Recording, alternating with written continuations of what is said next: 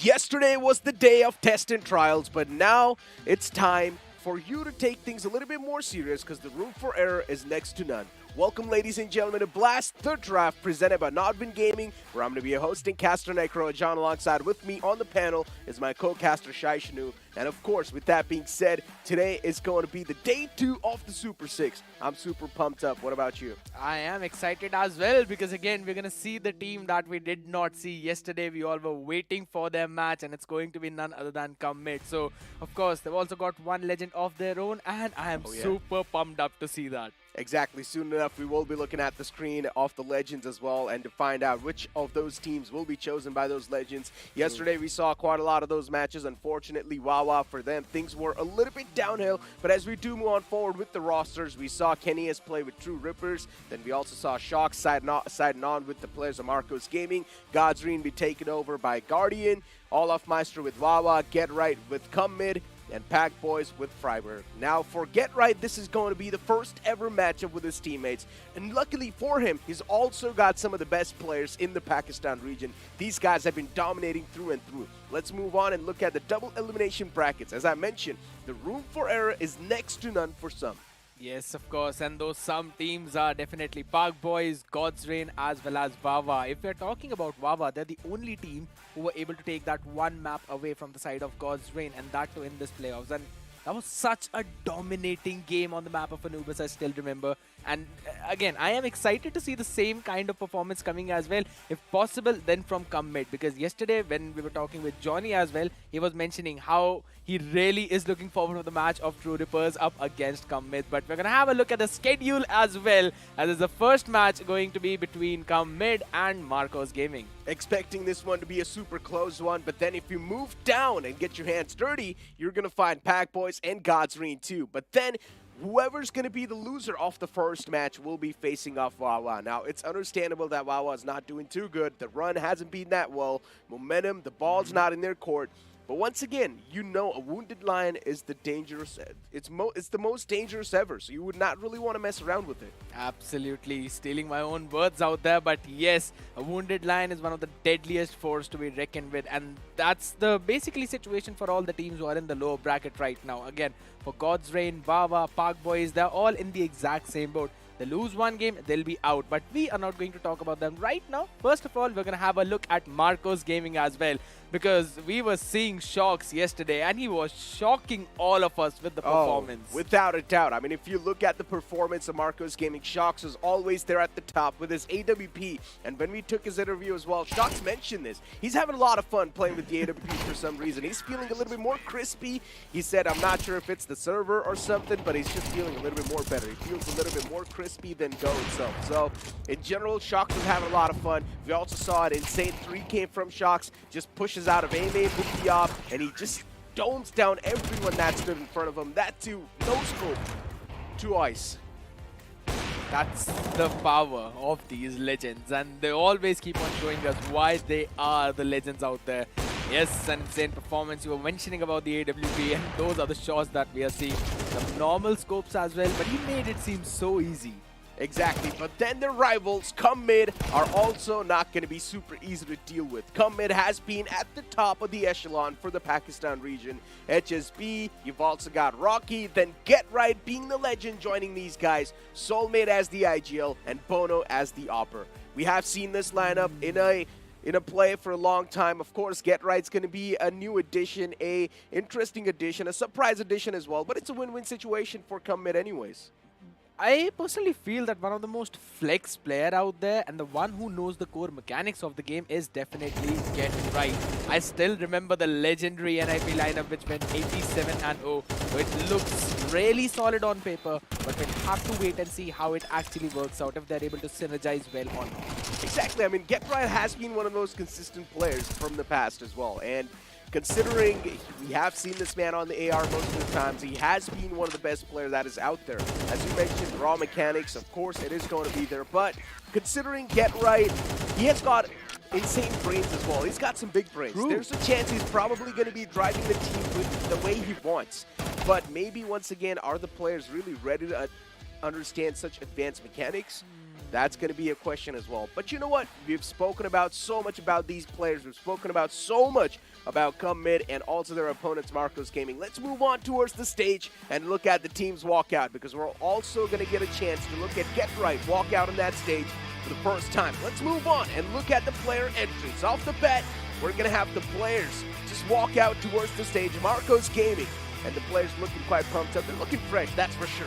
Indeed. I mean, they were the ones who performed even yesterday. Those were close games, I would still say that, because we were watching their games right on the map of Overpass as well. Yet, all those close games and they ended up winning both of them. So, it's going to be a super pumped up lineup. Of course, they already have a win registered onto their name.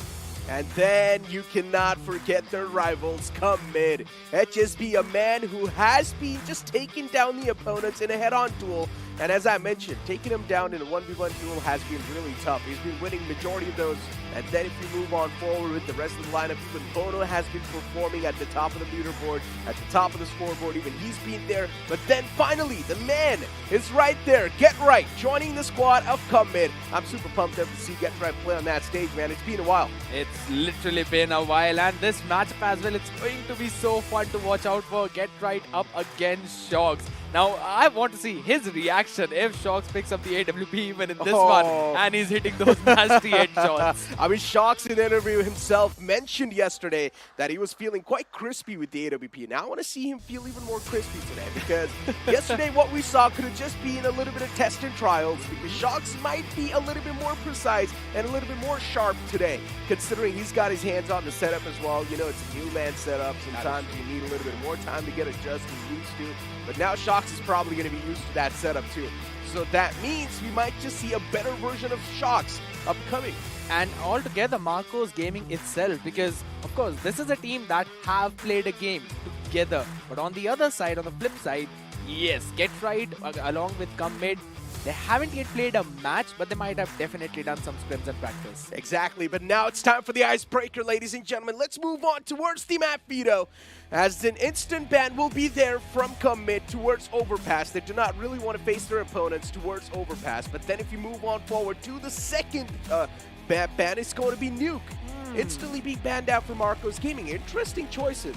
I like the overpass ban from Come Mid. They definitely have done their homework. But on the other side, we're going to see Anubis being picked up, and that's from the side of Come Mid, alongside with Inferno for Marcos Gaming. I am already excited with this matchup because, again, on the map of Inferno, it was regarded as one of the most tactical maps out there, where if that is going to be the decider, it's going to be the best map you can watch out for. Exactly. Vertigo being banned out as well, and then also Mirage is out of the way. The decider is going to be Ancient, ladies and gentlemen, but we're going to kick things off in Anubis. Now, we saw Anubis as the Kickstarter yesterday as well, and today the same thing's going to happen. Yesterday, the Anubis went quite one-sided. Are we going to see the same stuff today as well? We've seen Come Mid perform on Anubis a lot of the times in the past, and they have been quite phenomenal. And considering now even Get Right joining alongside, one thing is for sure, they will be having those advanced strategies, they will be having those advanced communication being made inside of the squad. It's all really going to come down to the players adapting as quick as possible, because as I mentioned, are they really ready for those advanced mechanics, those advanced strategies? That's the main question after all at the end of the day, because we have already seen Get Right in a lot of those situations, and he's the player who adapts the most, I personally feel like. And again, I was also watching a few more VODs of him, and I was so flabbergasted by all the plays that he made. And with those big brain plays that he brings on the table, he always gets into the head of opponents. I mean, if I'm not wrong, he was the one who developed the lurking playstyle in the first place. So you are basically up in front of one of the old gods of the entire CSGO scene. But on the other side as well, yes, Shox, the man who has been in the scene for such a long time, was also played with Marcos Gaming a game already. I mentioned it previously that their synergy should be a little better. But according to this veto, I feel it might actually be Come Mid who might have that advantage. there's a lot of speculations you can make. The game's still yet to start, and I feel like when we see the first map, things will be much more cleared up, and we'll understand what exactly is going to happen in the behind the scenes as well, and what exactly is going to happen in the future. So, once again, I mean, we're just waiting for the map of Anubis to kickstart off. I haven't really seen Marcos Gaming play that much of Anubis. This is definitely going to be a pick that might just catch him off guard, but we never know. Maybe Marcos Gaming is ready for this Anubis map. Maybe they're just waiting for the players to come mid, just stand in their territory and shut him down instantly. While if you speak of come mid, as you mentioned, in general, Get Right's addition is a win-win situation for them. So, anyways, come mid, they had the firepower, now bringing the brains, even better. Absolutely, and they were already doing very good as a team itself, right? Because apart from the first matchup against Park Boys, they went flawlessly against the team Wawa. That was one of the most invited teams, and we thought might be topping the charts. Yet it was come mid on the back of those extra rounds that they were able to grab, and that round differential, which helped them out. They had the equal number of points as with Wawa, so not dropping a single map after just 1-2-0 loss. That's a brilliant big brain play, and I'm just excited to see this matchup already. I really want to jump inside the game. But yeah, good things, they always take time. Of course, it will take time. And you know, I was having a little bit of talk with Johnny in the green room, and he told me the way Get Right warms up is that he serves for at least like 30 minutes before a pro game. Which is an interesting way to warm up, because surfing, yeah, it's understandable. It might just warm up your movement, but your aim is something that does not really warm up. But, I mean, once again, whatever rocks your boat, rocks your boat. That's one of the most unique ways of warming up I have ever heard. But again, it's from one of the most unique players out there as well. On the other side though, Get Right and HSB, that combination, how do you feel it's going to pan out? Because let's be very honest, when we saw Marcos Gaming yesterday, they were heavily relying on the firepower of Shox. Yes, they were setting him up as well for those picks. At the same time, is it going to be the same case here, or will we see the team revolve around HSB a little more? You never know. I think so that probably the man who's going to be doing the IGLing from the side of come mid is going to be Get Right. But here we go, ladies and gentlemen. Time to step inside of the map of Anubis. CM, they start things off on CT, and Marcos Gaming on T. And already the CTs, well, on their way for the default. One man's going to go towards bridge and make sure no one's going to be trespassing through. Shox off the bat, a slow start even from the side of T's, and oh well, that's not a great start for them at all. Marcos Gaming already losing out on the man numbers, and Shox just waiting in the back for someone to push on over. Slow and steady approach indeed. Losing one man, Marcos Gaming, not exactly the start you would want. With the Glocks in the hand, they're going directly towards the A side as well. Interesting. Towards the A side, on the side, there's Get Right with the dual Berettas. He finds the first pick. It's just a complete mow down now. One more man to go on the front lines, and Get Right, he's also going to find the second one too. Just like that, the entire push, it just comes crashing down. One more man to go on the back lines. 5 bullets in the magazine. We'll need a fresh one. And Shox, he's rotating all the way from the CT. But he still just takes a full stop right there.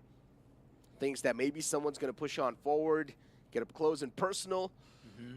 But somewhere down line, Shox, he's got no clue that even the CTs, they're quite patient. They're just waiting for Shox to walk in his crosshairs. Shox tried to play a little bit of mind games on the way, but then he's trying to go for the same site once again, and he's going to face 3 players at the same time. First one's going to be the dual Berettas up close and personal. It will be next to impossible to destroy those, but it's completely fine. I mean, Bona from the back is going to seal the deal. Good idea coming in from the side of Commit this time. Marcos Gaming a little too restless, I would say. Testing the waters did not go correctly from their end, but on the other side, Commit definitely understanding how this map works, realized where they could get the picks, and their rotation was also on point. Quickly stacking up the site and then just waiting for the contact. Not giving those solo peeks, that's the best way to play.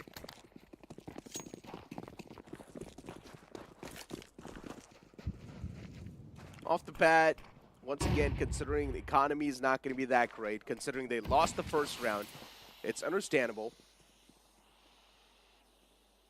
And towards the bridge, looking forward to just drop down in water. Soulmate's just waiting to catch someone on that drop. He's looking all the way down towards Arches. Unfortunately, he looked back in the wrong time. Man holding on with the deagle. And for Shox, that's not really the best bet to take. The players in the front line. Still one takes being found. But Soulmate, he's going to line both of them up. And just like that, they've been taken down from the game. It's a 3-on-5. Soulmate, he's done his job. All he can do is now just sit back and relax. I mean, it's an eco round anyways for the T's, so nothing much can be expected. Marcos just want to find as many picks as possible, and I love the approach from come mid. They're not giving them even a single peek. Not giving them those close combats, and just look at how they just swapped the players, right? Soulmate, since he's low, 21 HP, Bono is now the one playing that area. Just to make sure that not even a single weapon is dropped. If that's how Come mid are going to play, I'm already worried about Marcos gaming early on, because Get Right is also popping off. He's also being fired. Oh, Good nade. but then he blows up on his face. Yeah, well, we can't really do much when you're just getting pressured by CTs from both the sides. But yeah, for Commit, that was a successful round, a solid one. They did not even drop a single body in that one. That's one of the best anti-eco that you can potentially have. Also not losing a lot of HP, so a few of those armors will be carried forward onto the next one. Gives them a good economy. Just reinvesting onto those utilities, and that's about it. On the other end though, since it's their full buy, I still see a Galil in the mix. But 4 AKs up on board. This is the round Marcos really want to try and change things up, but look at the pace he hit this time. 1-for-1 trade coming in. Some good aggression being shown by Commit out there in Ruins. Off the bat, aggressive push. And Pavi just looking forward to catch the man escape that spot. And he does so as well. Bono unfortunately gets cleared out all the way from connector. And just like that, Shox is able to find a quick two-piece. Sights opened up. The entire site control's now fallen in the hands of Marcos Gaming. For Come Mid, it's a big problem. And for Marcos Gaming, Shox's addition has been phenomenal. Even yesterday, he was at the top of the board. Even now, as soon as he got his hands on the guns, he's the man to open up the site. And yeah, for Come Mid, they can't really do a lot here. Get Right, he's on that lurk, he's on the flank. But at this point, it's better to just go for the save, because if you're going to try to execute a 2v4, the chances of you coming down are quite a lot. You never know what the positions are taken towards the site. You will just be walking inside an unexplored territory. And yeah, you're getting screwed up quite a lot. Get Right taken down in that spot. So Rocky, it's better to just go for the save, and that's what he's doing. That's nothing apart from just one utility as well, but Rocky, he's being found out. He needs to keep a watch, and he can't watch all the angles. So that's all 5 players taken down. Marcos Gaming only losing 1. Not losing anyone from the explosion as well. That's the best. And I love the way how they played this one round, because they moved in towards the connector. For the previous 2 rounds, we saw Come Mid taking control of that connector area. And that was one of the reasons they had some good map awareness, map advantage. But in the previous one, we did see Come Mid conceding that space. And on the back of it, since they were trying to push out in the Ruins area, they went in 1-for-1. And that's about it. Could not make a bigger play out of that. And they lost the connector as well at the same time. So it was a good execute from Marcos. Soulmate. It's out of connector. Just holding it down there. Shox. Yeah. Good ball on top. Clear out the connector, but once again, it was not that good. Unfortunately, I think so he messed up a little bit. Need to follow it up as well, just making sure that whoever's going to be holding down the connector area will be chipped up quite a lot. He has fallen back. But still, the confirmation towards connector hasn't really gone down just yet. Initial bullets missed, and he will lose out on his life just like that.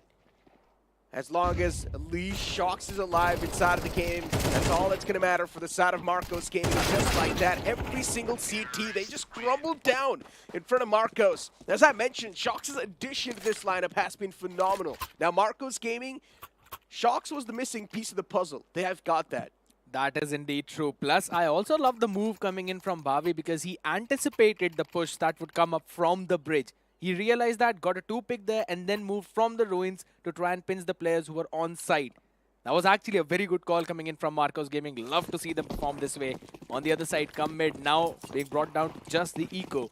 So this should be an easy round for Marcos yet again, and they should be able to take the lead.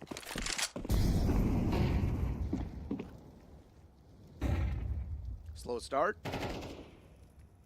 Waiting for the opponents to make some sort of mistake because they think that considering it's an eco round, there's a chance they will be desperate. That's not the case though. 5 USPs on the board. And they're going for a complete stack. But luckily enough, it feels like Marcos Gaming, they're going to avoid that entire trap moving in towards the A site. And that's going to be a lucky take for them. A site's going to be completely cleared up. Marcos Gaming, they can just straight up walk in, and that's what's going on. Now the entirety of come mid, they will need to play this one on the retake. Once again, considering they're on an eco, for them this retake's really not going to matter quite a lot, as long as they're at least getting a couple more bodies before they get taken down. Two get found from Shocks. He's not going to be able to get a lot done, but his teammate's there in the back. In the name of Pavi, he'll take matters in his own hands, and now it's all down to Get Right with just a USP. The max he could do is get one, but he will be denied for that as well. Ember gets that final pick. I love this combination coming in from Bhavi as well as Shocks. Shocks was making sure that there's no one coming in for the backstab, and if they are, he's ready to welcome them out there in water.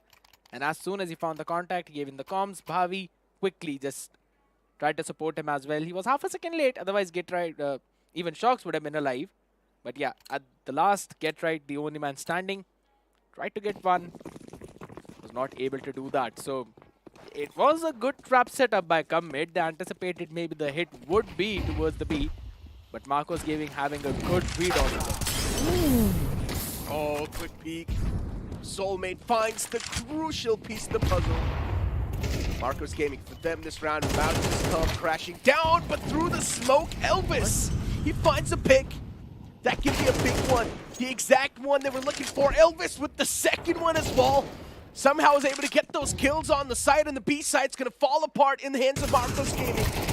Get Right as well, gets caught towards bridge, almost could have been, but he still turns around and shuts the man down. All he can do now is just go for the save. It's a 1v2, Get Right only has 17 HP, the clutch is doable, but at this point it's just gambling. Bomb has been planted. Still wants to try and find a timing. He is pretty low on that HP though. Found the timing. Oh, Get Right. He's on the flank for that one man in the front lines, and now to over, this clutch seems possible. Wait. Luckily for B2, he's got a lot of HP. He's looking quite healthy. Get Right. He needs to find quick dinks on the dome. He's got no clue. Yeah, and if he doesn't, well, then it's done for. And well, Yeah. just like that, round secured. Marcos Gaming, another round on the board. They're winning a string of these rounds, and the problem is, if this keeps on moving forward, if the momentum keeps on going, come mid, it will be too late when they wake up. And this one round as well is going to be, I think so, an eco. They don't have a lot of crits going for that buy. Maybe just a hero M4 in their hand. That's about it. But Elvis literally saved the round for Marcos Gaming with those shots from that smoke. It was just on the back of it that the numbers were equalized, and Marcos were able to quickly pull together a quick plan on the spot. And on the back of it, now Come Mid going in for a timeout. We'll be looking forward to change a few things. Now, we've seen time and time again how important that connector position is. You need to keep control of that. Otherwise, you know it's going to be a B split up and coming, and there would be no way for the players on site to hold it from both of the angles and from both of those choke points. And every single time, Come Mid are going in for a push up from the doors, from the bridge. They are being caught down again and again. So maybe they can try and change their approach, try and establish the bridge control early on to threaten an early push or an early backstab. That might maybe stop Marcos Gaming in their tracks.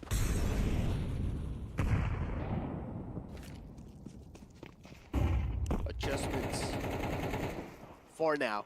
3 players available towards B from CM. Uh-huh. Interesting. Bridge seems quite clear. And there's only one man towards A. These adjustments. I'm not exactly sure how well they're working out for them, considering the entire pieces. They're just falling down like a stack of cards. Yeah, the boost. Yeah, it might just catch a couple of players off guard. Yes, they do find the first pick, but yeah, once again, Get Right gets the second follow-up as well. This can be massive. Hold on. Get Right. He has managed to lock down the site for now, but then once again, A site can be explored easily. And that's what we're seeing, a quick rotation towards A. And if Shox is up, it's going to find even more blood. That's better for him. Flash and a peek to back it off, and Shox, he finds the second kill as well. I'm not exactly sure why he went for the dry peek like that. Come mid, they're making some big mistakes. Overheating, I believe, on the back of those few picks when they equalized the number. As soon as they realized that Shox was with the AWP, they either should not have gone for the dry peak, should have rotated directly with Get Right from the CT side, or just went in for some utilities at least. And it's such a long range. You can only hope to find a headshot with the AK in your hand. Well, the enemy is just going to zoom in on you. That was definitely some mistake you would want to avoid, but Oh my god! that Shox. He's right there. He can't. Yep, watching the connector as well. On the other side, though, he is vigilant, and I love that smoke Look that at the came in. double doors. Look at the double doors. He's waiting right on the opposite side. Exactly. And if the players, they move on a little bit even more. Okay, no. Well, unfortunate. I thought that he actually had the playmaking angle right there. That could have been huge. That's true. Oh, no. Even Get Right taken down. Shox is up. I mean, yeah, in the interview, this man said he's been feeling a little bit more close with this thing. And oh, 4K. Already to back it off. A 3K, actually. And then Bono, the last man alive, with the op in his hands, all he can do is just try and fight his way and go for the save. That's all he can do. It's a 1v5. Clutch is next to impossible. Time's ticking. C4's planted. Elvis is on the hunt. He should be able to catch Elvis, but even Shox is going for the save. Yep. It's done. Shox is farming on a buy round. Just look at the frags that man has. That's just AWP for you, man. I mean, if you're going to go for peaks like that, and if you're going to keep on dry peeking the same person over and over again, and if the person's feeling himself, you are just feeding him free kills at this point. That first flick was one of the nasty flicks that we saw in this game as of now. That was actually a pretty solid one. The next two on the back of it, yes, again, is the connector position. If you're going to peek him, he will be finishing you off with the AWP. That's about it. And again, holding the same angle now. Oh, yeah, he's, that push. He's towards the doors once again. But considering they do not really have the suitable weaponry. Look at Rocky. Yeah. B2 just above him. He's already pushed up close. B2. Just waiting for B2 to drop down. And I guess B2 is running out of patience as well. B2 should be caught. But no. Instead, his teammates seal the deal. MP9 in that range is not going to be as tough as you expect it to be. And just like that, B site once again falls in the hands of Marcos Gaming. Oh man, there's just Murphy 3 in the game coming. They're not standing a single chance so far. 5-7, been able to pick one kill. HSB, he gets taken down easily.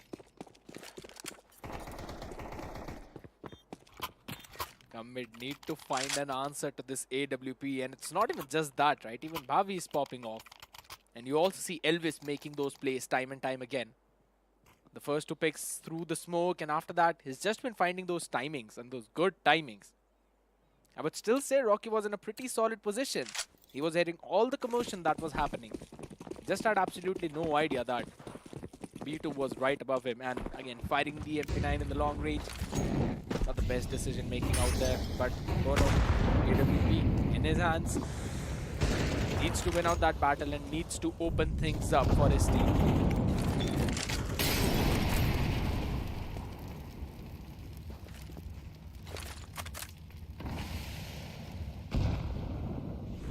Connector.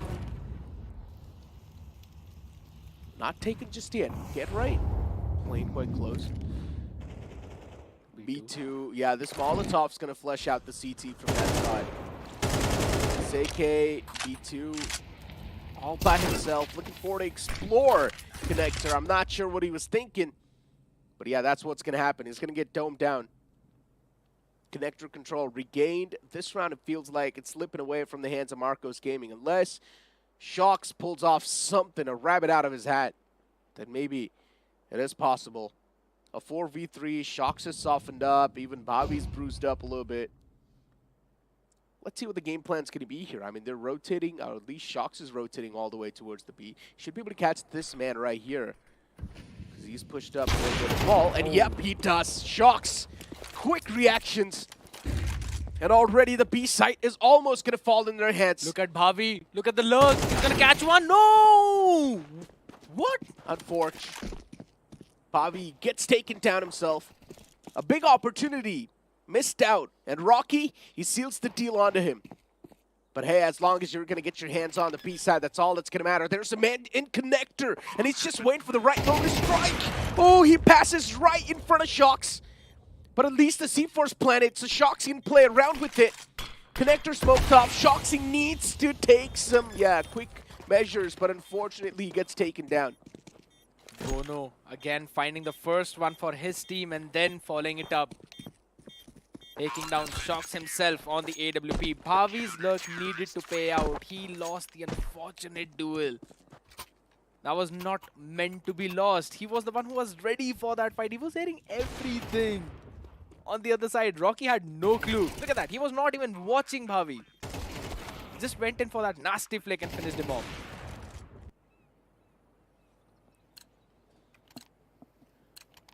One thing is for sure, come mid, they need to change something here. I mean, they did win the previous round, but once again, the chances of this entire first half being 9-3 are quite a lot. Marcos Gaming, they still have the economy. Shocks, he switched on over to an AK. He's done playing around with the op. He's getting bored. Yeah, it's time to switch things up a little bit, spice things up for myself. That's what Shocks said. I think he's got the most amount of kills from Marcos Gaming. And the amount of presence we have seen from this man all across the map has been crazy. There's a man right in front, and Shocks! He takes the duel, unfortunately loses that. But it's fine, the trade's going to be there on the board. Still it's a 3v4. Come mid, they have got the man advantage. There's a man in the close, even he gets caught. I'm not exactly sure what he was doing. HSB, I think he was trying to play for the anti-flash. But he played that for too long. And now Get Right exploring from Bridge. There's one more man, or actually two players, looking for to rotate all the way towards A. And there's only one man just tucked in the corner towards B. I guess HSB was waiting for Bono to give him the contact information, but Bono was watching the area of ruins. He was not watching the connector. Elvis is going to be the playmaker here. Elvis needs to go be. huge. He needs to go massive. He was playing towards Ninja. Unfortunately, he gets caught. And now the Palace is where the CTs are moving up from. Should be able to go in for that plant, but might potentially see a quick retake. Remember? Goes in for a good smoke. Placement is actually immaculate. A lot of room for the CTs to move out. They've got to go in for that dry and a good pick coming in. That was a big pick from Bobby, and then they just line up. They move out from the same spot through the smoke, and they get caught. Marcos Gaming, solid stuff. In general, as I mentioned, Elvis should have been the playmaker. Unfortunately, he could not really get a lot done. He got snuffed out from the ninja spot. But then his teammates, they took matters in their own hands, and they still got the deal done. I'm not sure what HSB was doing there, though. Found such a slight pixel off the place, and that was all he needed. But yes, at the end of the day, a good play coming in from Bhavi and his teammate. Again, they did such a phenomenal job on the back of it. Made sure that, yes, there was only one location that the CTs would be coming in from, because they cleared out the second one. And after that, as soon as the CTs quickly barged in through that smoke, I really feel there should have been a few flashes maybe, but I think so they used it all up previously in the round, so they all just had to go in for a dry peek. The frag was used up to try and dissipate the smoke a little bit, but Still, you are not able to clear all of those close angles. There are so many spaces where the T's could play in the post-plant scenario, and that was the best way Marcos could have played it. A good understanding as to what they need to do. Plus, again, that re-clear on the back, that was the key.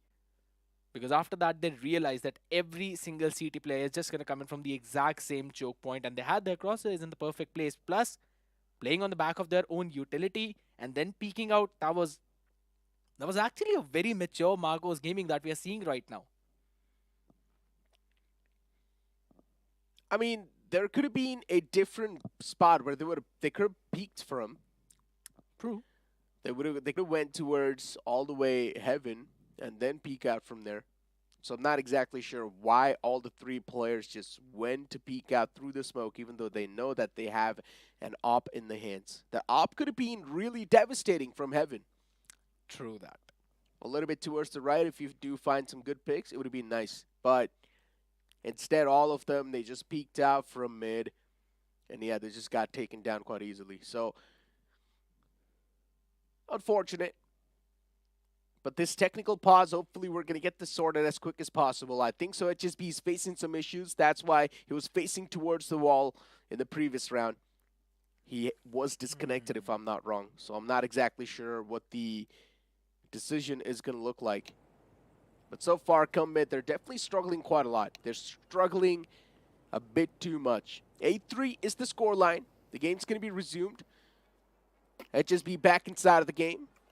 He's only got 2 kills so far. You do not really see HSB doing this, or he's struggling this much.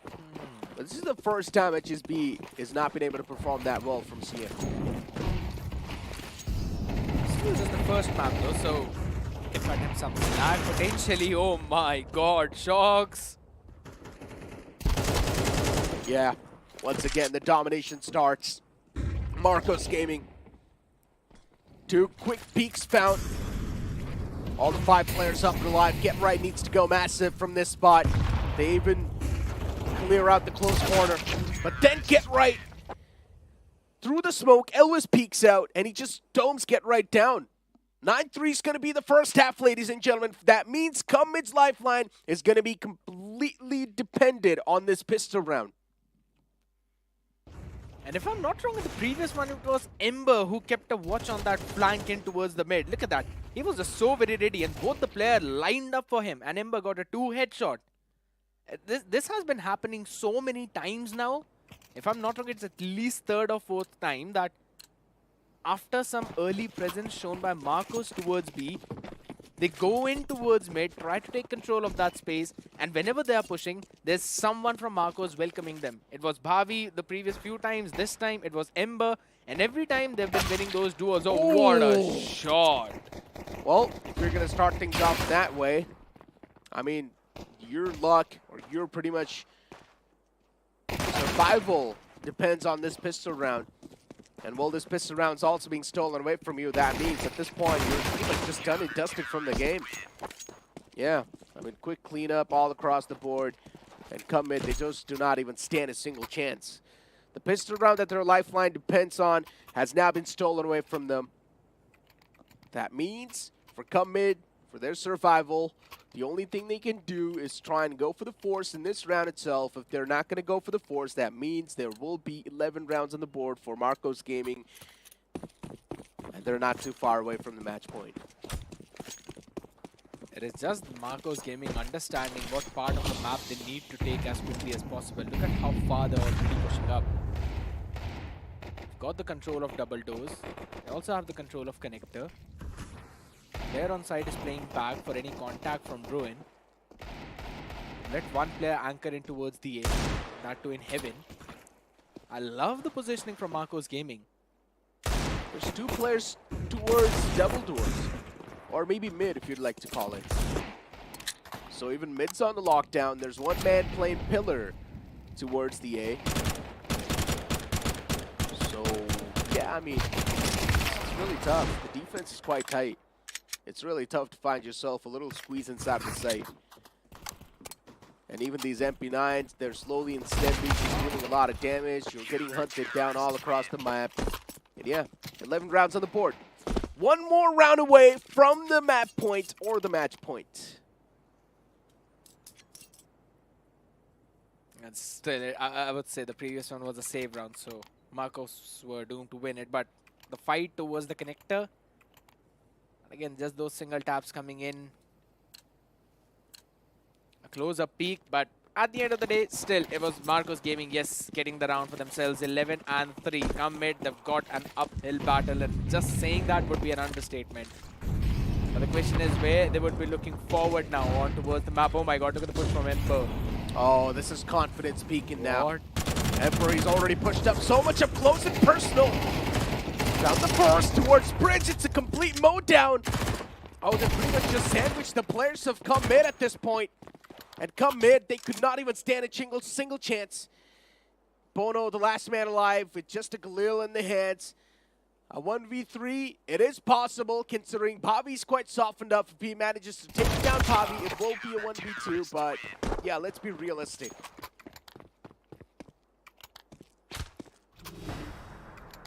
How and why was Ember even allowed to push up so up front and get a pick in that situation? There was a molly down in his feet.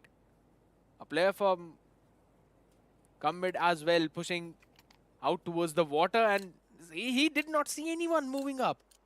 And it was not like Ember was not making any sound. He was giving full sound cues. He was giving full foot cues. But the pinch that you previously mentioned that came in from the bridge as well, that pincer move was absolutely brilliant. If Marcos Gaming keep on playing like this, it's a big red flag for Come Mid. Even in the upcoming map, if the same momentum just carries on forward for Come Mid, this is quite a tough opponent to deal with. And now look at this time. We're seeing all the players just stacked up outside of bridge. Come Mid, they're coming up with something new here. Shocks misses the first shot. The opportunity as well to stop the players on the track, so the mid's now going to be explored. But a good smoke. He's going to block off the entrance from mid towards the site. But they've got some different plans. They're moving all the way from the CT spawn. They're exploring the entire map. This is an interesting route the players are taking, that's for sure. Shocks is ready with the op, just waiting for someone to peek out in front of his crosshairs. The amount of map control the T's have found, it's crazy. And now Shock slowly and steadily on his path to regain the control back in his hands. But he might just be walking inside a big death trap. There's one more man towards the left. There's still one more man looking towards mid. All the players can flood on the site itself, but it's going to be a complete shutdown. Pavi, he shuts him down, Shocks from the back, nails one. And now there's another man in the front lines, but fortunately enough for Come Mid, he just squeezes that round away. They've lost all the weaponries that they invested. Marcos have the economy to probably buy in the next round as well. And if not, they can just go in for a save. They've literally got 8 chances to close it out. But yes, a lifeline being bought by Come Mid, or let's just say lifeline being stolen away. But you cannot keep on doing the exact same thing in all the rounds. Now since they've already done this, the full on 5-man mid push, Marcos will be ready for it. And so a spread out approach coming in, a default from Marcos, long range fight, and it's being won by HSB. Yeah, I mean, taking him down in duels is tough. They might as well try to take him down from some cheeky angles, and Shocks from Ninja strikes him down. With the AWP.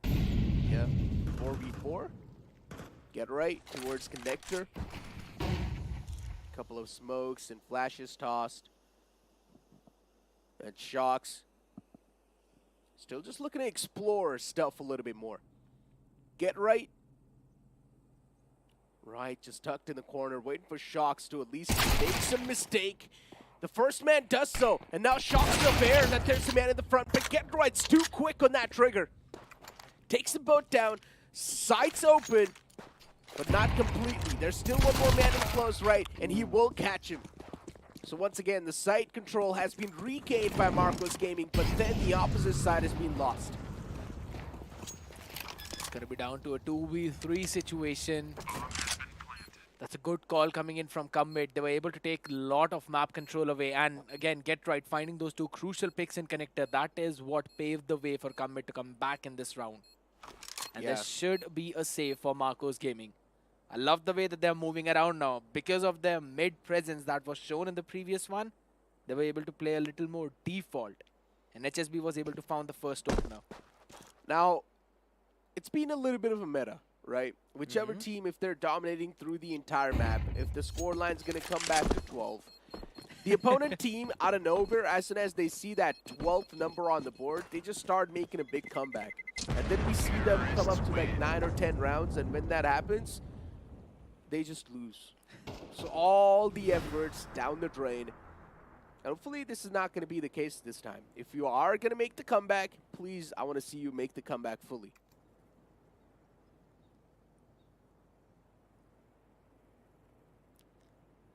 Hoping the same thing from come mid after all, but Man, you were still. laughing quite a lot there. What's going on? Shashnu's having his own giggle party right there, but yeah. Classic defaults. Two words. Bridge is the op. Oh, but this time, Shocks just nailed down to the coffin. And now, 3 players from Marcos Gaming still with their hopes and dreams up to win this entire round. But even somewhere down line, they know it's next to impossible now. They've lost the op, they've lost everything. Oh. If Ember's able to find the pick towards double doors, and then maybe something can happen. But HSB, yeah, I mean, he's back inside of the game. HSB's feeling himself. That's the HSB we were waiting for and we all were missing. But jeez, that first pick on Shocks. That is what set the entire round. Elvis will just try to save the M4. The question is, when will the hunt begin for come mid? Because we might potentially see a contact towards CT. As Elvis, again, he's got to go in for that re-clear. He's got no control of any part of the map. So might have been to try and take some space out there in beach. Some chip damage, but now he'll be pincered from 2 different directions. Got to watch it out for. Fires a good shot, gets 1. Again, walks towards CT. Can he find the second is the question. Just a few jiggle peek and a good way to close things out. Yeah. Straight from around the corner.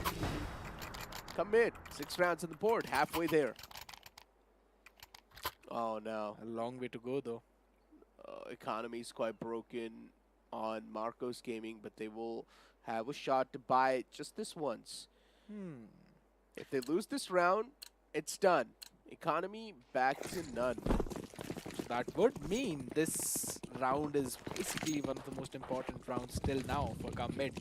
Get this one, you potentially have a good opportunity to move up to 8. And an 8-12 definitely looks like a very big comeback possibility. Because of one more round on the back of it, and then you're gonna force another eco round from your opponent. You see, you said looks like. Looks like. It's not yet. As long as you're just like 2 rounds away from neutralizing the scoreline, then we cannot really say that there is a possibility of the comeback. True that. But hey, it's about momentum. Oh, hold on. Whoa. Man advantage shifted on over. Bavi, he's playing quite a cheeky angle. He's behind the double doors, but he gets snuffed out. Shocks is there, waiting to get the trade done. The angle Bavi was playing, it's a one and done angle if you get cleared out. But if you're not cleared out, then you can find multiple frags. But then Elvis, beautiful stun, beautiful stuff. He peeks off the back of Shocks, and he gets a 2K, backs off, he's quite softened up. Elvis has got no other choice.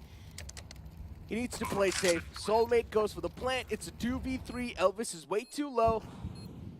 The only thing Elvis now needs to do is play as a sacrificial lamb. That was a good decision from Elvis to back off because a 2-man lurk is coming in all the way from the back. Yeah. Oh, Elvis. Elvis has done his job. And what? He finds both of them with just such low HP. And Marcos Gaming, they've already won the first map of Anubis.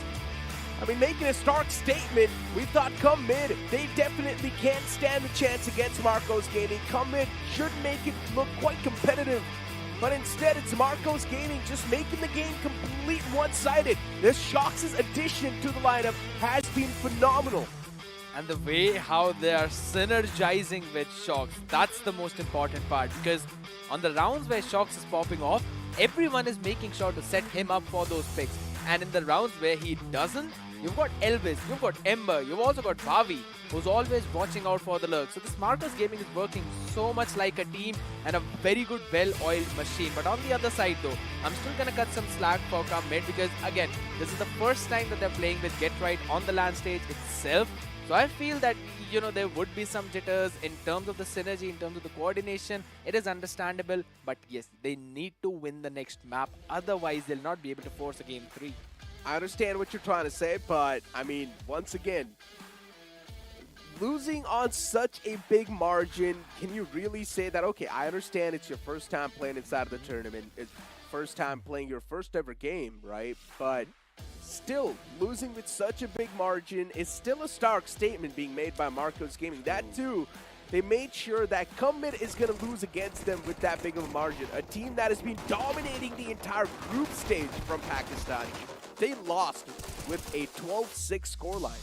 It happens to the best of us, alright? I still will be an optimist, and you can call me a devil's advocate if you want to, but looking at those highlights as well, it was most of the time a good mode down coming in from the side of Marcos Gaming. After the first 2 rounds, Come Mid were only able to get 1, ending the half at a 9-3.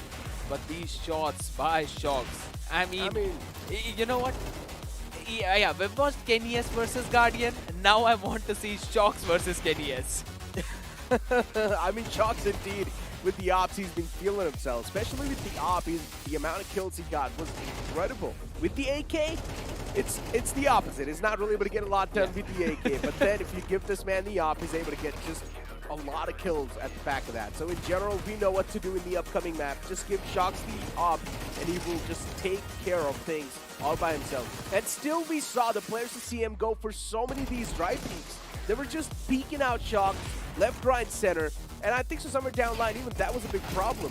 Those 3 peaks from connectors, back to back, you're of course going to lose out of your life. It's far away. Shocks is playing towards the archers, and you're peeking out from the connector. You will be shut down. But as we move on forward towards the scoreboard, I mean, Shocks with 20 kills and 11 deaths and 109 ADR, of course, he's going to be at the top of the charts. But then towards the opposite, you're going to find Get Right with 9, 16, and 67. Again, just below him is going to be Soulmate as well with 15-14. Yes, you were mentioning HSB not being able to perform early on, but on the later stages of those rounds, he was able to step up. And if he continues that kind of performance onto the next map, I'm having some high hopes for Come Mid. Yes, first one, I would still say Anubis, not the way you wanted to see it, but at the end of the day, Marcos Gaming, just as you mentioned multiple times, making a statement out there. So I am pretty scared for Come Mid, but still I have got hopes for their comeback, because that's again going to be the map of Inferno. One of the map that we see as a very tactical map where you need a proper approach. There's a lot of space you can work around, but of course those choke points are something that CTs can hold very well. Well, hey, I mean, if I'm the one just over there playing Inferno, I would give Shocks either the A short or I would get Shocks either the banana. I would be like, okay, whichever you want to hold, that space. just go ahead. Just let me know what you want to play at that round if you're on the CT side. And if you're on the T, well, then we know Shocks is just going to straight up WQ you down. That's what he's been doing even yesterday. That's what he was pretty much doing today as well. He was getting those picks with the op. But ladies and gentlemen, there's so much more to talk about. The upcoming map is going to be the map of Inferno. But after this short break.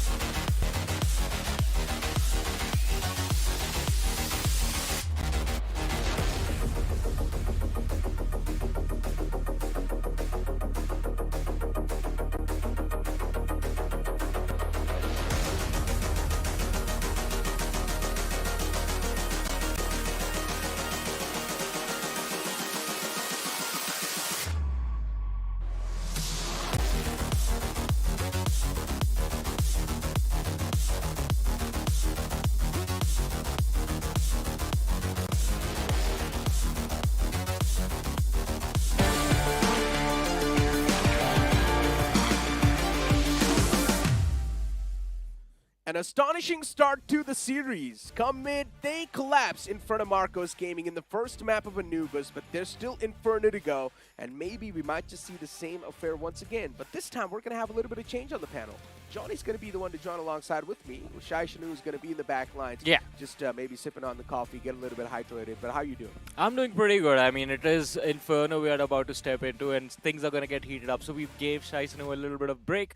And it was an astonishing start, as you mentioned. I mean, come mid, when I saw that veto earlier, I expected this to be a 2-0 series, but I think it's going to get a little bit more interesting after the result we witnessed on map 1. It indeed is going to be interesting. I mean, even Get Right, he's of course there, is trying his best to get the team on the track. Yeah. Unfortunately, Rocky was not able to play that well. HSB2 at the start of the entire game, he was not able to perform at the mark of his performance. Soulmate, yes, he was actually doing quite phenomenal. And somewhere down line, I've also heard from the production that we're going to see a little bit of change in the lineup in the playing five. Sad but true is now going to be replacing Rocky. So come mid, making a little bit of switch-ups on the fly, trying to adjust. I mean, the switch up, it's going to be interesting to see what the end result is. Sad but true was a key player for the team even during the group stage. We constantly mentioned it. I mean, one of the most consistent player in the lineup. So it's going to be quite important that he performs as soon as the team goes into this map too. But along with that, Bonos was also one of the key players, but we did not see a lot of impact from him as well. And again, if the team is called Come Mid, we expect a lot of action down in mid, but there wasn't any. And that's been the case with Anubis all this time. Exactly. I mean, towards mid, that's why I was hyping it up a lot of the time. Yeah. If you remember, there was one round where the man was tucked close towards double doors. If there was a chance, if the double doors angle was not checked, he would have gotten a lot of kills. But if he was checked, as I mentioned, it's also 1 in 10 angle, so you cannot really get a lot more done. Look at this. What a beautiful shot. The two men who have been fighting to put the Pakistani esports scene on the map, the Counter-Strike scene on the map, and then Get Right. You see them sitting there with him. And then there's this squad of Marcos Gaming. They're just having fun with shots. Elvis is performing so much better today than yesterday. I know, man. I mean, Elvis's confidence has been on the cloud 9. He's pushing up, even to Get Right. He's just doming it down on the side, disrespecting anyone that stood against him. And he was also able to find so many kills through the smoke. I still remember one of those rounds. We're going to call this the Shocks effect, right? Oh, of course. Yeah. I mean, I've been mentioning from the start of this entire day that Shocks was the missing puzzle Marcos Gaming needed, and they got that. And as soon as Shocks' addition came through, Marcos Gaming, they just seem more refined, like a motorcycle engine. Yeah, I mean, Marcos Gaming, they've been looking phenomenal. I think that extra bit of firepower that Shocks brings, and not extra bit, it's humongous, but it helps them out quite a lot. Let's see how beneficial that will prove to be on this map of Inferno. The pistol round is underway, and we see a lot of aggression from Marcos Gaming right off the bat, straight down mid. Yeah, Elvis, once again, leading the pack, huh? I'm loving that. Confidence, Elvis, he's got that adrenaline. And the player's like, all right, move forward, Elvis. Back and forth. You're the one to lead the pack, the charge. Oh, Get right. Classic stuff being done by Get Right. He catches the first man instantly, dumps him down. USPs, even they're going to start to activate. But the trades sort of happen back and forth. Some are down line, come mid. Once again, a man short. 3v4 in the upcoming moments, but B2, he catches the first man in the front lines, and just like that, the entire defense, the entire retake potential, it's not anymore there. 1v2, next to impossible to pull off. And HSP, yes, he did start to activate himself later phases of Anubis, but in Inferno, he's going to be put to sleep once again. Well. I mean, quite a hefty start for Marcos Gaming in that round. I mean, a good setup at the right of the bat from the side of Come Mid. Get Right in that awkward position right under balcony towards second mid was very important. But fortunately for Marcos Gaming, it was Ember who found the trade instantaneously somewhere else on the map as they were trying to take control of Arches. And then as soon as Marcos Gaming had Arches, I think they got very confident in that A side execute of theirs. But let's see.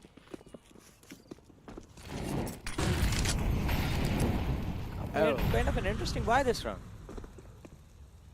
Are they hoping to get right pushed up again?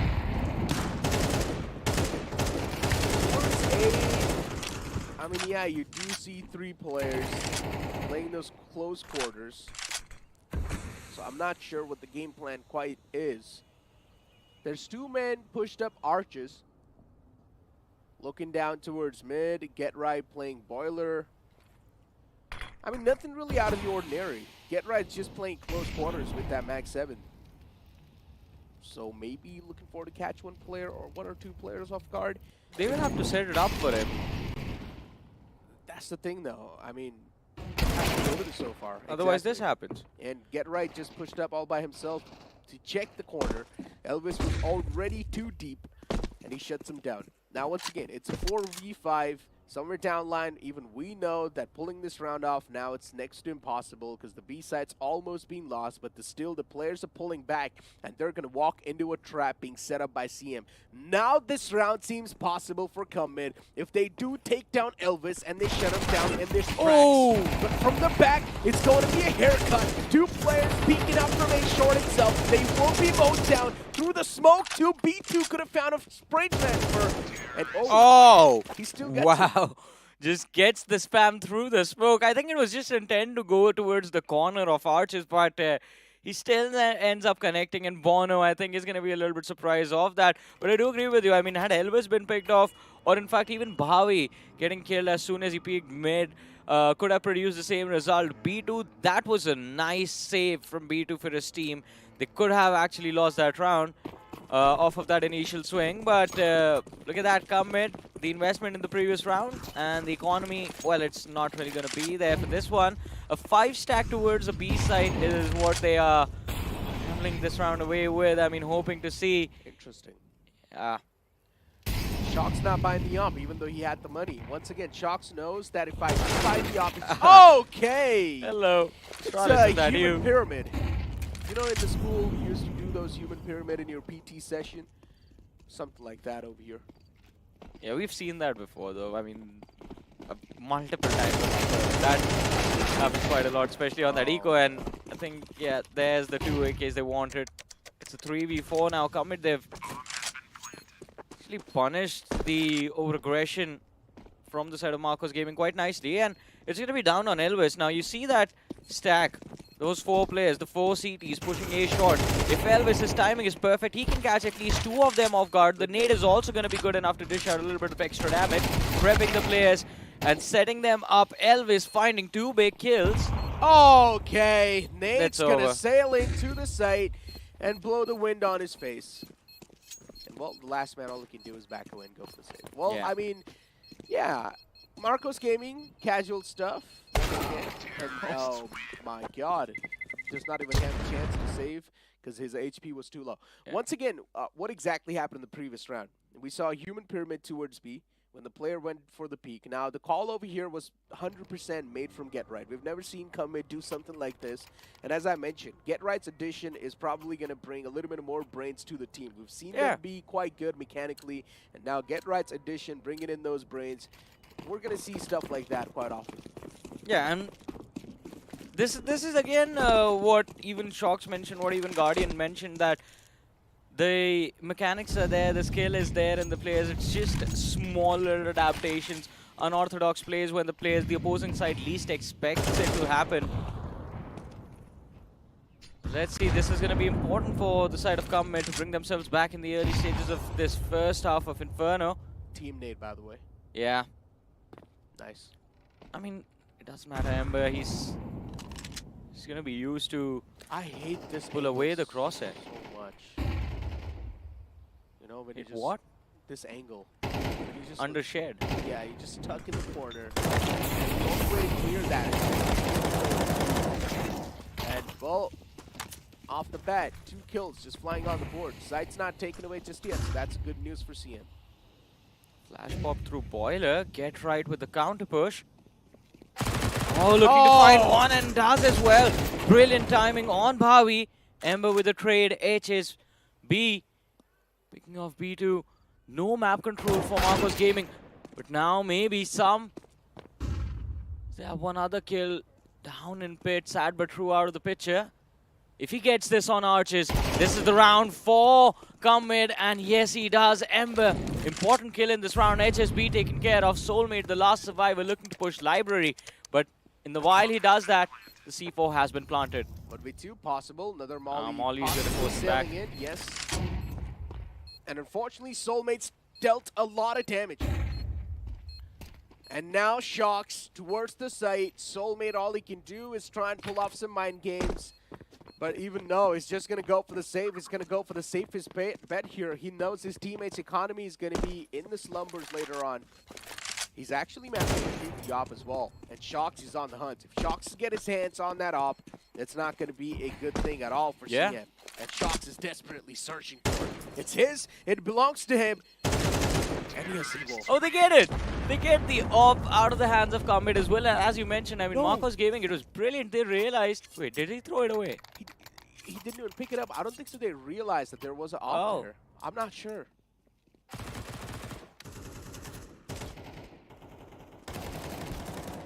Yeah, but doesn't really matter. I mean, more than Marcos Gaming having the op, it was much more important that Comet does not have it in the next round. Look at those SMGs, Max 7 on Sad But True. So important to find a win on Anubis, but Soulmate, aggressive peek towards Banana, finds one. Gets traded out instantly though. Not really a position you want to be in if you are Comet. Look at that, so much utility towards Sandbag. Oh. Doesn't matter. Nice kill from HSB. Yeah, quick shot. These 5-7s are really starting to put in a lot of work. Those players, they fall back towards the site, come mid, really desperate to get these rounds. 2 players towards A, 2 players towards B, and the T's, they're quite spread out. Elvis, he needs to get both his kills in order to win the round. He finds the first, the second's Look at Ember close. though. And Elvis, he's falling back slowly and steadily. Ember's trying to wrap all the way around from the CT, and if Ember catches the man who's towards the CT side, this will be a huge pick too. Get right, he's gonna get caught off guard soon. There's a man closing up close. The MP9 was there, get right, he anticipated that push. But unfortunately, he stood no chance. Yeah, and on towards mid. Even Sad But True is going to be spotted out. So much damage dished out from Elvis. Should be an easy round for Marcos Gaming to clean up now. They have these long-range angles. Sad But True with the Max 7 can't really do much at that distance, so he's going to be falling back. Moves towards Apps, in fact. He's going to find Elvis and Boiler, and this position is going to work out for him. It's much close, much more... Oh no, the timing works out for Ember. Now the advantage completely swings in the favor of Marcos Gaming. This round is done and dusted. It's a 1v2 for HSB and has nothing to work with. Well, he has recovered an AK, but it's a much more viable option that stays back, keeps the weapon in his hands. Yeah, good catch, good find. HSB 1v2 is actually going to go for it. Respectable. 1v2, HSB still just trying to clear out some angles here and there. There's a chance it'll probably be caught through Boiler. They hit him. Yep, they do. He's back, and Ember in the front. Beautifully done, Ember. That off angle sometimes can really catch players off guard. Yeah, especially when your teammate is sitting there and Apps giving you all the information like, yeah, now he's outside Boiler, now pushing up short. You know exactly when you have to peek. Things just made easier. Yeah, it was like a life tracker. Ooh, but what a day, Necro. I mean, it's a 5-0 start for Marcos Gaming. Not what we expected. Yeah. I mean, I'm telling you, man, Shox' addition to this lineup is OP. Because when I think much more than him just fragging out himself, it's the fact that he has made sure that players like Elvis are now more motivated. Ember is feeling super confident. I think it's just the effect he has had on the team's morale that has just boosted them up a little bit, but... HSB the up. How often have you seen that? Quite rare. No, I mean, we have. Yeah, we have, but, you know, he only takes op when his team is winning. Yeah, normally Most it's of the times. Bono opping. Yeah, it's Bono opping, but HSB only takes the op in his hands when his team is winning with a big margin. It's like the situation that's there with God's Reign. I mean, they do have a primary opper, but you also have the option of posting the double up. Oh! They just walk into this one, and it's going to be another one. In fact, 2 more found by Comet. Finally, a round where we see them have the upper hand. Shut down, a meltdown. But hold on, look at this. There's 1T present towards Banana as well. He's pushed up. He can find a surprise angle. It's Shock. And he has tucked himself in the corner. Now, look, Bono's got no clue that there's a man there, but still, he is aware to go for the checkup on that angle. Bono's position is not compromised, and Shox has found the timing. He's managed to squeeze himself quite deep towards the site. But Bono, unlucky for Shox, Bono goes for the check. It's just that extra bit of footstep, I believe, when he just peeked for CT. That might have given a clue to Bono as to when he exactly can expect a player to be a little bit closer. He might have thought, but come mid, I mean, it all began with HSB, Get Right, and Soulmate setting up that crossfire towards mid. All the pressure pulled by HSB on that op, and then Get Right and Soulmate chiming in from the side of short, finding those 2 important kills for themselves. And now finally, come mid, they have put themselves on the board. It's 5-1 right now, but all of those clean rounds before that Marcos Gaming had in their hands result in a full buy coming from the T side. And is this something that Kame expect? They are a little bit aggressive towards Banana, but it's just going to be a utility, or in fact a flash and a smoke lob towards the T side player to keep them back. Oh no. Backed away. Fighting to retain map control right now. This is going to be tough. Both of the players moving towards CT. It's a push and pull. Oh, look at Abs. Yeah, it's a push and pull effect. Right, 2 players playing towards the short side. 1 man holding the app entrance towards the site. Pavi and his players just looking forward to explode on the site. Oh, yes, the first man will be caught. It was a good spray down as expected. Everyone just got melted instantly. Shox and 1 more man right next to him. I'm not sure what can be done over here, but the only thing they can really do is a slow and cautious approach. Find 1 more pick. As soon as the man number is going to be equalized, then maybe something can be figured out. They're going to try and force one of the CTs towards Coffin, and that is what they're hoping for, to catch at least 1 more player off guard, but it's going to be Get Right. The nade dishing out the damage, and Ember with the cleanup. Have their hands on this B site now, Marcos Gaming. Shox with the C4 planted, moving towards Churches. But it's going to be tough to hold back. Shox, not a lot of HP on him. They have 1 CT in from Banana, 1 from CT. Oh my god. I mean, he's spotted towards Coffin. Good name. Out damage and Shox. All he needed was that 1 single confirmation, and he got that. Sad but true. As soon as he was picked off, that spray connected. Even before that, I think Ember had made sure that the player who was pushing from CT was prepped. His HP was very low. And that just made sure that Marcos Gaming were going to have a very easy time closing out the 2v2. But it was how the round started that made things a little bit more complicated for them initially. Losing out on 2 players the moment they try to push for that B side. And huge props to Ember in this game. He has been phenomenal. Look at this though, Bhavi still to get himself on the board. No kills yet in the game. And what a quick shot that was. HSB, beautiful shot to the face. Backs away with the op in his hands, gets smoked off. It's fine. He's done his job. He found the first. The opener's there. And HSB, unfortunately, every single angle's being smoked off. This is beautiful from Marcos Gaming. They're deactivating this op completely. When all the angles are smoked off, what are you supposed to do with a weapon that you need to fire from the long range? But oh, if something like this happens, then a lot of opportunities will open up. Well, it was just an unfortunate spray down through the smoke. Commit, they do manage to catch 1 off guard. If this the late rotation from the side of Commit can actually force them in a tough position, and HSB holding that angle towards Dark. Finds the first kill, but no, the spray whiffs. And Elvis and Ember, they're going to be in a world of hurt. Shox also finished off, and 1 more round in the bag for Mid. Mistakes, mistakes, mistakes. A 1 round just thrown away by Marcos Gaming. That too, all because of overconfidence. They lined up back to back. Yeah. And for CM, it was just 1 spray away from winning this entire round. And whiff a few shots, lose an easy round. I mean, I would just say CM played that nicely. They saw 2 players peeking out, and those 2 players instantly just went back behind the cover. It could have gone so horribly wrong as soon as we saw that 3 players lining up on CT.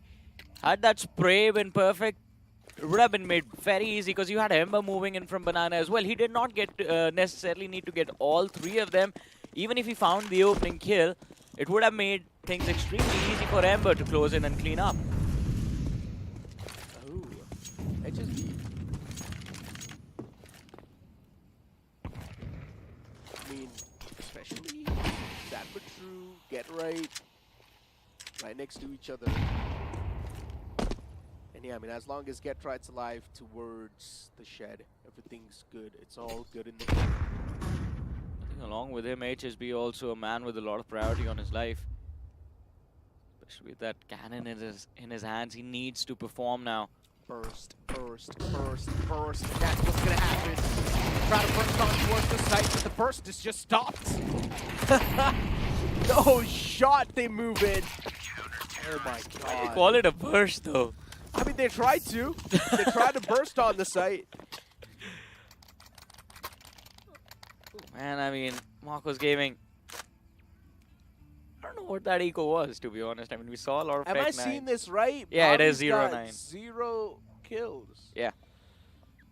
Man, I think this is that one rubber band effect of, again, the other side of the Shocks effect. That one teammate is going to be a little too relaxed. Yeah, I mean, Pavi is supposed to be the IGL, but now that Shox has taken over the role, Pavi's like, you know what? I don't need to do anything, guys. I'm just going to sit back, relax, chill, eat some popcorns, have some sandwich. Especially with how Elvis, Ember are playing today, I think Marcos Gaming, they can just use that Shocks go kill strat, make it work. Yeah, they can. On the CT, that's what's going to happen. Ask Shox to save the first 2 rounds. Third one, just pull out the big green cannon. Ouch! HSB, what are these shots you're connecting, my man? Relax. They're on an equal. Yeah. I mean, once again, a quick burst towards you. Oh my god. No, it's not something you see that often from Bono. Deagle finding the haircut. Bono, I mean, he whipped a lot of shots and okay. Through the smoke. Just random bursts. Even he is smiling at that. He's like, what just happened to me? Anyways, I mean, they still walk away with a win. 6-4. Good conversion from Come Mid, and they managed to stop Marcos Gaming in their tracks. Otherwise, I mean, this advantage of theirs gone on till 7 or 8 rounds already, then Come Mid would have felt a lot of pressure, considering it is Inferno. Finally back into the round, an important buy round coming in for the side of Marcos Gaming. Either this gives them the extra bit of edge they want going into the second half, or this gets Come Mid the equalizer before the second half begins. Because the economy on Marcos is completely shattered. The next round is not going to be a good buy. And as soon as their aggression, the pace has been countered, they've started to struggle. A lot of aggression this time towards Banana. Soulmate with the aggressive push finds one. The trade comes in though. 4v4. It seems like with how Marcos Gaming are moving on that A side, they want to make a play for A, and this is going to be an important kill for Shox. Finds the move on towards Arches. Sad but true out of the picture.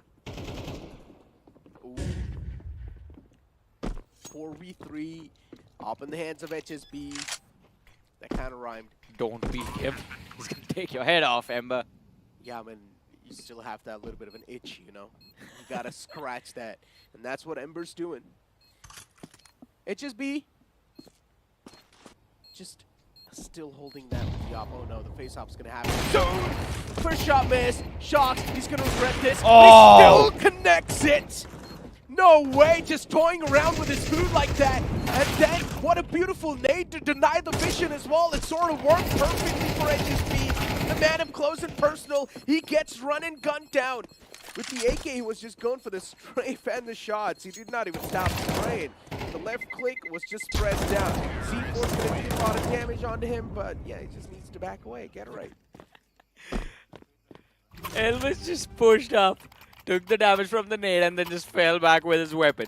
But, I mean, what was that from Shox? There, 1v2, tickling around the pillar with the op. Look at this. Yeah. Oh man, but HSB as well. I mean, he whiffed off quite a few shots while pushing that A-shot player. Indeed did. Utility dump that we saw off of that. So many utilities So dumped deep. down. Yeah. Already a lot of map control definitely has been found. They're deep inside of Banana. Soulmate's the man who's holding it down.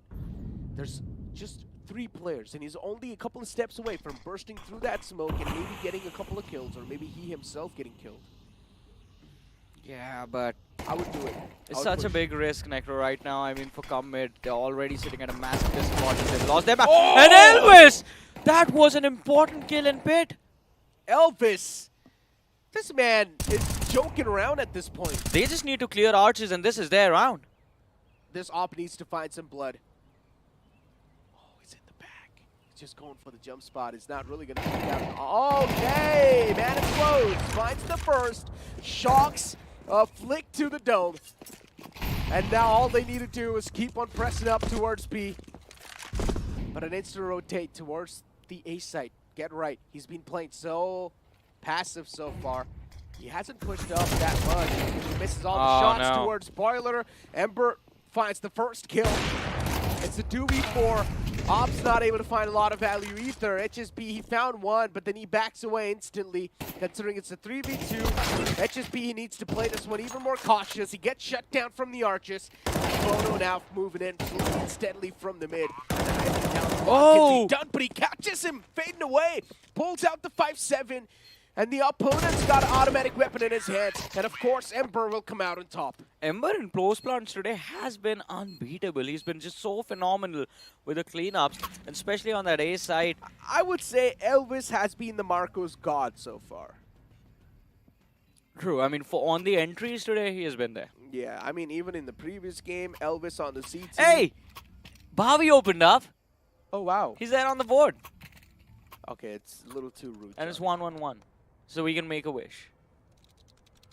Our producer's got a lot of things to say. I feel like he should be over here on the casting panel. He's constantly just speaking in our heads. Yeah, our producer used to be a much better player than us, so he can be. He's a naughty man. He's the magician. I mean, our producer, I feel like if he was over here, he would have probably played for FaZe right now, replacing Kerrigan. I'm just messing around, guys. Do not take me serious. But anyways, in this pistol round... Oh my god! It's a spray down with the Berettas, and he finds a 2K. It's on the lockdown. You cannot trespass. Elvis in the back towards second mid from the balcony. Even he's raining down Hellfire. You do not stand a chance. The round started and it ended within seconds. And it was B2 pushed in towards Banana, hiding in cubby with the duelies. His teammates set him up as well. They made sure they were peppering down the players, peeking card constantly. Because look on the radar, you had 2 players on car and they were constantly just shooting down inside that smoke, just making sure the players were prepped up. And as soon as they stepped in front of B2, we know the duelies can be brutal to go up against when you are in close range specifically. Oh, that might actually lead us to the end of the series, in fact. I mean, you have Combat going on a complete eco, so on this round, Marcos Gaming are going to have the upper hand for sure, and they will be able to hit double digits as well. 5 clocks on the board. 1 Deagle, actually. HSB. And, I mean... this pistol round was the decider for Commit. Yeah, commit. They just lost that. So, yeah, they might have won it back. Hold on. 1 gun retrieved in the hand. This can be the path for redemption and success. I mean, HSB, he's done his job getting the first one down. Once again, I mean, I don't really understand why B2 went for the peak, but once again, it's understandable too, somewhere down line, that considering Marcos team, they've got such a big lead, it is sort of known that they will be a little bit cocky at instances, and that's what has happened to them. I think they wanted to get a little bit more early info, wanted to just check where the teams had positioned themselves in the early round, but the plan has backfired indeed. It's going to be down to Shocks if he can get 1 more kill. Maybe he can deal with the pressure, but now as the players from the side of come mid look to push mid, it's going to be Elvis who finds another opening for his team. Looking for one more. What? Gets it in the back. Sad but true taken care of as well. And Bono is the last man left alive looking to push short with no HP. MP9 running gun fadeaway shot that long, far away. Elvis connects the headshot. Hey man, it's Elvis. Man.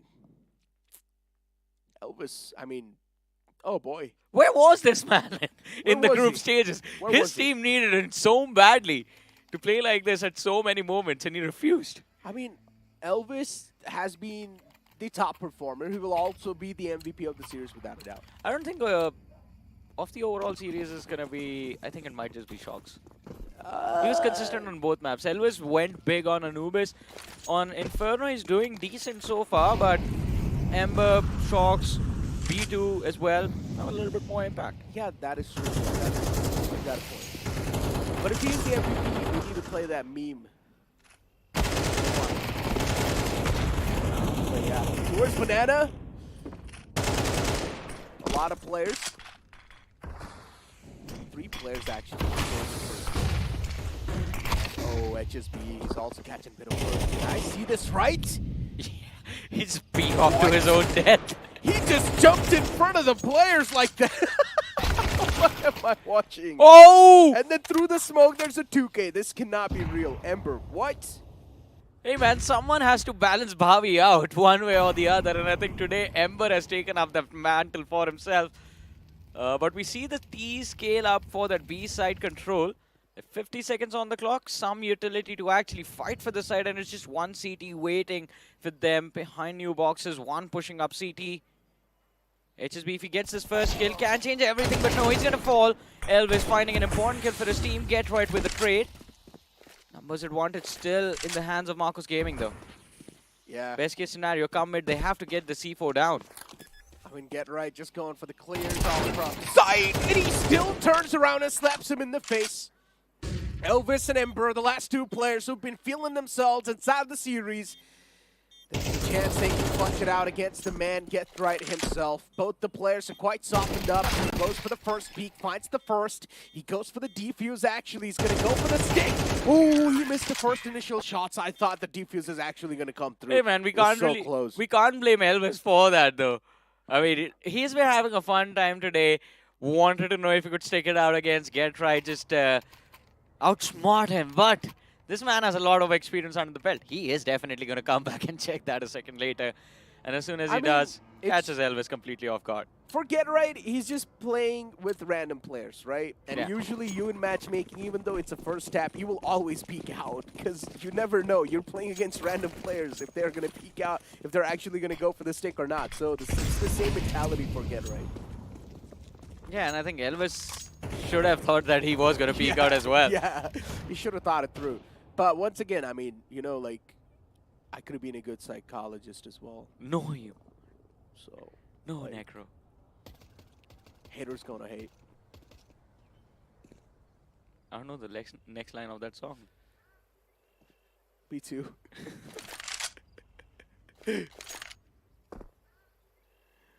But for now, Marcos Gaming, all the players on a complete eco. 257s only. We're not getting singles though. I mean, interesting. Wow. Yeah, Get Right. Good opening. The site's opened up. That's it. Well, as you said, haters going to hate. Get Right. He's going to shake it up. I didn't get it. That was the next line of the song. Oh. Yeah. And goes and shake it off. Later. Well, it's getting hot in here. And the players are now starting to back. Elvis is pushed up closer first. Oh, good pick with the USB. Shots. Could have found the surprising angle, but unfortunately could not anymore. So at least Bobby is going to get his hands on the Galil and maybe go for the save if he wants to. If you had him on guard, no. I think that was the best case scenario. Maybe 2 or 3 kills was the best what Marcos Gaming were hoping for in this round. They knew they were not going to be there in terms of the weapons that they have, and that is exactly the thing that Kamid punished quite nicely for them. But they did get 2 weapons out of the side of Commit, so overall it was a decent round. 1 extra gun off of their hands would have been better, but this is where things get interesting now. There's a 4-round difference between these two teams, and Marcos Gaming, since it is the second half, all of that advantage from the first half has been taken off of their hands, and they are forced to play a little bit more reactive on the CT side.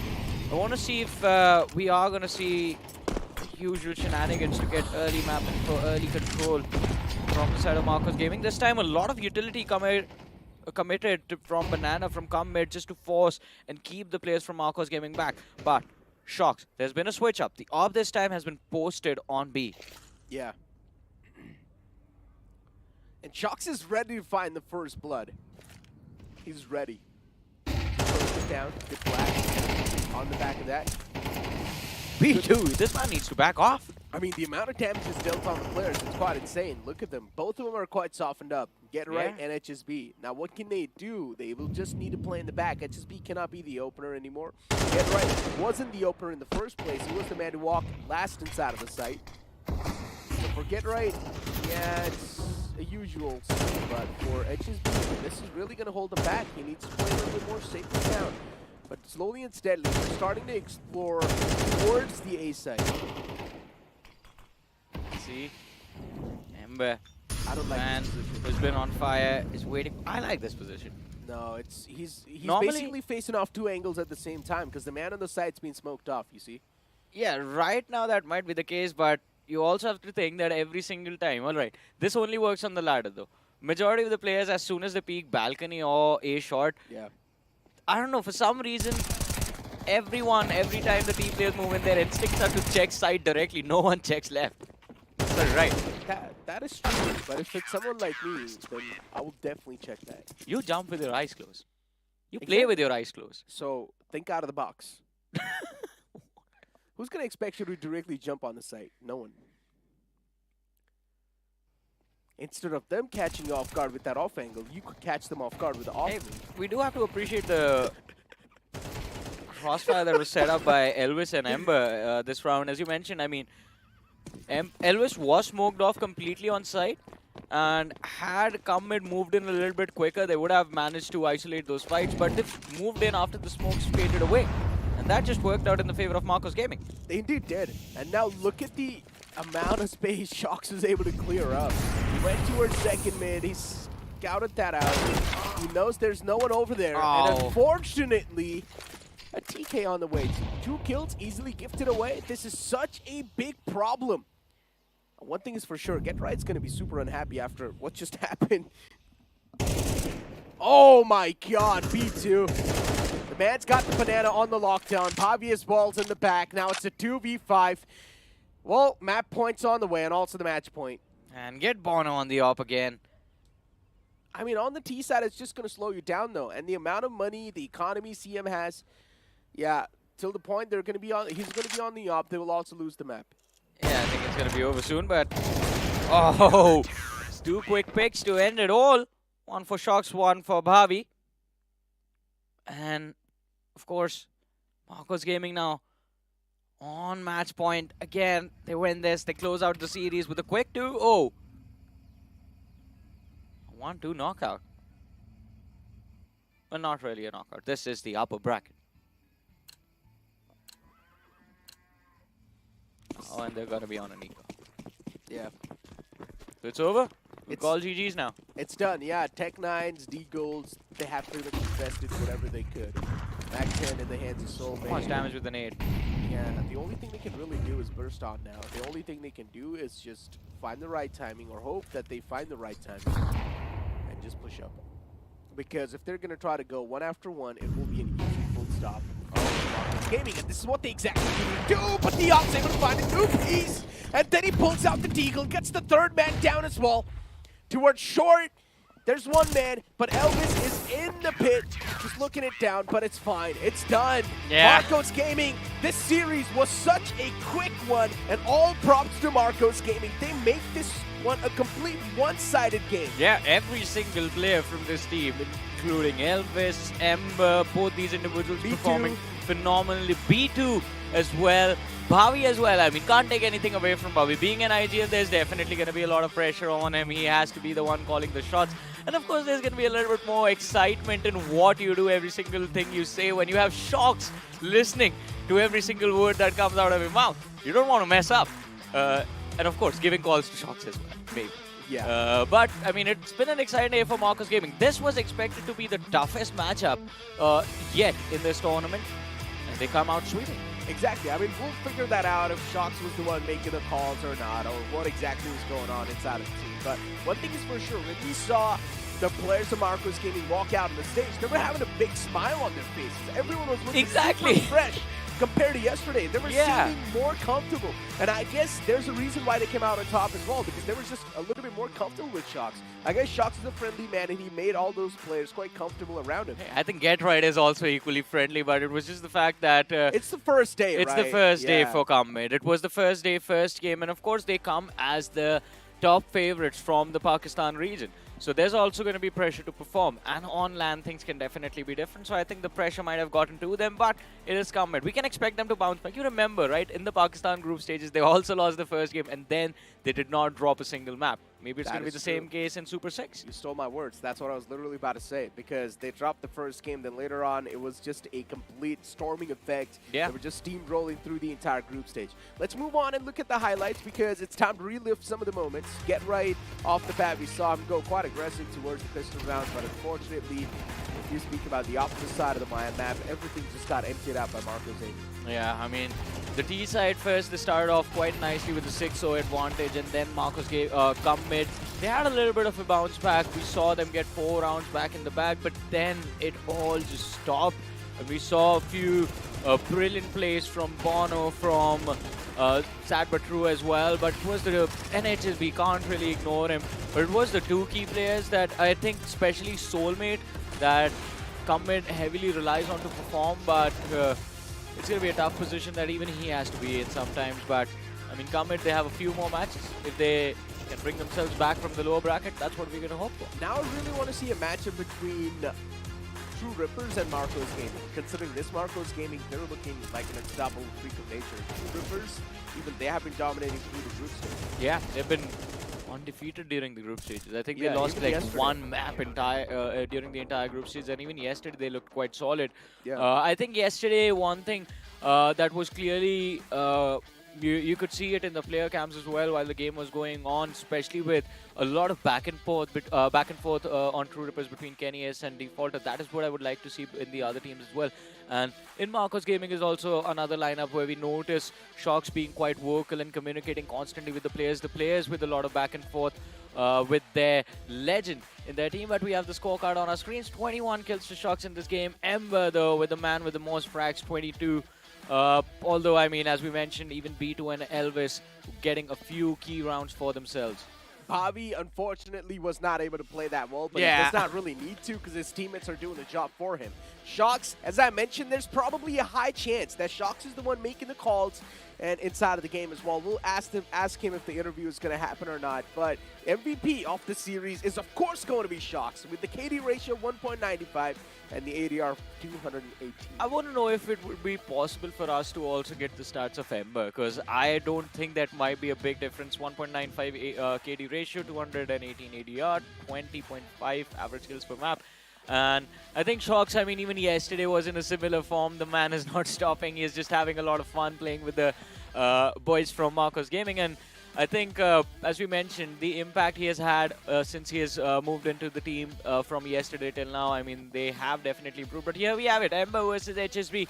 And Ember, as I mentioned, I mean, even he was playing phenomenally on this particular map of Inferno. Quite a brilliant performance from this young player.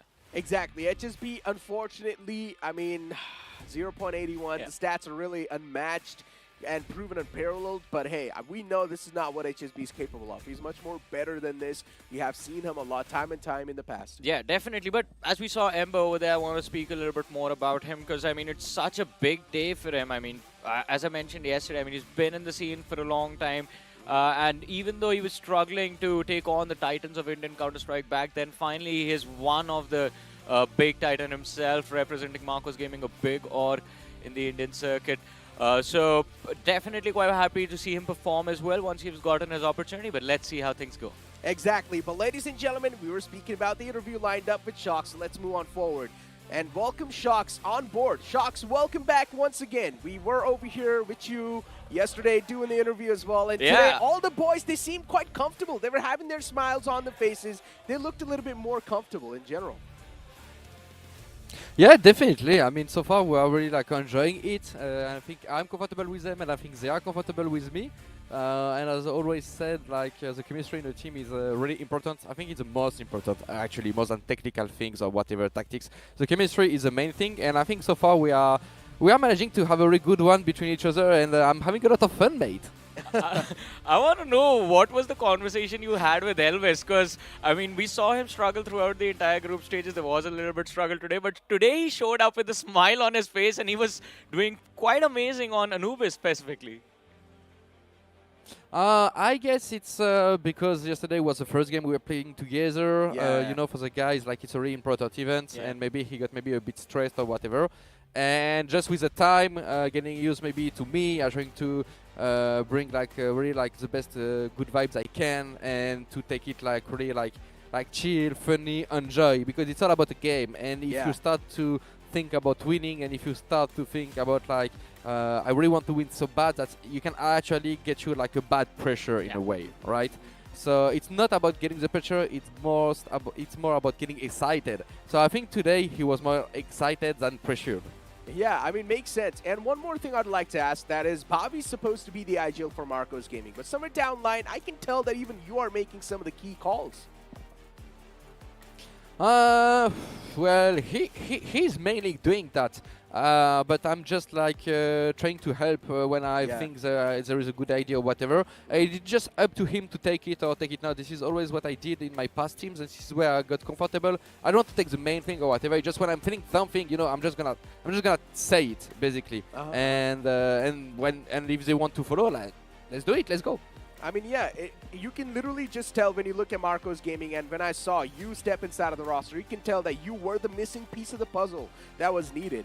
And now that you're finally over here, Marcos Gaming, they just seem a little bit more refined. And you're able to get so many kills with the op as well. You're like an unstoppable man now. But Shocks, thank you so much for John alongside for this interview. It was an absolute pleasure to have you. And of course, big fan, it's Necro. I love to talk to you, man. I always get nervous when I talk to you, but yeah, I love you, man. Thank you so much.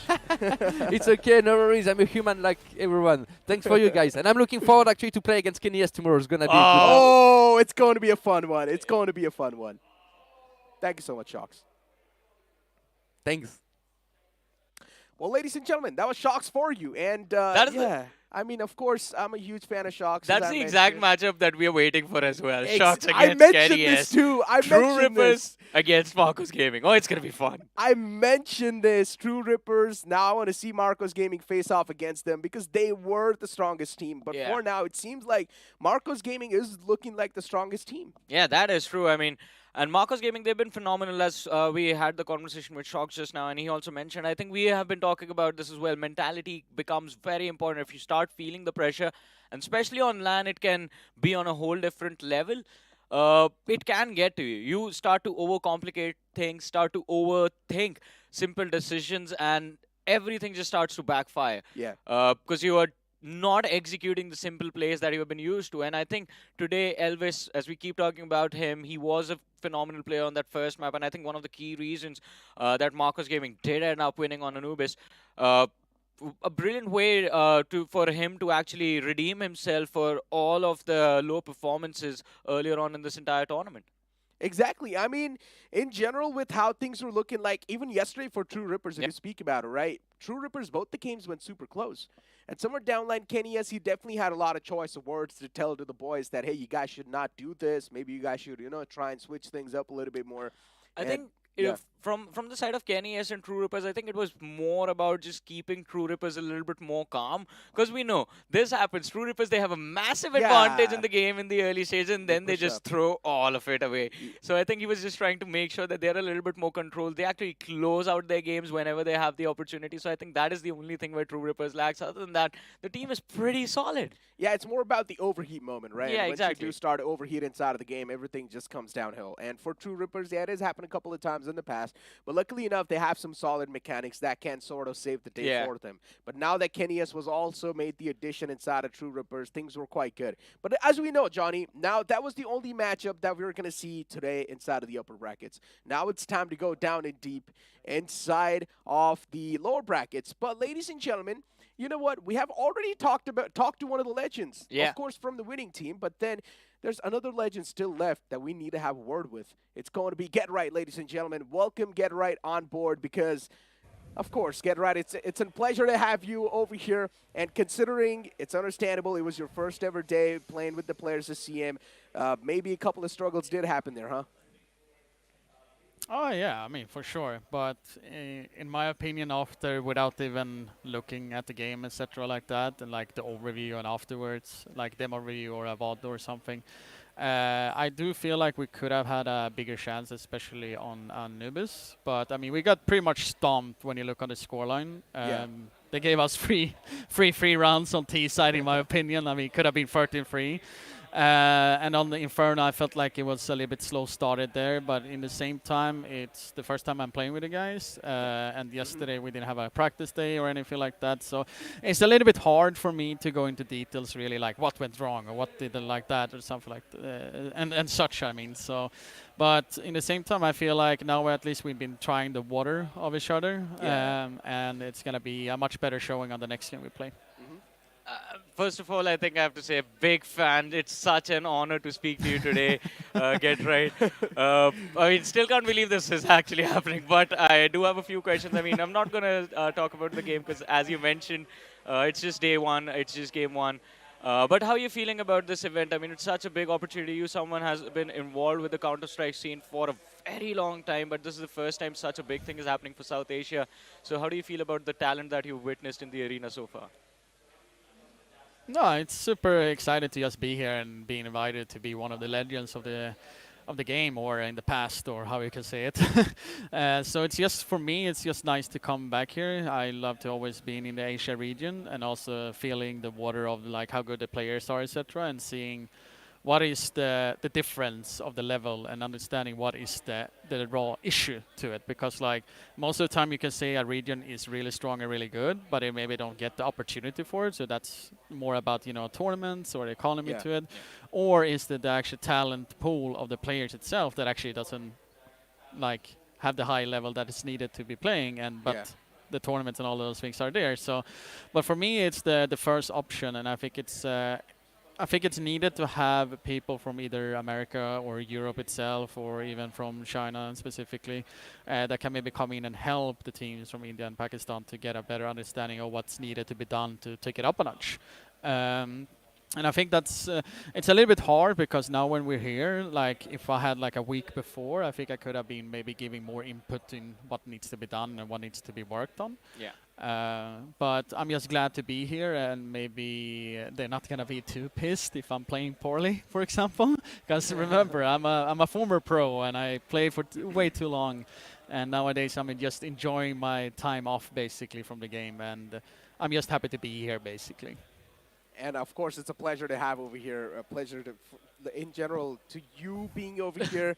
I'm at the lack of words. All right, I'm a huge fan, and yeah, I'm kind of nervous to take this interview. It's a pleasure to have you over here. But get right now. Later on, you're going to be facing off another team, right? A team in the lower bracket. And what do you think needs to be changed on the fly, or what can you do to make the team a little bit more better?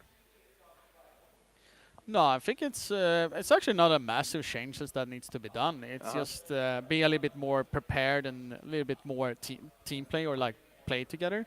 Because like I said, on Inferno specifically, it felt like we were a little bit slow started, but when we got the ball running a little bit, it was a massive change to the game that we were playing. And if we can just be like getting away with those stupid rounds, and what I mean with stupid rounds, like maybe a half buy or a pistol round or something like that, that would like make a huge difference, I think, for the team itself. Like I'm very surprised with the communication, at least from after losing pretty big here. That we still feel motivated and still not, you know, mad or anything like that. And I think that's a good sign, because let's forget about that one and head into the lower bracket one, and show a better showing. And Yeah. if we believe and do what we want to do, then I believe we can win that one. Makes sense. Pretty much keep your mental in check and not let the emotions Yeah. take over. But Get Right, thank you so much for John alongside with us inside of this interview. It really means a lot. And once again, I'm Yeah. pretty sure we're going to see you later on in the upcoming matchups. Thank you so much, Get Right. Bye-bye. Whoa, that was Get Right. Yeah, what a- Listen, okay, I stuttered I'm gonna over catch there. my I breath. know I was, a little bit lost a few words because... Listen to me, okay? It's a big moment for me. You're still all right? not over it. I'm still not over it. I was a little bit nervous. You know what, ladies and gentlemen? I need a little bit of a break to sort of catch myself and get my thoughts in line. So, yeah, we'll be right back.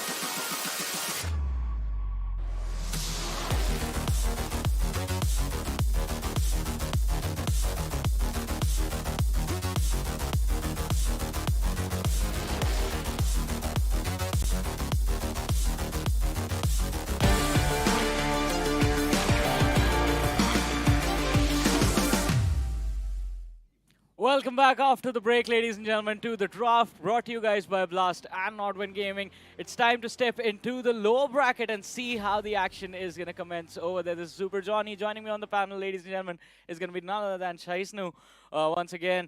That was an exciting series we just witnessed. The opening upper bracket match finally got to witness come mid in action, where it was Marcus Gaming walking away with a 2-0 win.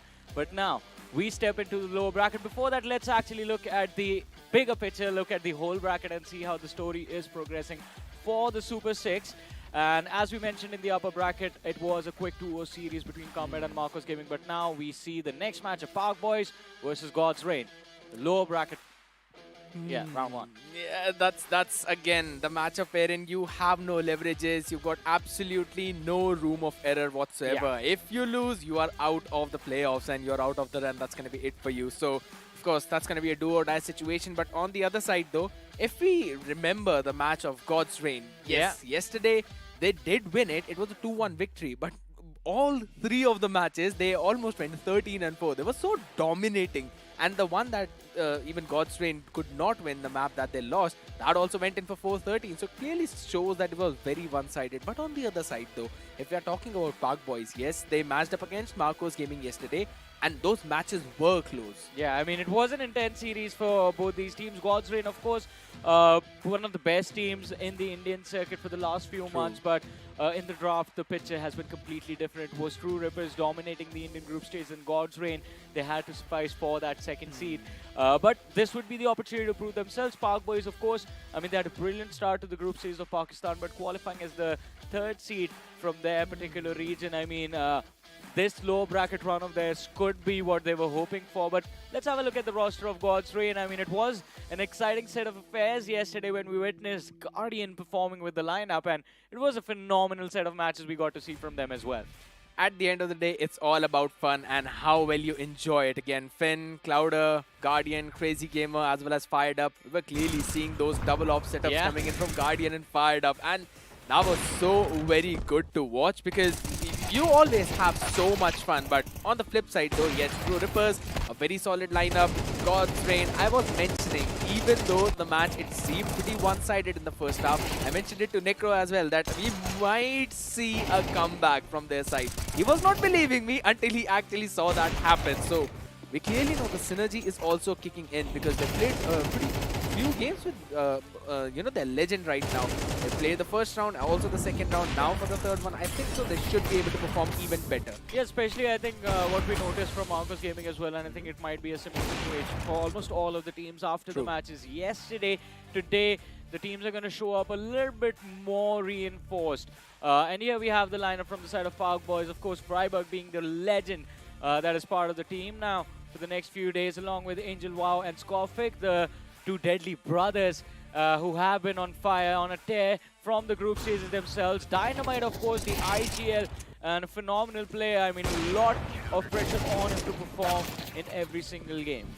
The pressure is going to be high and it's not going to go down. It will increase further. And honestly, I think so the pressure did even get Angelio even yesterday a little bit, because normally the way we see him landing in those EWP shots, that's not exactly how it happened. He did land a few good shots, but when you're at this stage of the competition, you need your peak performance, you need your best performance. So hopefully they will be able to do it right now, because even yesterday we were seeing Freiburg going in for some amazing clutches as well. There were a few rounds where other players were also stepping up, but as a team, they've got to move forward. Yeah, definitely. But one thing I think that's going to be a little bit interesting to me about this series is where will the veto take us? Because if you are Park Boys, you are obviously thinking like, all right, we can't go Anubis against God's Reign. They definitely love that map quite a lot. Ancient might be one of the options that you have in the back, because Ancient is played I would say fairly evenly on both sides in the India circuit and in the Pakistani circuit as well. Along with that, maybe, I mean, a Mirage or an Inferno popping out as well, but I think we're going to have to wait to see what the veto is going to be like. Yes, that is indeed true. And since you mentioned about popping out, we're going to see all the players as well on the stage as they will be moving forward. And again, it's a do-or-die situation for them. So it's going to be God's Reign taking on Park Boys. And we end up at the players' entry. So the Clouder this time entering first, followed by Crazy Gamer. Here's the man who has the most fun these days, because The double off setup includes him and Guardian, who has showed up with that Navi jersey on himself. I mean, of course, the legends, they're going to be repping the colors of the legendary lineups they were a part of, and Indeed. I think God's Reign, they are going to be very happy to see Guardian in that jersey as well. And of course, now we have the players from the side of Park Boys coming in, led by Dynamite, the IGL himself.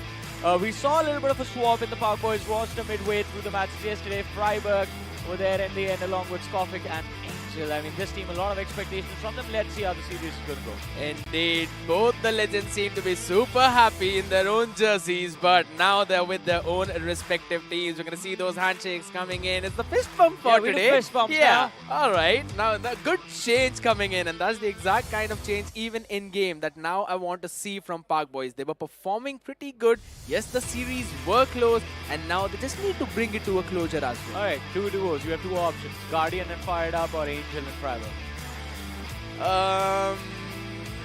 It's a tough choice. It's a tough choice. I'm gonna go just based on how they are going into the synergy. Guardian and Fired Up. Well, let's see which duo is going to prove a little bit more deadly to the other. Let's move on towards the veto. We have the first ban from Park Boys. Overpass, of course. I mean, Gosrin, they gave a tough fight to True Rippers yesterday. But then Freiburg just giving a few tips about hyping up the crowd in front of the players right now. Gosrin, all right, moving forward with the veto. The new ban is going to be there. Mirage, as I said, I expected Mirage and Ancient to be picked. Ancient by God's Reign themselves, and I think it puts a little bit more pressure on Park Boys now to win Mirage. Because they close out Mirage, Ancient is going to be an even matchup, and maybe, just maybe, they can close out the series as quickly as possible with a 2-0 against God's Reign. Today we have an Inferno and a Vertigo ban, and that just means if it goes to the decider, then God's Reign have the upper hand. I wouldn't be very sure about it. Yeah, there is a potential for them to have the upper hand, but even yesterday we saw God's Reign. I mean, Anubis was their map pick, and they were down 4-13.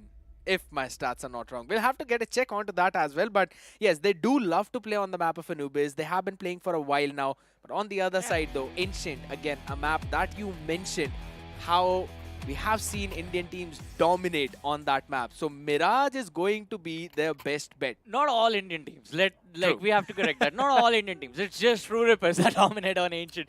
From the side of Pakistan, it seems like Wawa is a team that loves to play Ancient, and they have good results as far as the group stages are considered. But let's see what happens on Mirage first between these two lineups, ladies and gentlemen. God's Reign starting on the CT side. We have Park Boys playing as the T's in the first half, and as the T's, Park Boys, they decide to move a quick execute towards the A side. They're gonna have to watch out for Clouder, who's hiding under Palace with Crazy Gamer playing tickets.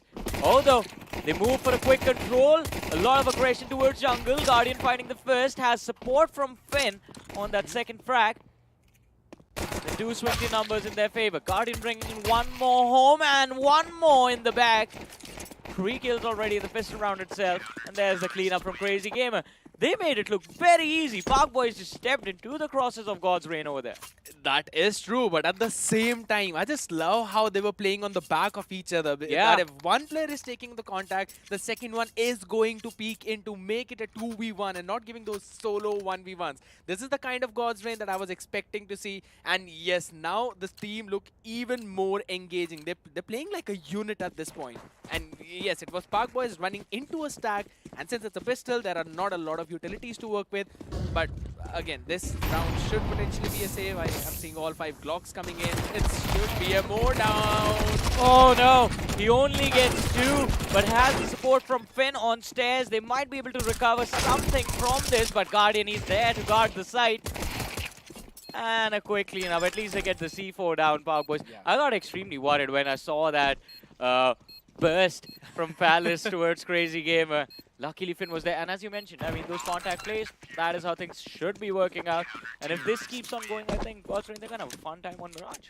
That is true, but I would still say Crazy Gamer, the position he was on, he was open from 2 different directions. One was the Palace Alley and the second was Palace itself. Yeah. And switching onto the target on Palace Alley at that exact moment That's what yeah. he needed to do. So that was a good decision making coming in from him. But this is going to be one of the most crucial rounds for Park Boys to stop this momentum of God's Reign from building up. I would like to see a slower approach from them.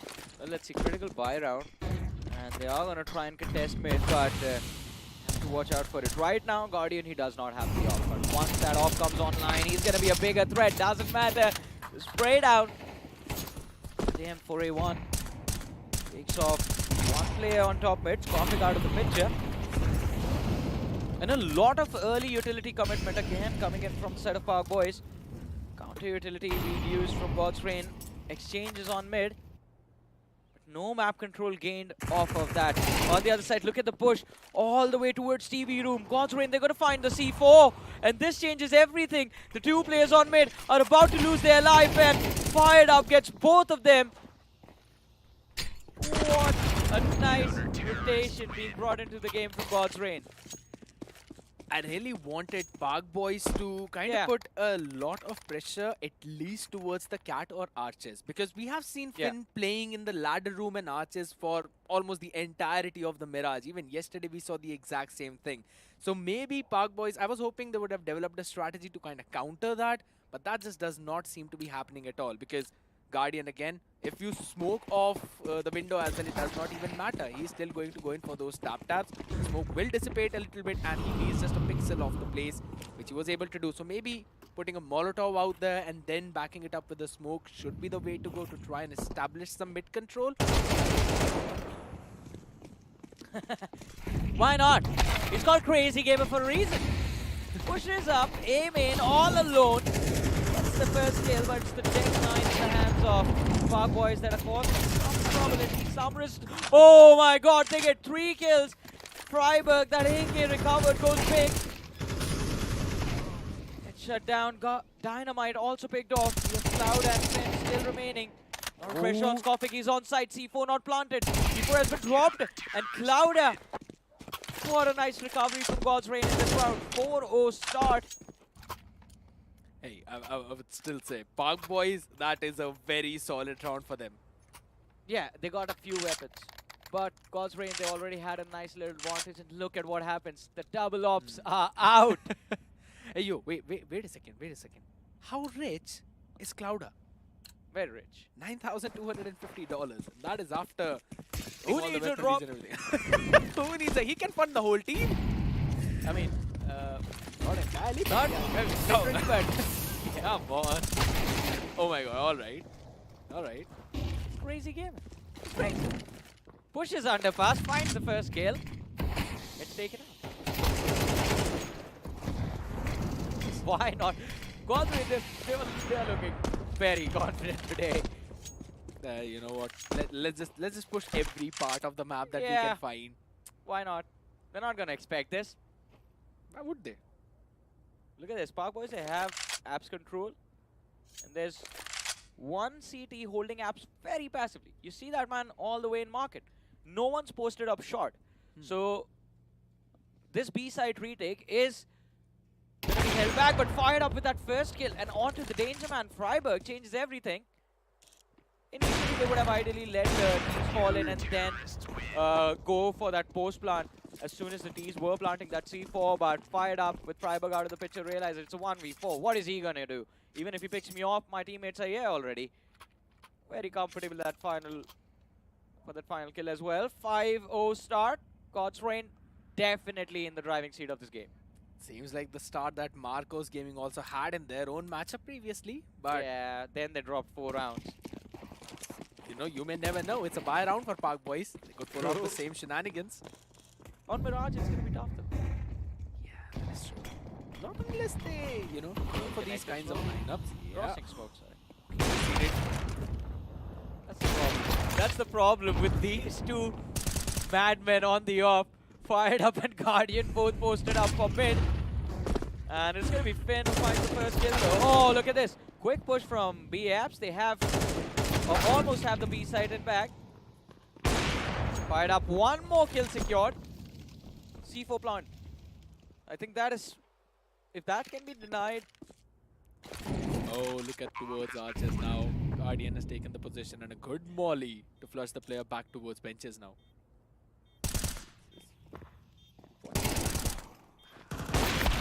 well. Angel last player left. Not a lot of hope for this round from Angel as well. Last man left alive, a 1v3 who have fired up, an inform fired up moving towards you, and of course Crazy Gamer as well.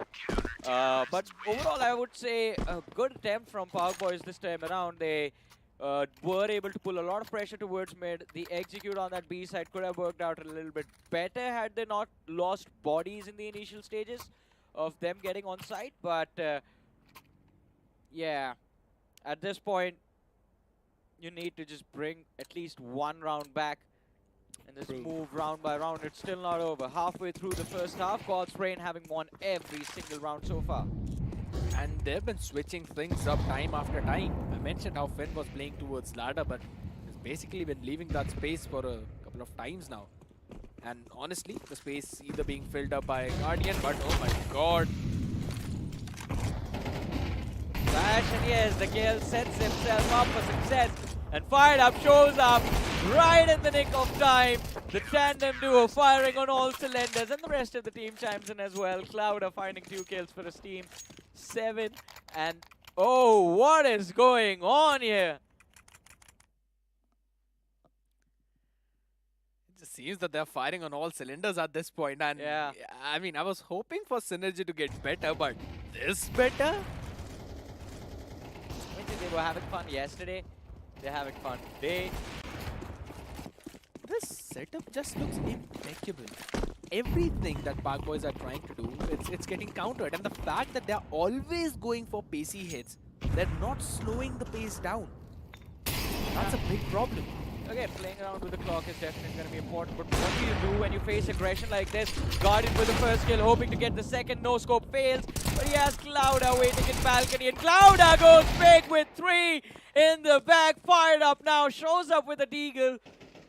Freiburg, the last man left. Orb has been recovered, but has Hope been recovered yet? I don't think so. He's surrounded. Look at that push coming from TV room. There's 2 players already on site. C4 nowhere to be found. First shot taken, but again the shot not taken. Oh! Okay. Oh, shoots him in mid-air. Swatting out flies.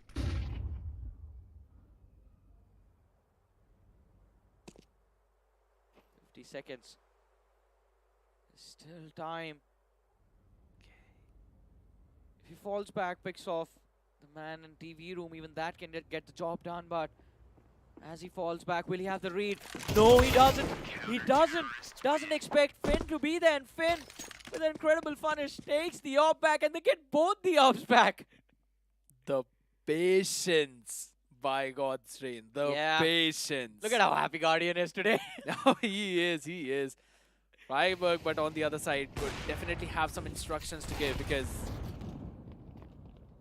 that's something that Boyz need to deal with right now. They cannot carry this on forward. Yeah. They need to change the momentum, and again Makes at this, they've still got one more map after this. Yeah, and that map might be the only one they have, because this is an elimination match. And it starts off this round with Fired Up. Picking off Freiburg. There's the second. Yeah, they're just gonna get a few extra frags now. Just checking game in. Every flashes. angle. Oh my god. Dynamite, last man left. 1v5. And there's the third on the board for Fired Up.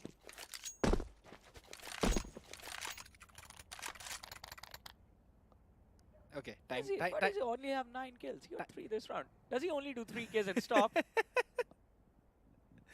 Does seem to be the case because his teammates are doing the job for him. Yeah, either I'll get a 3K or nothing. Yeah. And then there's Crazy Gamer who's like, W. W key gaming. He either gets one or he gets nothing. No, so, to be honest, his success rate has been pretty good. He's always gotten one open frag. Majority of the times he has pushed up. Oh, okay. Good opener this time from Boyz. As well, not failing to relay the fact that Nest was smoked off, but how does it matter? Finn gets the C4 drop in that room. He's going to get the 3rd kill as well on this round, and the 4th one. My goodness, what is going on? Freiburg, the legend from Park Boys, last survivor again. C4 nowhere to be found. Yeah. Can't even get to the C4. It's guarded so heavily. You have a man watching ladder room. You have a man posted in CT. Freiburg, he's going to go rotate wide. He has a lot of time to play with, but still a 1v4 to win. And as soon as he peeks CT, he's going to be spotted out. There it is. Old friend Guardian waiting for him on the other side. He was ready for him. You know, these legends know where the other person might be. So I think for the legends right now, it's difficult to read the other players. Like, it's going to be difficult for Freiburg to read Crazy Gamer. It's going to be difficult for him to read what Finn, Fired Up are going to be up to. But you can definitely tell what Guardian is going to do. These men have gone up against for ages and ages, and they know each other very well. You know what? I'm just going to go and jinx it. I think so it might be a 13-0. Don't. I just did. Let's see. Okay. Who's stronger, you or God's Reign? But there we go.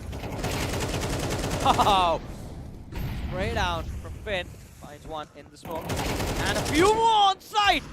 They run into the crossfire with no utility lob. And God's Reign, they were very comfortable in going down the side of Park Boys. 11-0, and we are at the end of the first half. I was about to say Garden is the richest man. But you know, he just brought those extra rifles and they're just throwing out all the guns out in the open. I mean, it's the last round. They can Why not? definitely do You it. want an extra weapon? Come to CT spawn. We'll give you an extra weapon. Yeah, you don't have the buy? Don't worry. Here's the spawn. You come here, you take the weapons, and then we'll fight. Early utility name in to slow down the aggression, and Park Boys, they've been stopped in their tracks. Want to take control in mid again. Yeah, the up and the back off. Yes. Smoked off completely. Counter from Corzo finds the opening. Finn inside connector. Backs off.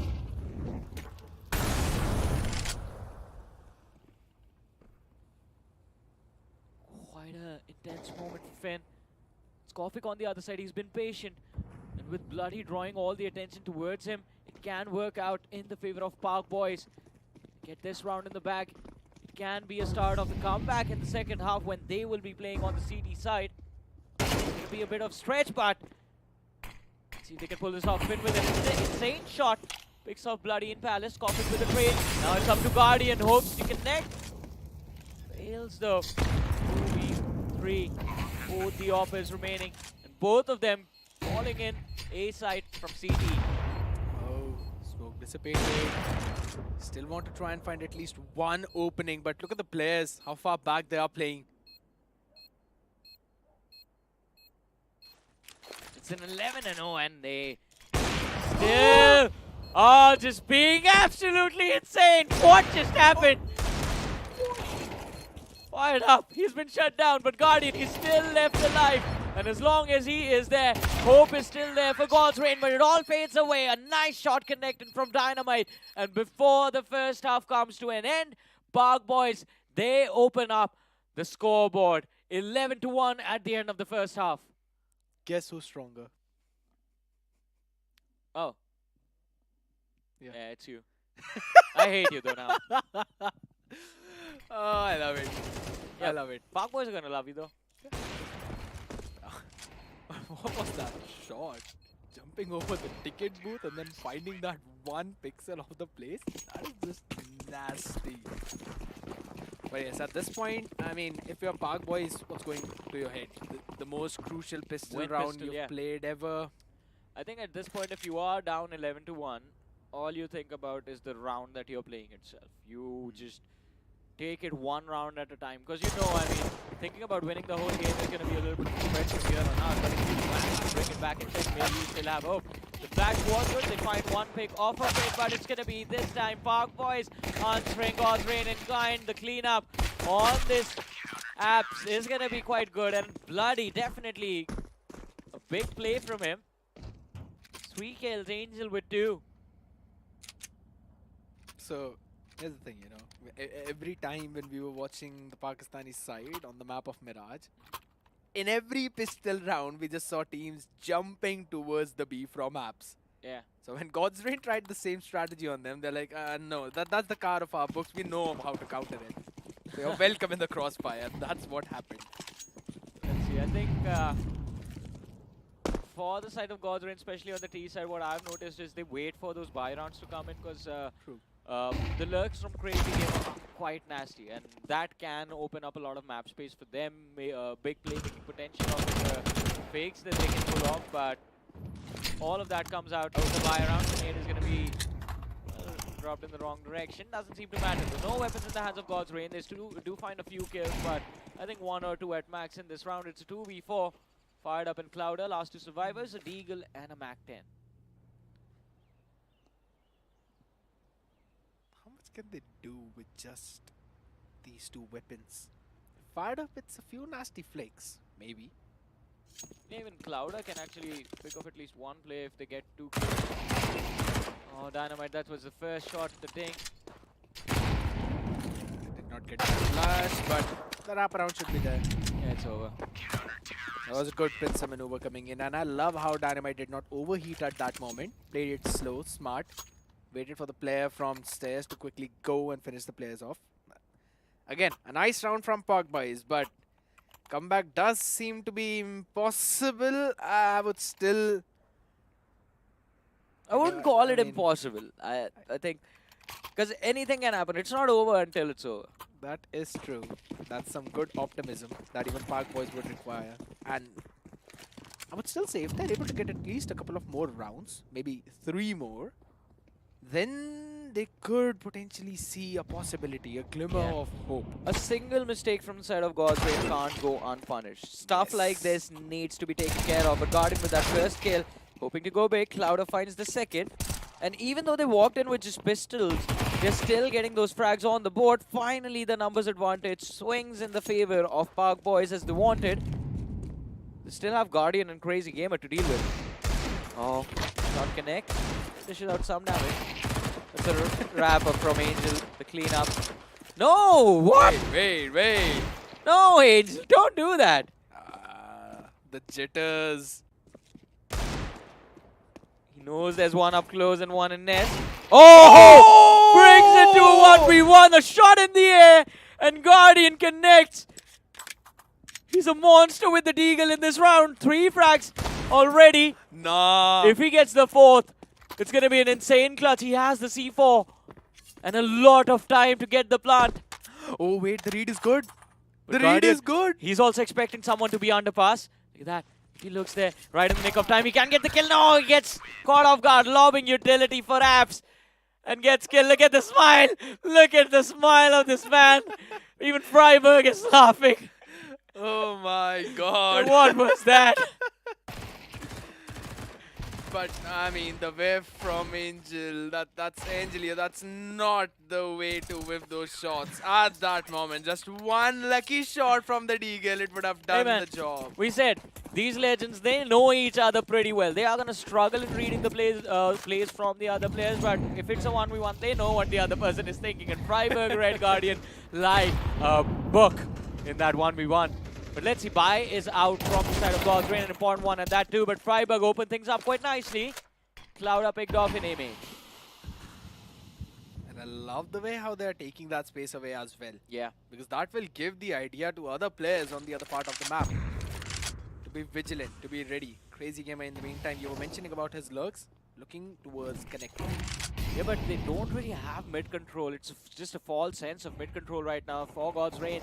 No information collected from the shot. But with Dynamite out of the pitch and Crazy Gamer's lurk getting him Freiburg, things are definitely looking good for God's Reign. All they need to do is find their skill on bench.